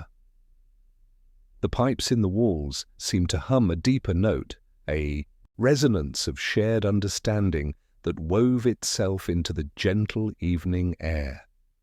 Rick felt his gift responding not by stretching the moment, but by allowing it to unfold at its natural, unhurried pace, creating space for the truth to settle fully into the room. The Citadel of Quiet Hours, Rick continued, his voice growing steadier as the words found their proper shape, is for the versions of me who couldn't save what they loved, not from death or time or the cruelty of an indifferent universe, but from their own brilliance turned bitter, their own genius weaponized against the very hearts they meant to protect. He thought of the salt-tasting dreams that still visited some nights, the echoes of other versions of himself who had built laboratories that smelled like efficiency and regret, surrounded by walls of polished metal and doors that only opened from one side. These other Ricks had loved so fiercely it came out wrong, had wanted to protect everyone from every possible hurt, so they built devices that could control time and space and probability, but they forgot that the people they were trying to protect needed to be allowed to choose their own risks, make their own mistakes, find their own ways of being brave. They tried to outsmart sorrow, Rick whispered, his understanding deepening as the words found their way into the gentle evening light. To engineer away pain, to build a universe so perfect it wouldn't hurt anymore. And in doing so they broke themselves and the very things they meant to save. They became lost in their own cleverness, too smart to be kind, too brilliant to be gentle. Morty's hand found Rick's, small fingers intertwining with the natural ease of streams joining a river. "The grandfather in my dreams," he said softly, his weather eyes reflecting not just the borrowed lantern's glow, but something deeper, more peaceful. Sometimes he looks so tired because he's been carrying everyone else's pain for so long, he's forgotten how to set it down. Elena nodded with the understanding of someone who had spent years learning to be gentle with the world's more fragile things. "Every brilliant heart," she said softly, her words settling into the room like a blessing, "needs a place to remember that it doesn't have to carry the whole world. That love is not about being indispensable, but about showing up with gentle hands and trusting others to do the same." Rick felt the profound rightness of their understanding, the way it connected to every lesson he had learned, from Iona's washing machine learning to sing when offered the right kind of musical attention, to the lantern maker's words about light liking to be held rather than caged, to the room full of clocks each keeping their own perfect time for different versions of love learning to stay. The Citadel is a lantern held out to every lost self, Rick said, his voice carrying the weight of a promise being made to versions of himself he might never meet, but would always love. A promise that if they arrive in the night, tired from building walls, exhausted from trying to solve love, like it's an equation, broken from hurting the very people they were trying to save, someone will be awake and gentle, and remember how to make tea. Elena rose from her chair with quiet purpose and returned with a fourth cup, setting it on the table, empty but ready, a place prepared for whoever might need it whenever they might arrive. The gesture was so perfectly Eleanor, offering welcome without ceremony, understanding that some gifts were most powerful when they asked nothing in return. "For the next one who knocks," she said simply, and Rick felt something unlock inside his chest, a door he hadn't realized was closed. Rick moved to the window and turned the borrowed lantern so its light faced outward, a gentle invitation visible to anyone walking the dark street. Not a harsh beacon demanding attention, but the quiet promise of a room that could hold what a person couldn't hold alone. "The smartest thing you can do," Rick said, watching the lantern's glow paint the window glass with warmth, "is sometimes to stop being smart, to sit down, to let someone else make the tea, to trust that the universe can hold itself together for a few hours while you remember what it feels like to be held." As the evening deepened and the pipes began their nightly lullabies, Rick added one final element to the Citadel's blueprints, a simple bench positioned where the pipe's songs would be clearest, where the lantern's light would pool like liquid comfort, where anyone who had forgotten how to be gentle with themselves could sit and remember that the greatest inventions were not the ones that controlled the world, but the ones that helped hearts find their way back to their own patient, loving song. In his notebook, he wrote by the borrowed lantern's gentle glow, "The darkest truth, spoken softly. The Citadel is for the versions of me who couldn't save what they loved from their own brilliance turned bitter, their own genius weaponized against the very hearts they meant to protect. It is a lantern held out to every lost self, a promise that if they arrive in the night, someone will be awake and gentle and remember how to make tea." Sometimes the smartest thing you can do is stop being smart and let yourself be held. Before sleep, he left a note by the kitchen sink in Elena's careful letters. "If you arrive in the small hours, knock. The light will be on. The water is ready. Take the larger half." In the space between one breath and the next, Rick felt himself becoming part of something vast and tender, a network of gentle souls learning that true wisdom was not the accumulation of knowledge, but the courage to remain soft in a world that often rewarded hardness, to build bridges instead of walls, to trust that love was stronger than fear, and that the most profound protection came not from controlling everything, but from creating spaces where hearts could rest and remember their own capacity for tenderness. The Citadel hummed its quiet song in the space between heartbeats, and Rick smiled, understanding that he had built not just a refuge for the frightened and the lost, but a promise to every version of himself across infinite realities. That no matter how far they wandered into the cold mathematics of despair, there would always be a warm light waiting, a patient voice ready to remind them that the greatest genius was learning how to be kind, especially to the brilliant, breaking parts of their own hearts. Outside, the dark did what it does when it feels seen. It softened. Inside, the light did what it does when it is not asked to prove itself. It stayed steady and warm, a beacon for any lost soul who had forgotten that tenderness was not weakness, but the strongest force in any universe.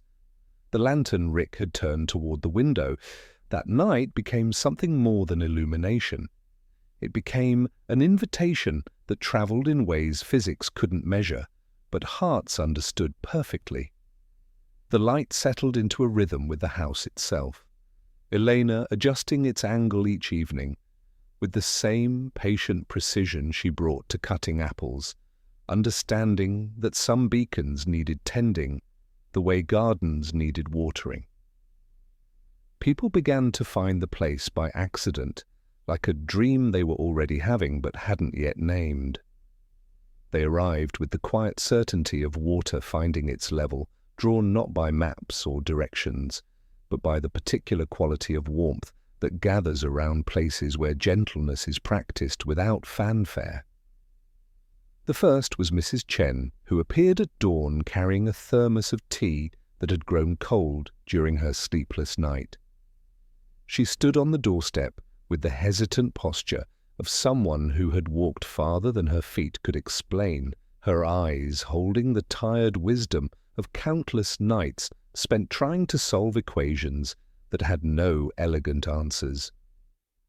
"I keep thinking about the granddaughter I never had," she said eventually, settling into Elena's kitchen chair as if it had been waiting specifically for her particular shape of sorrow.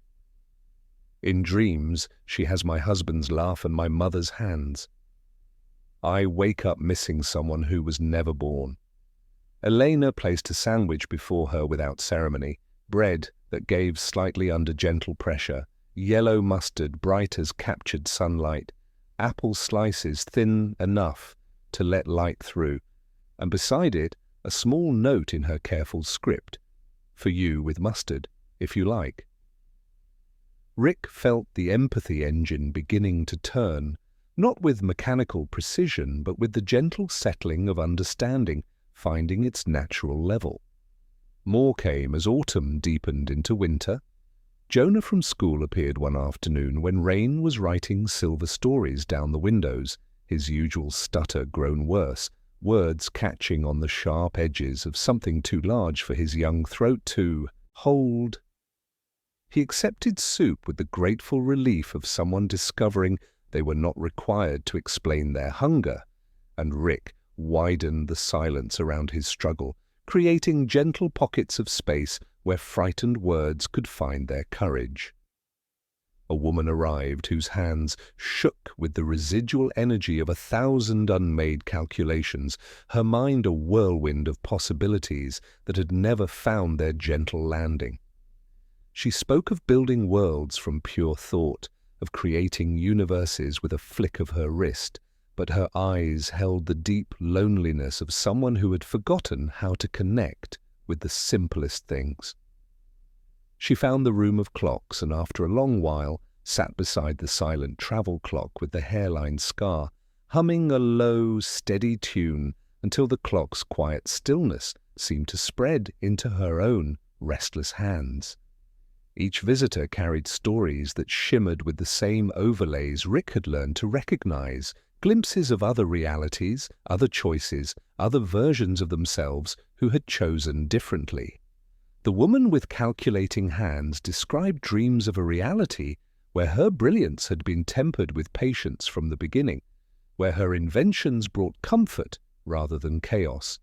Mrs. Chen spoke of visions where children were abundant as flowers, where she had raised 7 grandchildren and taught them all to make dumplings with patient hands. Elena's kitchen began to develop habits of its own, learning preferences and needs with the intuitive precision of someone who had spent years listening to what wasn't said.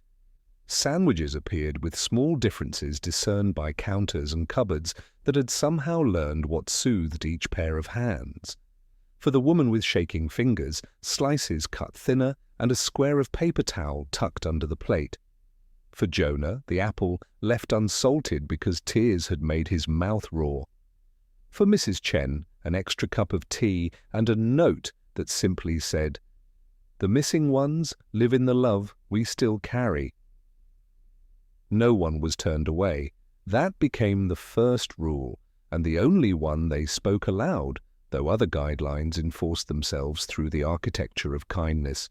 Chairs angled just enough to suggest safety, exits always obvious, windows low enough that you could watch weather discover itself without feeling watched. The borrowed lantern had found a permanent home on Elena's windowsill, its gentle glow visible to anyone walking the dark street who needed to know that somewhere someone was awake and willing to listen. Rick no longer thought of it as borrowed. It had become part of the kitchen's essential furniture, as necessary as the table where strangers became friends over shared soup and patient silence. As winter deepened and the visitors became as regular as Elena's morning footsteps, Rick began to understand something profound about the nature of what they were building. The Citadel wasn't a place you traveled to, it was a quality of presence you created wherever you were. Every moment he stretched for someone who needed extra time, every silence Morty helped fill with patient breathing, every sandwich Elena prepared with notes of unconditional welcome, all of it was building something larger than any blueprint could contain. "We're building it without building it," Rick realized one evening as he watched steam rise from cups held by hands that had learned they didn't need to earn warmth. Every person who finds us, every story they share, every moment of connection, it's all part of the Citadel. We don't need walls or foundations. We just need to keep the light on and trust that love knows how to find its way home. The Citadel was becoming what he had dreamed it could be. Not just a refuge for the lost, but a library of infinite compassion, a place where every story of what could have been was honored alongside what was. Each visitor added another volume to its growing collection, not books with pages, but lives with chapters, hearts with verses, minds with footnotes of wisdom earned through gentle mistakes and patient healing. In his notebook, Rick wrote by the borrowed lantern's gentle glow, "The city comes home when it's ready." People find the Citadel by accident, like a dream they were already having. No one is turned away. Each visitor carries stories of other realities, other choices, other versions of themselves who chose differently. Slowly we become a library of infinite compassion where every book is a life and every page is a lesson in tenderness. We're building it without building it, one shared meal at a time. Before sleep, he added one final line. The greatest architecture is built from attention and care. The strongest walls are made of welcome. The most important doors are the ones that never close. In the space between one breath and the next, Rick felt himself becoming part of something vast and tender, a network of gentle souls learning that home was not a destination, but a way of being in the world, a quality of presence that could transform any space into sanctuary. The kitchen hummed with quiet contentment, filled with the invisible presence of every story that had been shared, every meal that had been offered, every moment of connection that had transformed strangers into family. Outside, the snow continued its gentle work of making the world softer, more receptive to the kind of love that asked nothing in return but the chance to keep growing, one patient gesture at a time. And somewhere across infinite realities, other versions of himself were discovering the same truth, that the most profound refugees were built not of steel and glass, but of patience and understanding, of the willingness to keep the light on for anyone who needed to know they were not alone in the dark. The library of infinite compassion that had grown around Elena's kitchen continued to breathe with quiet purpose, each visitor adding another volume to its gentle collection. The borrowed lantern maintained its steady vigil on the windowsill, and sandwiches appeared with their small notes of welcome, the room itself learning to anticipate what each heart needed before it could ask. Snow had begun to fall outside, soft and deliberate, teaching the world to speak more quietly, and the kitchen had learned the same lesson. Even when no one was talking, it kept company with itself through the simmer of soup, the patient tick of clocks, and the lantern's steady glow. It was in this hushed afternoon light that she appeared, not walking up the path like other visitors, but materializing at the threshold as if she had been carried there by the snow itself. She was small, no taller than Rick's shoulder, with dark hair that caught the winter light like captured starshine, and eyes bright with the particular luminosity of unshed tears, the kind that shimmer with fullness just before they spill over, held back not by strength, but by the careful hope that someone might understand without needing them to fall. In her arms, clutched against her chest, with the fierce protectiveness of someone guarding their last treasure, was a broken toy, a small wooden bird whose wing had snapped clean off, leaving it unable to fulfill its most essential purpose. The painted eyes stared with the mute despair of something that had lost its ability to fly, and from the child's lips came a soft, reedy sound, a lullaby she seemed to be half remembering, half inventing, its melody as fractured as the toy she carried. Elena opened the door before the child could knock, her movements holding the same patient certainty she brought to all moments that needed room to breathe. "Hello, little one," she said softly, stepping back to create space without making it feel like an examination. "Would you like to come in where it's warm?" The child stepped across the threshold with the careful deliberation of someone who had learned to test the safety of new spaces before fully entering them. Her gaze moved around Elena's kitchen, taking inventory of the gentle details, the borrowed lantern's steady glow, the plate of sandwiches covered with clean cloth, the chairs arranged not for efficiency, but for the kind of conversation that happened when people felt safe enough to speak their truest thoughts. "My bird is broken," she said eventually, her voice carrying the particular gravity that children bring to matters of profound importance. She paused, then added with the solemnity of someone choosing to trust, "My name is Starling."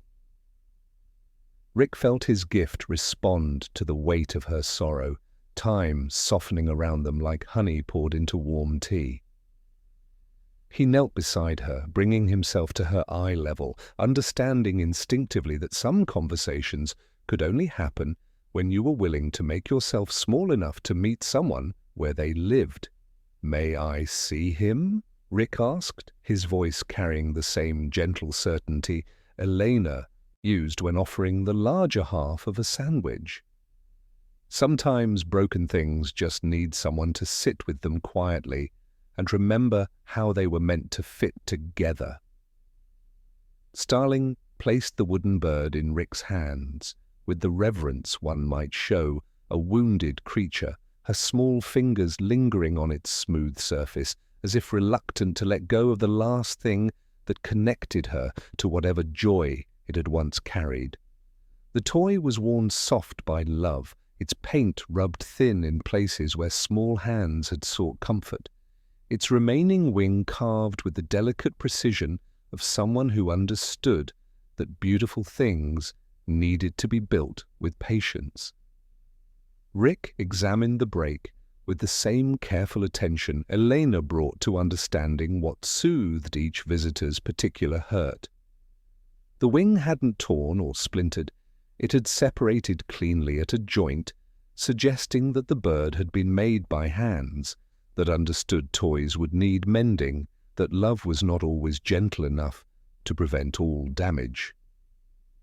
Without speaking, Rick began the work of healing. He found a small wooden dowel in Elena's repair drawer, selecting thread that matched the bird's original construction and settled into the rhythm of restoration that felt as natural as breathing. His hands moved with the same deliberate care he brought to stretching moments for butterfly dances, understanding that some kinds of fixing required not speed, but reverence. As he worked, Starling resumed her half-remembered lullaby, the melody weaving itself into the kitchen's gentle symphony, joining with the pipe's patient murmur and the borrowed lantern's quiet breathing. The tune seemed to guide Rick's hands, each note a small instruction in the art of making whole what had been broken.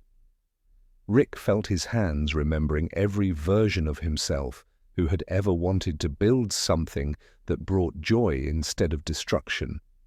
The salt-tasting dreams of other Ricks flickered at the edges of his awareness, brilliant minds that had forgotten how to create comfort, genius hands that had learned to solve rather than soothe. But here, in Elena's kitchen, with a child's patient trust and a bird that needed mending, his gift found its truest purpose. The repair was delicate work, smoothing the splintered edges, coaxing the wood to remember its original shape, securing the wing with careful stitches that would hold but not constrain. Rick widened the minute around their shared focus, creating a pocket of stillness where healing could unfold at its own patient pace, where small fingers wouldn't grow impatient and small hearts wouldn't lose hope. When the final stitch was tied and the wing tested gently, Rick offered the mended bird back to Starling with the same careful attention Elena used when placing sandwiches before visitors who needed nourishment they couldn't name. The wooden wing moved smoothly in its joint, ready once again to suggest flight, to carry whatever dreams small hands might give it. Starling accepted her bird with the reverence of someone receiving a miracle they had hoped for but hadn't dared expect. She pressed it against her cheek, testing its wholeness, and the tears that had been bright in her eyes finally spilled, not from sadness but from the profound relief of something precious restored to its proper place in the world. As the afternoon light began to soften and paint long shadows across Elena's kitchen, Starling's eyelids grew heavy with the particular exhaustion that comes after tears have been shed and comfort has been found. She settled on the floor beside Rick's chair, the mended bird tucked safely in her arms, her small body gradually relaxing into the kind of sleep that knows it is protected. When her breathing deepened into the rhythm of dreams, her head found Rick's knee with the unconscious trust of someone who had learned that some people could be counted on to stay still while small hearts found their rest. Rick felt something undone inside him tie itself into a bow, not the sharp completion of a problem solved, but the gentle settling of understanding into its proper place. This was what his gift was for, not the grand manipulation of time and space that haunted his salt-tasting dreams, but the simple, profound work of creating space for healing, of offering presence when presence was what was needed most. Every moment he had stretched for Mrs. Chen's careful crossing, every silence he had widened for Jonah's struggling words, every gentle note he had offered to help rattling things remember their song. All of it had been preparing him for this moment, this child, this trust. Elena appeared with a soft blanket, draping it over Starling's sleeping form with the same tender attention she brought to all acts of care.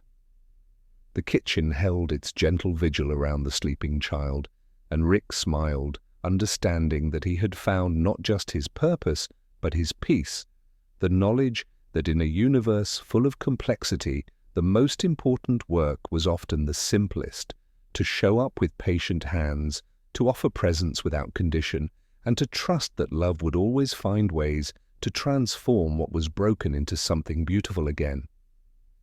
In his notebook, Rick wrote carefully by the borrowed lantern's gentle glow, trying not to disturb the sleeping child. A small child named Starling arrived today, eyes bright with unshed tears, carrying a broken wooden bird and a lullaby she half remembered. I knelt and fixed the toy in slow, deliberate silence, my hands remembering every version of myself who ever wanted to build something that brought joy instead of destruction. Later, the child fell asleep with her head on my knee, and something undone inside me tied itself into a bow. This is what the gift is for. Not grand gestures, but small acts of repair that help love continue its patient work.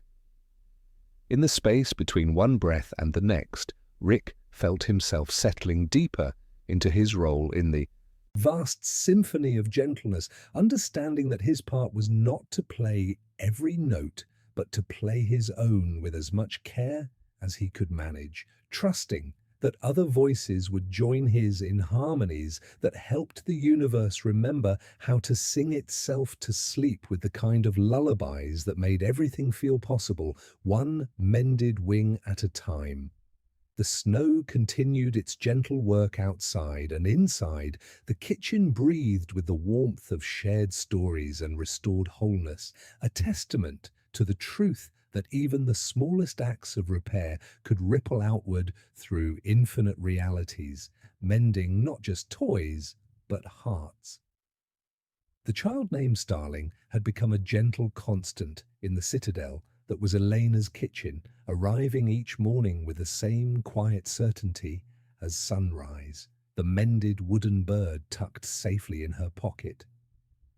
Her presence had woven itself into their routines like cream poured into warm coffee, and her half-remembered lullaby, now fully restored to its complete, clear melody, had become part of the kitchen's gentle symphony, harmonizing with the pipe's patient murmur and the borrowed lantern's quiet breathing. It was Starling who led them to the garden, appearing one morning when spring light was painting everything in shades of new possibility, her small hand tugging gently at Rick's sleeve with the particular insistence of someone who had discovered something important and needed witnesses to its wonder. She guided them through the city's winding paths to a place tucked behind the building where they had found the small door. A garden where water moved through stone channels with the deliberate grace of liquid light finding its perfect path. The fountains here didn't rush or splash with the demanding energy of ordinary water features. Instead, they breathed with their own quiet purpose, each drop following the patient wisdom of gravity and grace, creating patterns that seemed to shift when you weren't looking directly at them, but held their essential beauty when observed with the kind of gentle attention Rick had learned to bring to important things. The water moved like captured starlight, flowing and pooling and flowing again in an endless cycle that spoke of renewal without urgency, of continuity without strain. They settled on a stone bench worn smooth by countless visitors, positioned where the fountain's gentle choreography could be observed without intrusion. The garden held the particular quality of spaces that had learned to listen, where even the silence carried weight and meaning, where conversations could unfold at their own natural pace without the pressure of time demanding conclusions. Morty sat quietly for a long while, his weather eyes reflecting the liquid light of the fountains, watching a single leaf make its way across a shallow basin, carried by currents too subtle for ordinary sight to detect. When he finally spoke, his voice carried the particular vulnerability of someone offering their deepest fear and trusting it wouldn't be handled carelessly. "Rick," he said softly, his gaze fixed on the water that moved like patience made visible. "What becomes of us when we're tired? Not just sleepy tired, but the kind that settles in your bones and makes you wonder if you have enough left to keep stretching moments and humming to rattling things and holding all the light that needs holding." The question settled between them like the first snow of winter, soft but carrying weight. Rick felt his gift respond instinctively, creating a pocket of expanded time around Morty's vulnerability, ensuring the moment had room to breathe and grow into whatever truth needed to be shared. He thought of the salt-tasting dreams that still visited some nights, the echoes of other versions of himself, some brilliant and bitter, some lost and angry, some so profoundly weary they had forgotten how to hope. Rick watched the fountains for a long moment, studying the way water found its level without forcing, the way each drop trusted that the next would continue the work it had begun. In the patterns of liquid light, he saw something profound about the nature of service, about the difference between being indispensable and being useful. "We nap in the sun," Rick said finally, his voice carrying the same gentle certainty Elena used when offering the larger half of a sandwich. "We find a warm patch of light and let it hold us for a while, and we let the younger ones keep the lanterns trimmed." He reached out and gently touched the still surface of the water, and a single ripple spread outward, transforming the liquid light into a shimmering tapestry of possibility. Every time you offer a sandwich with a note that says "with mustard, if you like," every time you widen a silence for someone who struggles to find their words, every time you sit with someone who can't sleep, you're trimming a lantern. You're keeping the light on for someone else. Morty nodded slowly, his shoulders dropping in the way that spoke of armor being set aside. "The grandfather in my dreams," he said softly. "Sometimes he looks so tired because he's trying to be every drop at once. Like if he stops flowing, everything will stop with him." Rick felt the profound rightness of the understanding settling around them like a gentle blanket. "Love is not about being indispensable, Morty," he said, his voice growing stronger as the words found their proper shape. "It's about teaching others to be gentle with the world and trusting them to carry on the work of kindness. The fountains know this. They flow, and they rest, and they flow again. Each drop trusts that there's enough, that the source will keep giving." As he spoke, Rick felt the familiar shimmer at the edges of his vision. Overlays of other gardens, other fountains, other versions of this same conversation playing out across infinite realities. In some, older versions of himself sat on similar benches, weathered, hands finally learning to rest. In others, entirely different people had discovered the same essential truth about service, that the greatest gift was not the ability to do everything, but the wisdom to teach others how to do it with gentleness. Elena appeared at the garden's edge with her quiet timing, carrying a tray of tea and the particular smile she wore when she had been listening to conversations that helped her understand something new about the nature of love. She settled the warm cups on a stone table that seemed to have been waiting for exactly this purpose, her presence adding another layer of comfort to their shared understanding. "Every person who finds us," Rick continued, accepting the tea with grateful hands, "every story they share, every moment of connection, they're all learning to be fountains themselves, to flow and rest and flow again. Starling learned to mend her bird, and now she'll teach someone else when their toy breaks. Mrs. Chen learned that missing ones live in the love we still carry, and she'll share that wisdom with another grandmother who dreams of children never born." The afternoon light began to soften, painting the garden in shades of gold and possibility. Rick felt the vast network of gentle souls he was part of, all learning similar lessons from different fountains, all discovering that the most profound strength was not the absence of weariness, but the courage to acknowledge it, to create spaces where tiredness could rest and trust could bloom anew. "When we're worn thin," Rick said, his understanding deepening as the words found their way into the spring air, "we lie down where the sun can find us. We let younger hands mind the lamps. We become the source instead of trying to be every drop. That's not giving up. That's trust with a good grip." Starling's lullaby rose softly in the gentle air, and Rick realized it wasn't just her song anymore. It had become a melody that others were learning, carrying forward into their own moments of need. The fountains hummed their approval, their liquid light catching the borrowed lantern's glow as Eleanor lit it for the evening, understanding that some beacons needed to burn even in daylight, as reminders that rest and service could coexist in the same gentle heart. Walking home through neighborhoods that grew busier as they approached the center of town, Rick carried with him the weight of Morty's question and the lightness of its answer. The fear of not being enough had not vanished completely, but it had transformed into a gentle reminder that love was not a finite resource to be hoarded, but an infinite spring that grew stronger the more it was shared. That evening, as the pipes began their nightly lullabies, and the cloud above Rick's bed swayed gently with their breathing, Rick wrote in his notebook by the borrowed lantern's gentle glow, "Morty asked what becomes of us when we are tired. We nap in the sun and let the younger ones keep the lanterns trimmed. Love is not about being indispensable. It's about teaching others to be gentle with the world and trusting them to carry on the work of kindness.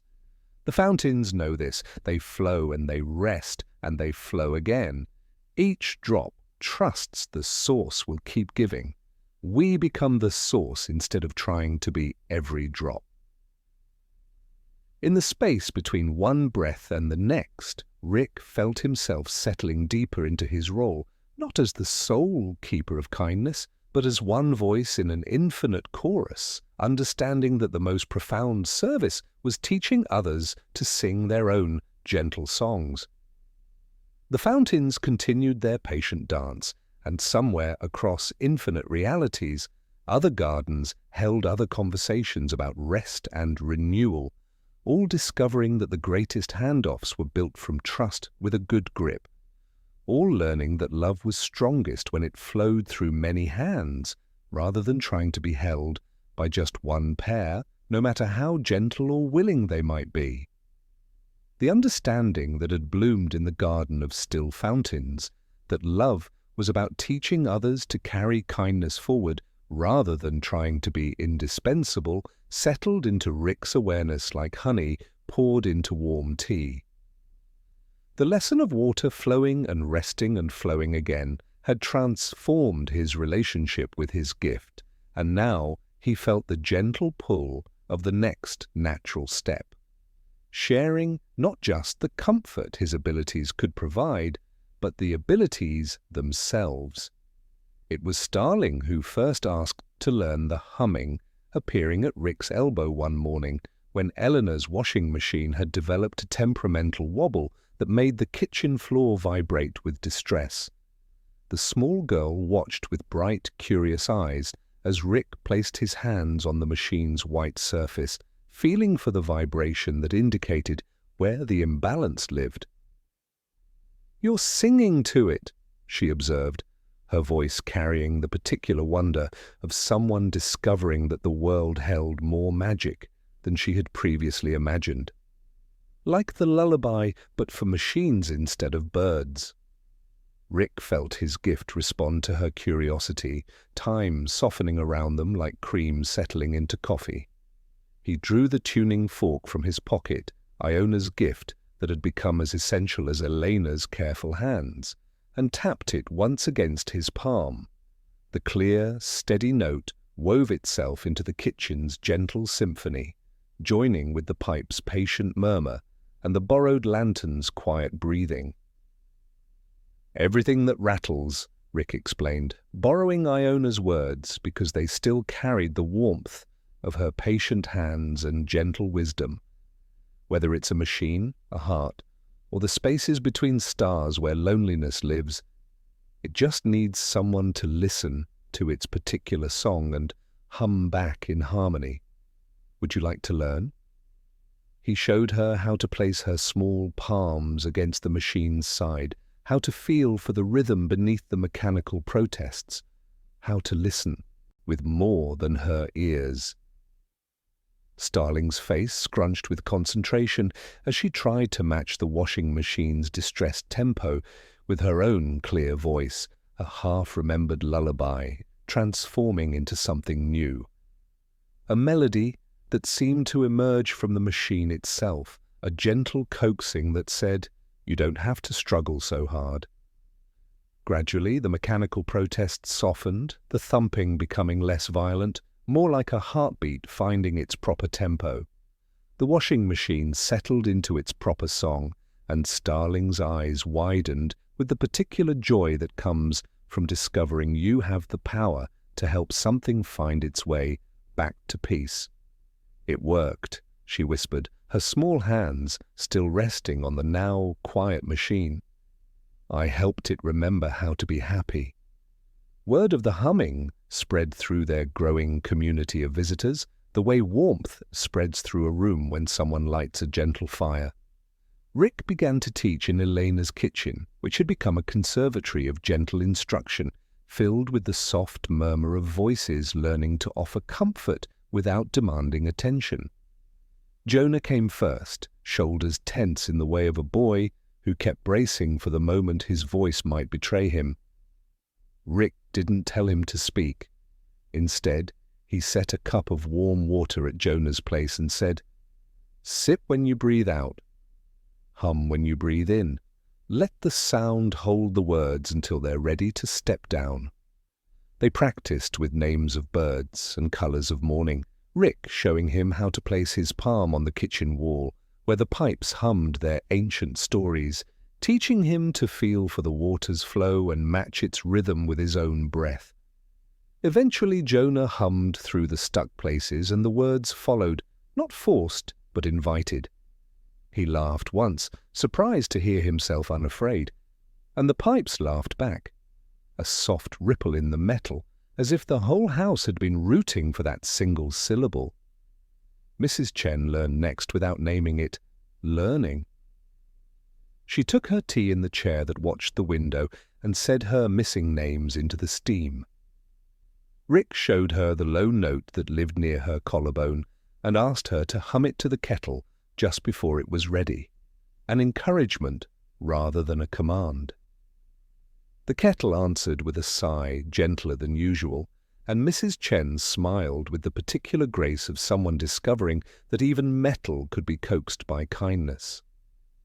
Later, she showed the boy with the too large backpack how to do it, and he taught the practice to his little sister, who taught it to the neighbor's cat, who, if we are honest, did not hum but did begin to nap on the warm stove as if it understood the point. The woman with calculating hands, who had introduced herself simply as Beth, stood in the doorway for several days before stepping inside the lesson.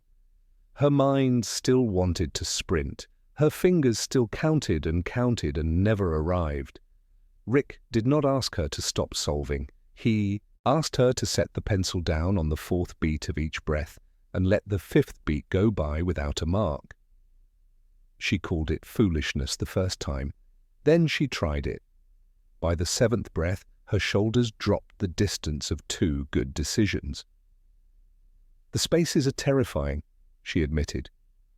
"Only at first," Rick said. "Then they start to sound like someone keeping you company."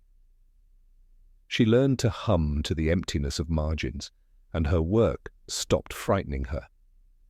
As weeks flowed into months and the visitors became teachers in their own right, Rick began to notice something extraordinary happening. The Citadel was learning its own song, not a single melody, but a chorus of soft voices, 1,000 different ways to say, "Stay as long as you like," each voice carrying the memory of a different reality, a different choice, a different version of love, learning to be patient with itself. The humming moved beyond machines and found the places inside people where fretful weather lived. A visitor came who could not stop rehearsing apologies. Morty sat beside him, and Rick flicked the tuning fork only once, then rested it. Together they hummed a single note without harmony until the man could breathe without thinking about it. Later he wrote a letter to no one and left it in the drawer for letters never sent. "I forgive you," the paper said. It was addressed on the outside, "For the part of me that thinks it has to hold everything." The kitchen's chorus began to travel through the house, through the city, into the thin places where the Citadel's blueprint had already made quiet architecture out of kindness. Benches that remembered back started to hum imperceptibly when someone sat down, matching the note of that body's particular ache and offering a softer counterpoint.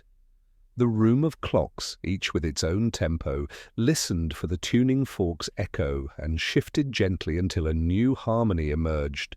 No one clock louder than the others, no single rhythm allowed to drown a needed pause.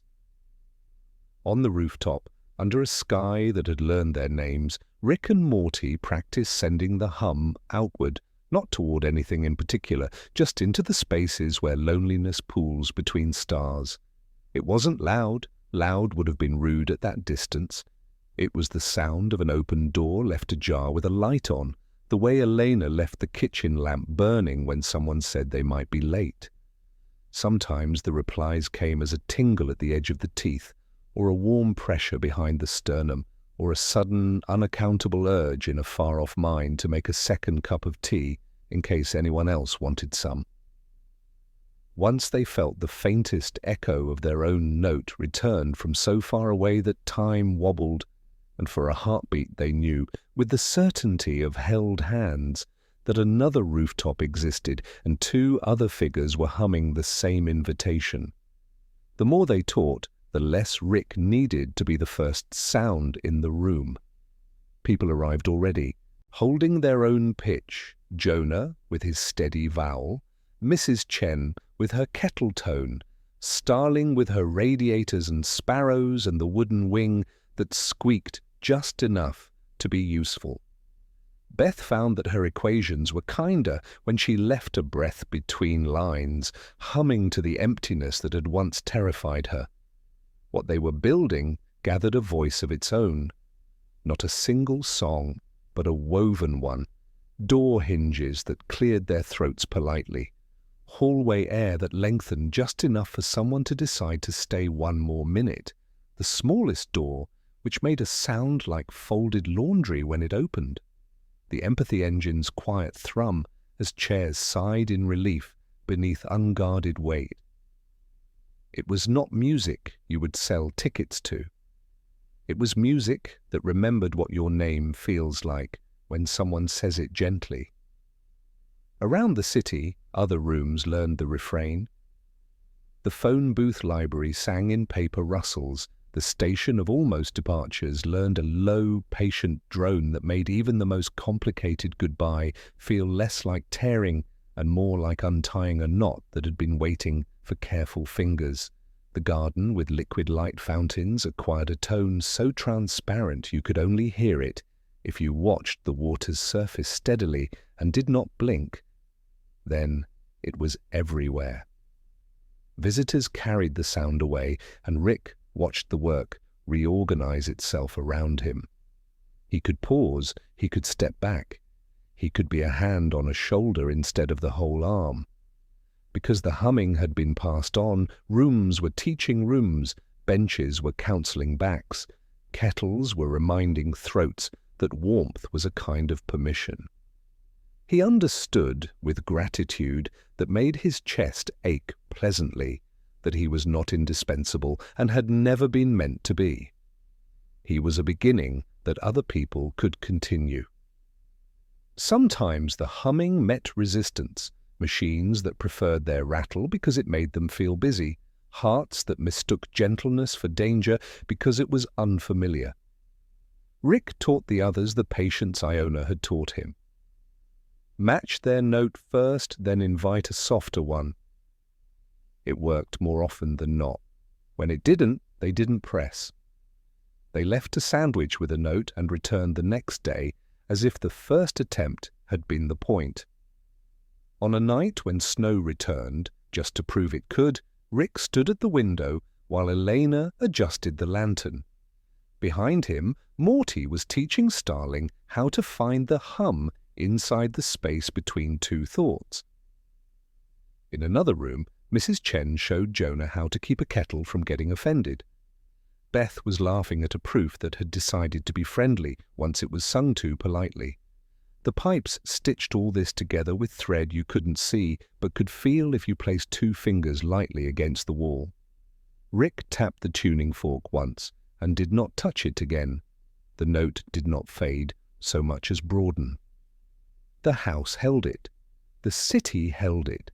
Somewhere far beyond, the places between stars held it too, returning it in variations he would never hear but could trust were as true as his own. In his notebook he wrote by the borrowed lantern's gentle glow, "We taught others how to hum to the things that rattle, machines, hearts, the spaces between stars where loneliness lives." The Citadel learned its own song, a chorus of soft voices, 1,000 different ways to say, "Stay as long as you like." Each voice carrying the memory of a different reality, a different choice, a different version of love learning to be patient with itself. The rooms know the words now. I can rest. They will keep the lamp burning and the water ready. Tonight the song sounds like 1,000 gentle invitations, each carrying the memory of a different path and a different way of staying. When he closed the book, he felt that soft tug from the future he could not picture entirely, but could sense like weather changing. Somewhere ahead, the day would come for longer windows and lengthened sunsets, for the kind of farewell that was really a good handoff. For now the hum was enough, the sound of many hands sharing the work, many hearts keeping time, many lives discovering that kindness, once taught, kept teaching in voices that did not need to be the same to belong to the same song. In the space between one breath and the next, Rick felt himself settling deeper into his role in the vast symphony of gentleness, understanding that his part was not to play every note, but to teach others to find their own perfect harmony within the larger chorus. The kitchen breathed with the warmth of shared wisdom and growing voices, a testament to the truth that the most profound gifts were the ones that multiplied when given away, creating harmonies that helped the universe remember how to sing itself, to sleep with the kind of lullabies that made everything feel possible, one patient note at a time. The chorus of gentle voices that had grown from Rick's teaching continued to weave itself through the invisible architecture of kindness they had built together, each person who learned the humming adding their own thread to a tapestry that seemed to breathe with its own quiet purpose. But as the harmony deepened and spread, Rick found himself drawn to a place he had glimpsed only in the corners of his vision. A corridor that existed not in the blueprints on his desk, but in the spaces between moments, where time itself had learned to be gentle. He discovered it following the familiar path behind the vending machine where he and Morty had first encountered the corridor that smelled like metal and peppermint. But this passage led in a different direction, not deeper into the maze of infinite possibilities, but sideways into a space that felt like memory made manifest, like the gentle pause between one breath and the next, stretched into architecture. The long window revealed itself gradually, a corridor that seemed to extend beyond the reach of ordinary sight, its walls made of a peculiar, translucent material that absorbed the world's harshness and filtered light until it became impossibly soft, impossibly kind. The air inside carried the faint scent of old paper and patient thought, like a library that had learned to breathe. But its most remarkable feature was the series of windows that lined one side, not ordinary panes of glass, but portals that looked out onto an endless, gentle sunset. Time didn't stop in the long window, it just learned good manners. Minutes widened their elbows, made room for awkward feelings to fit without bumping anything over.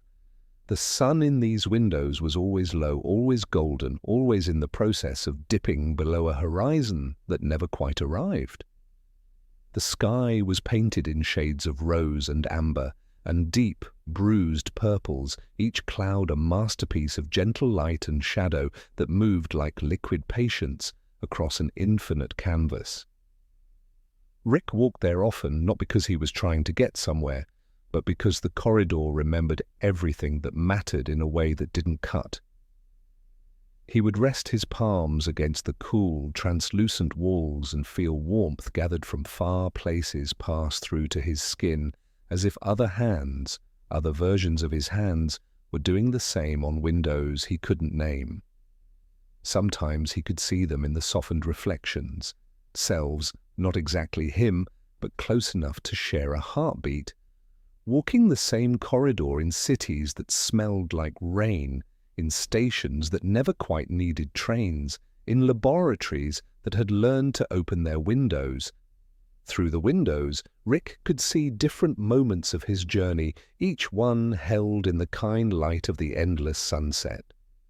He saw himself at 7, lying beneath Elena's crumbling constellation and listening to the pipes tell their ancient stories, his eyes bright with the particular wonder that comes from believing the world is mostly kind. He saw the first time he had stretched a moment, catching Eleanor's falling mug with hands that moved through air grown thick with possibility, unmarked by the salt-tasting dreams that would come later. The long window sifted regret the way a patient baker sifts flour, breaking clumps without losing anything true. Here, the choices of other versions of himself, the brilliant and bitter, the lost and angry, the ones so tired they had forgotten how to hope, didn't feel like accusations. They felt like lessons, like warnings, like different facets of the same complex truth about what happened when brilliance forgot to be gentle with itself. It was a good place to think of Iona. The corridor held her lesson the way a good cup holds heat, a note tapped once and still singing gently long after the metal had been set down. He remembered her kettle's patient breath before the pinch of whistle, the way she had taught him that goodbyes were arrangements instead of exits, that love without possession was the strongest kind. When he placed the tuning fork against the window frame and tapped, the note travelled along the sill and kept going, into pipes, into bricks, into the air that had learned how to listen. The window loved letters, Rick discovered. He brought one of his pale blue envelopes, the kind that had grown out of nights under crumbling stars, and slid it along the sill, not into a slot, but into a way of being held. The paper didn't vanish, it changed its weight. When he returned the next day, his letter had shifted, and a different sheet rested beside it. No stamp, no address, a few lines in a hand he didn't recognize. Today I remembered the voice I used to use with myself before I learned to be cruel. He didn't take it. He left a slice of apple wrapped in wax paper instead, understanding that some gifts were most powerful when they asked nothing in return. Morty walked there with him sometimes, shoulder to shoulder, their reflections doubling in the glass like a quiet joke the window liked to tell. Morty would point at the slow gold pooling over rooftops and say, "I think this is what the station was practicing for," and Rick would nod, watching light learn the shape of a city without rushing through it. The boy who had arrived like a question, with weather in his eyes and dreams of tired grandfathers, had become an answer to loneliness that spanned infinite realities, a reminder that even the most brilliant minds needed companionship. Starling came on a day when the air tasted like rain on warm pipes. She pressed the wooden bird to the glass and traced the path it might have flown if walls were sky, whispering the tune that had gone from half-remembered to completely hers. The window held her line and did not smudge. "It's longer when I breathe slow," she announced, with the gravity of important discovery. "I think it likes when I don't hurry." Rick told her the world did too. The long window kept a bench that had learned to be quiet in 3 different languages. It remembered backs the way the station's bench did, but here it also remembered wrists, the weight of someone leaning, not from weariness only, but from awe that asked for a place to rest while it unfolded. Here Rick felt most clearly the thin kindness stretched between his life and the lives of all the other versions of himself who had walked farther into cleverness than comfort. Sometimes, when the last edge of sun gathered itself like a yawn it was in no rush to finish, a figure would appear beside Rick a stride or 2 away, a self a decade forward, the hair saltier, the eyes still bright behind a tiredness that had learned its manners. They wouldn't speak. They didn't need to. They would watch the same light and find their breaths together and let that be their handshake. Once, the older version set a device on the sill that glowed the way a lantern glows when it knows it is safe. He tapped it with a fingernail. It answered with a note Rick knew from the tuning fork. On the device's tiny screen, a sentence shimmered and steadied. "Windows before walls." Then he picked it up and kept walking toward a pale brightness that wasn't quite an end. On one particularly golden evening, when the light seemed to hold the warmth of every sunset he had ever shared, Rick wrote a new letter not to his future self, but to every version of himself who might need reminding. Dear every version of us, you are walking in a corridor where time remembers how to be kind. Every window shows a moment when you chose gentleness over genius, connection over control. The boy who learned to hum to pipes is still here.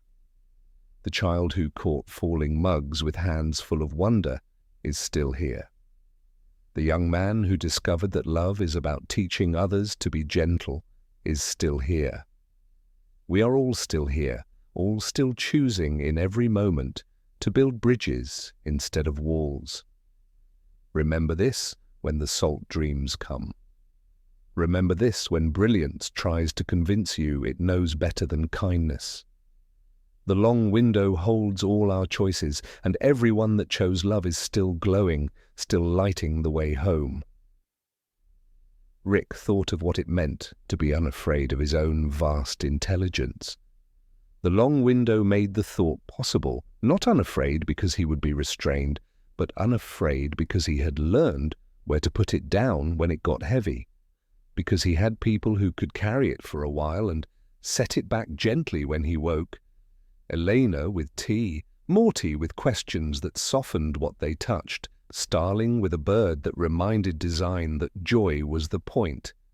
The fear had never been the knowing, it had always been being alone with the knowing. The corridor was more than a physical space, it was a state of mind, a way of being present to the vastness of one's own journey without being overwhelmed by it. It was the source of the gentle insistence that the Citadel must always be a harbour, never a fortress, its walls made of patience, its windows of shared stories, its foundation of the understanding that even the smartest person alive needs a place to rest their brilliant breaking heart. In his notebook, Rick wrote by the borrowed lantern's gentle glow. The long window, a corridor where sunsets are kind and never in a hurry, where every version of myself can come to remember what it felt like to be young and hopeful and unafraid of their own vast intelligence. I walk there often, thinking of Iona, of letters in a drawer, of sandwiches and stars, and the boy who arrived like a question and became an answer to loneliness that spans infinite realities. Time lengthens here not by force but by invitation, making room for memory to unfold without shame, for understanding to settle without urgency. It is where I remember why we build, why we hum, why we choose gentleness over genius, again and again, in the endless work of learning to be kind to all the selves we have been and all the selves we might become. In the space between one breath and the next, Rick felt himself settling deeper into his role in the vast symphony of gentleness, understanding that the long window was not just a place to visit, but a way of being. A reminder that time could be kind when approached with patience, that memory could heal when held with gentleness, and that every moment offered the chance to choose love over fear, connection over isolation, windows over walls.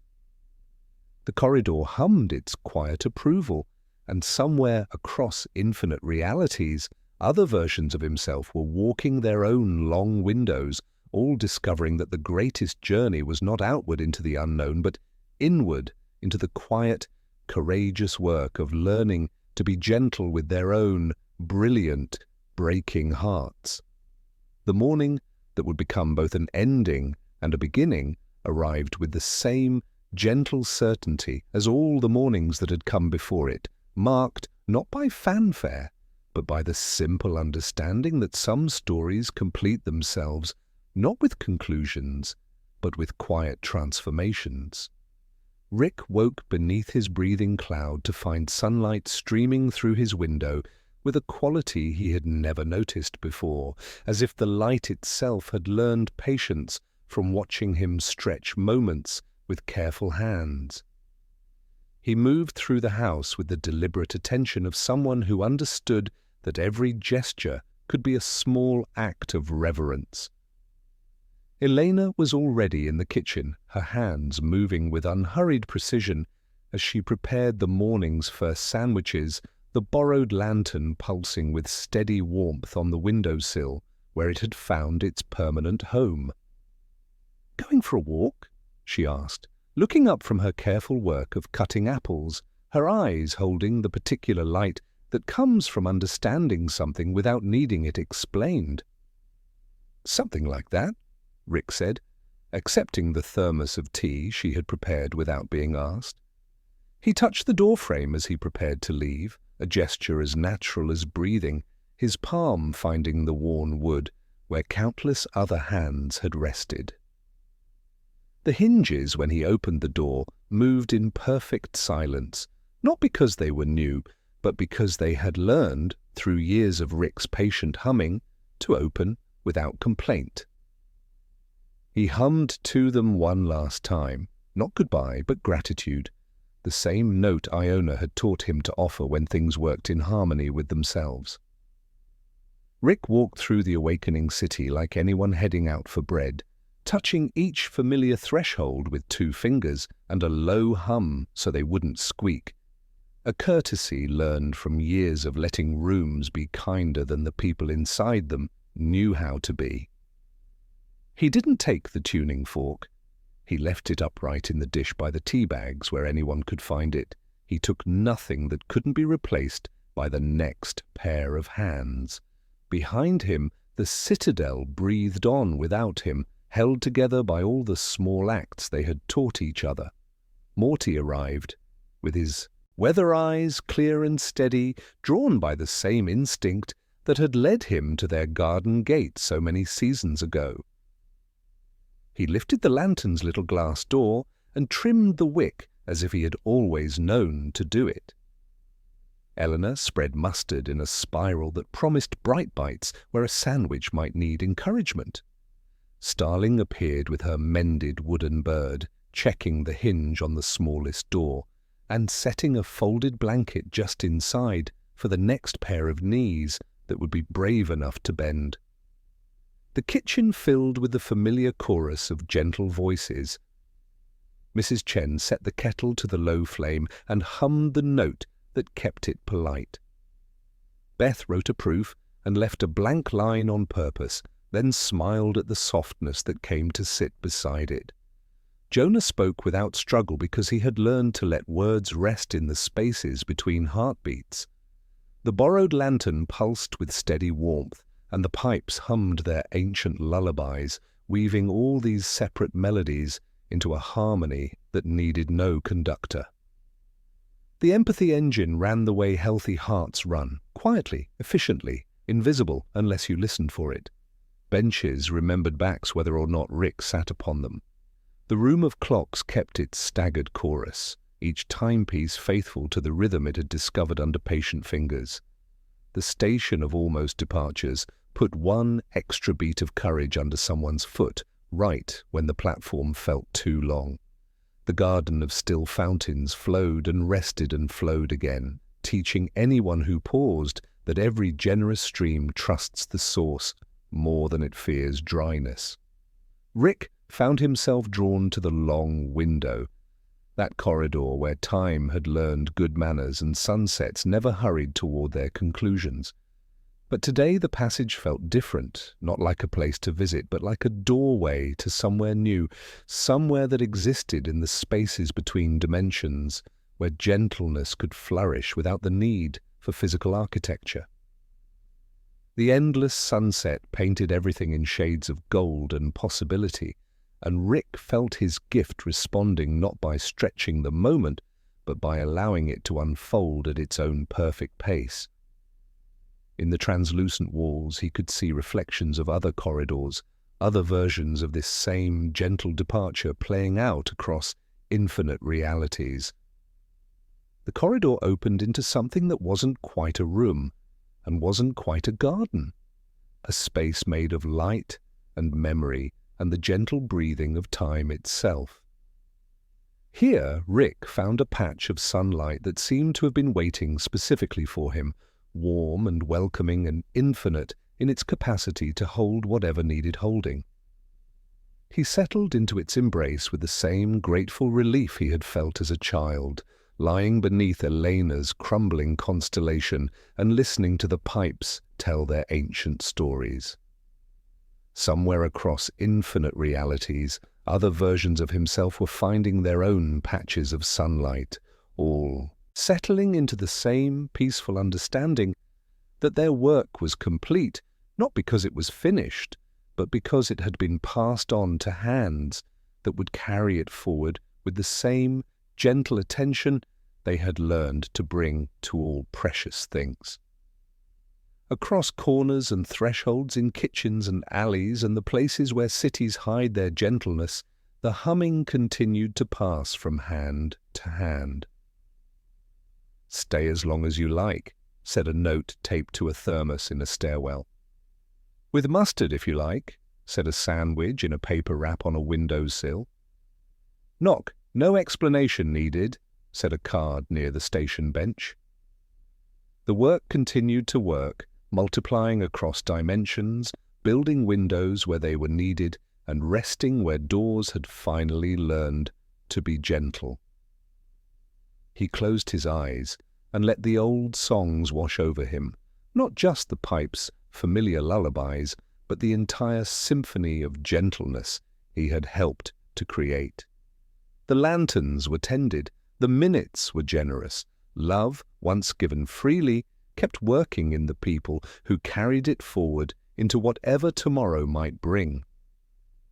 In patches of sunlight scattered across infinite realities, he rested, eyes closed, heart open, knowing that the work would continue, that the light would be tended, and that somewhere, always, someone would be awake and gentle and ready to hum to whatever needed steadying in the endless, patient work of helping the universe remember how to sing itself to sleep. The Citadel of Quiet Hours breathed on without him, existing now in the spaces between dimensions where gentleness could flourish, in every kitchen where sandwiches were prepared with notes of welcome, in every moment stretched for someone who needed extra time, in every voice raised in the patient work of helping rattling things remember their proper songs. And Rick smiled, understanding that he had found not an ending but a transformation, not a departure, but a different way of being present, a note in an infinite symphony that would continue long after any single voice had joined the larger chorus. Thanks for spending this time with us. Sleep well. Everything's going to be okay, man.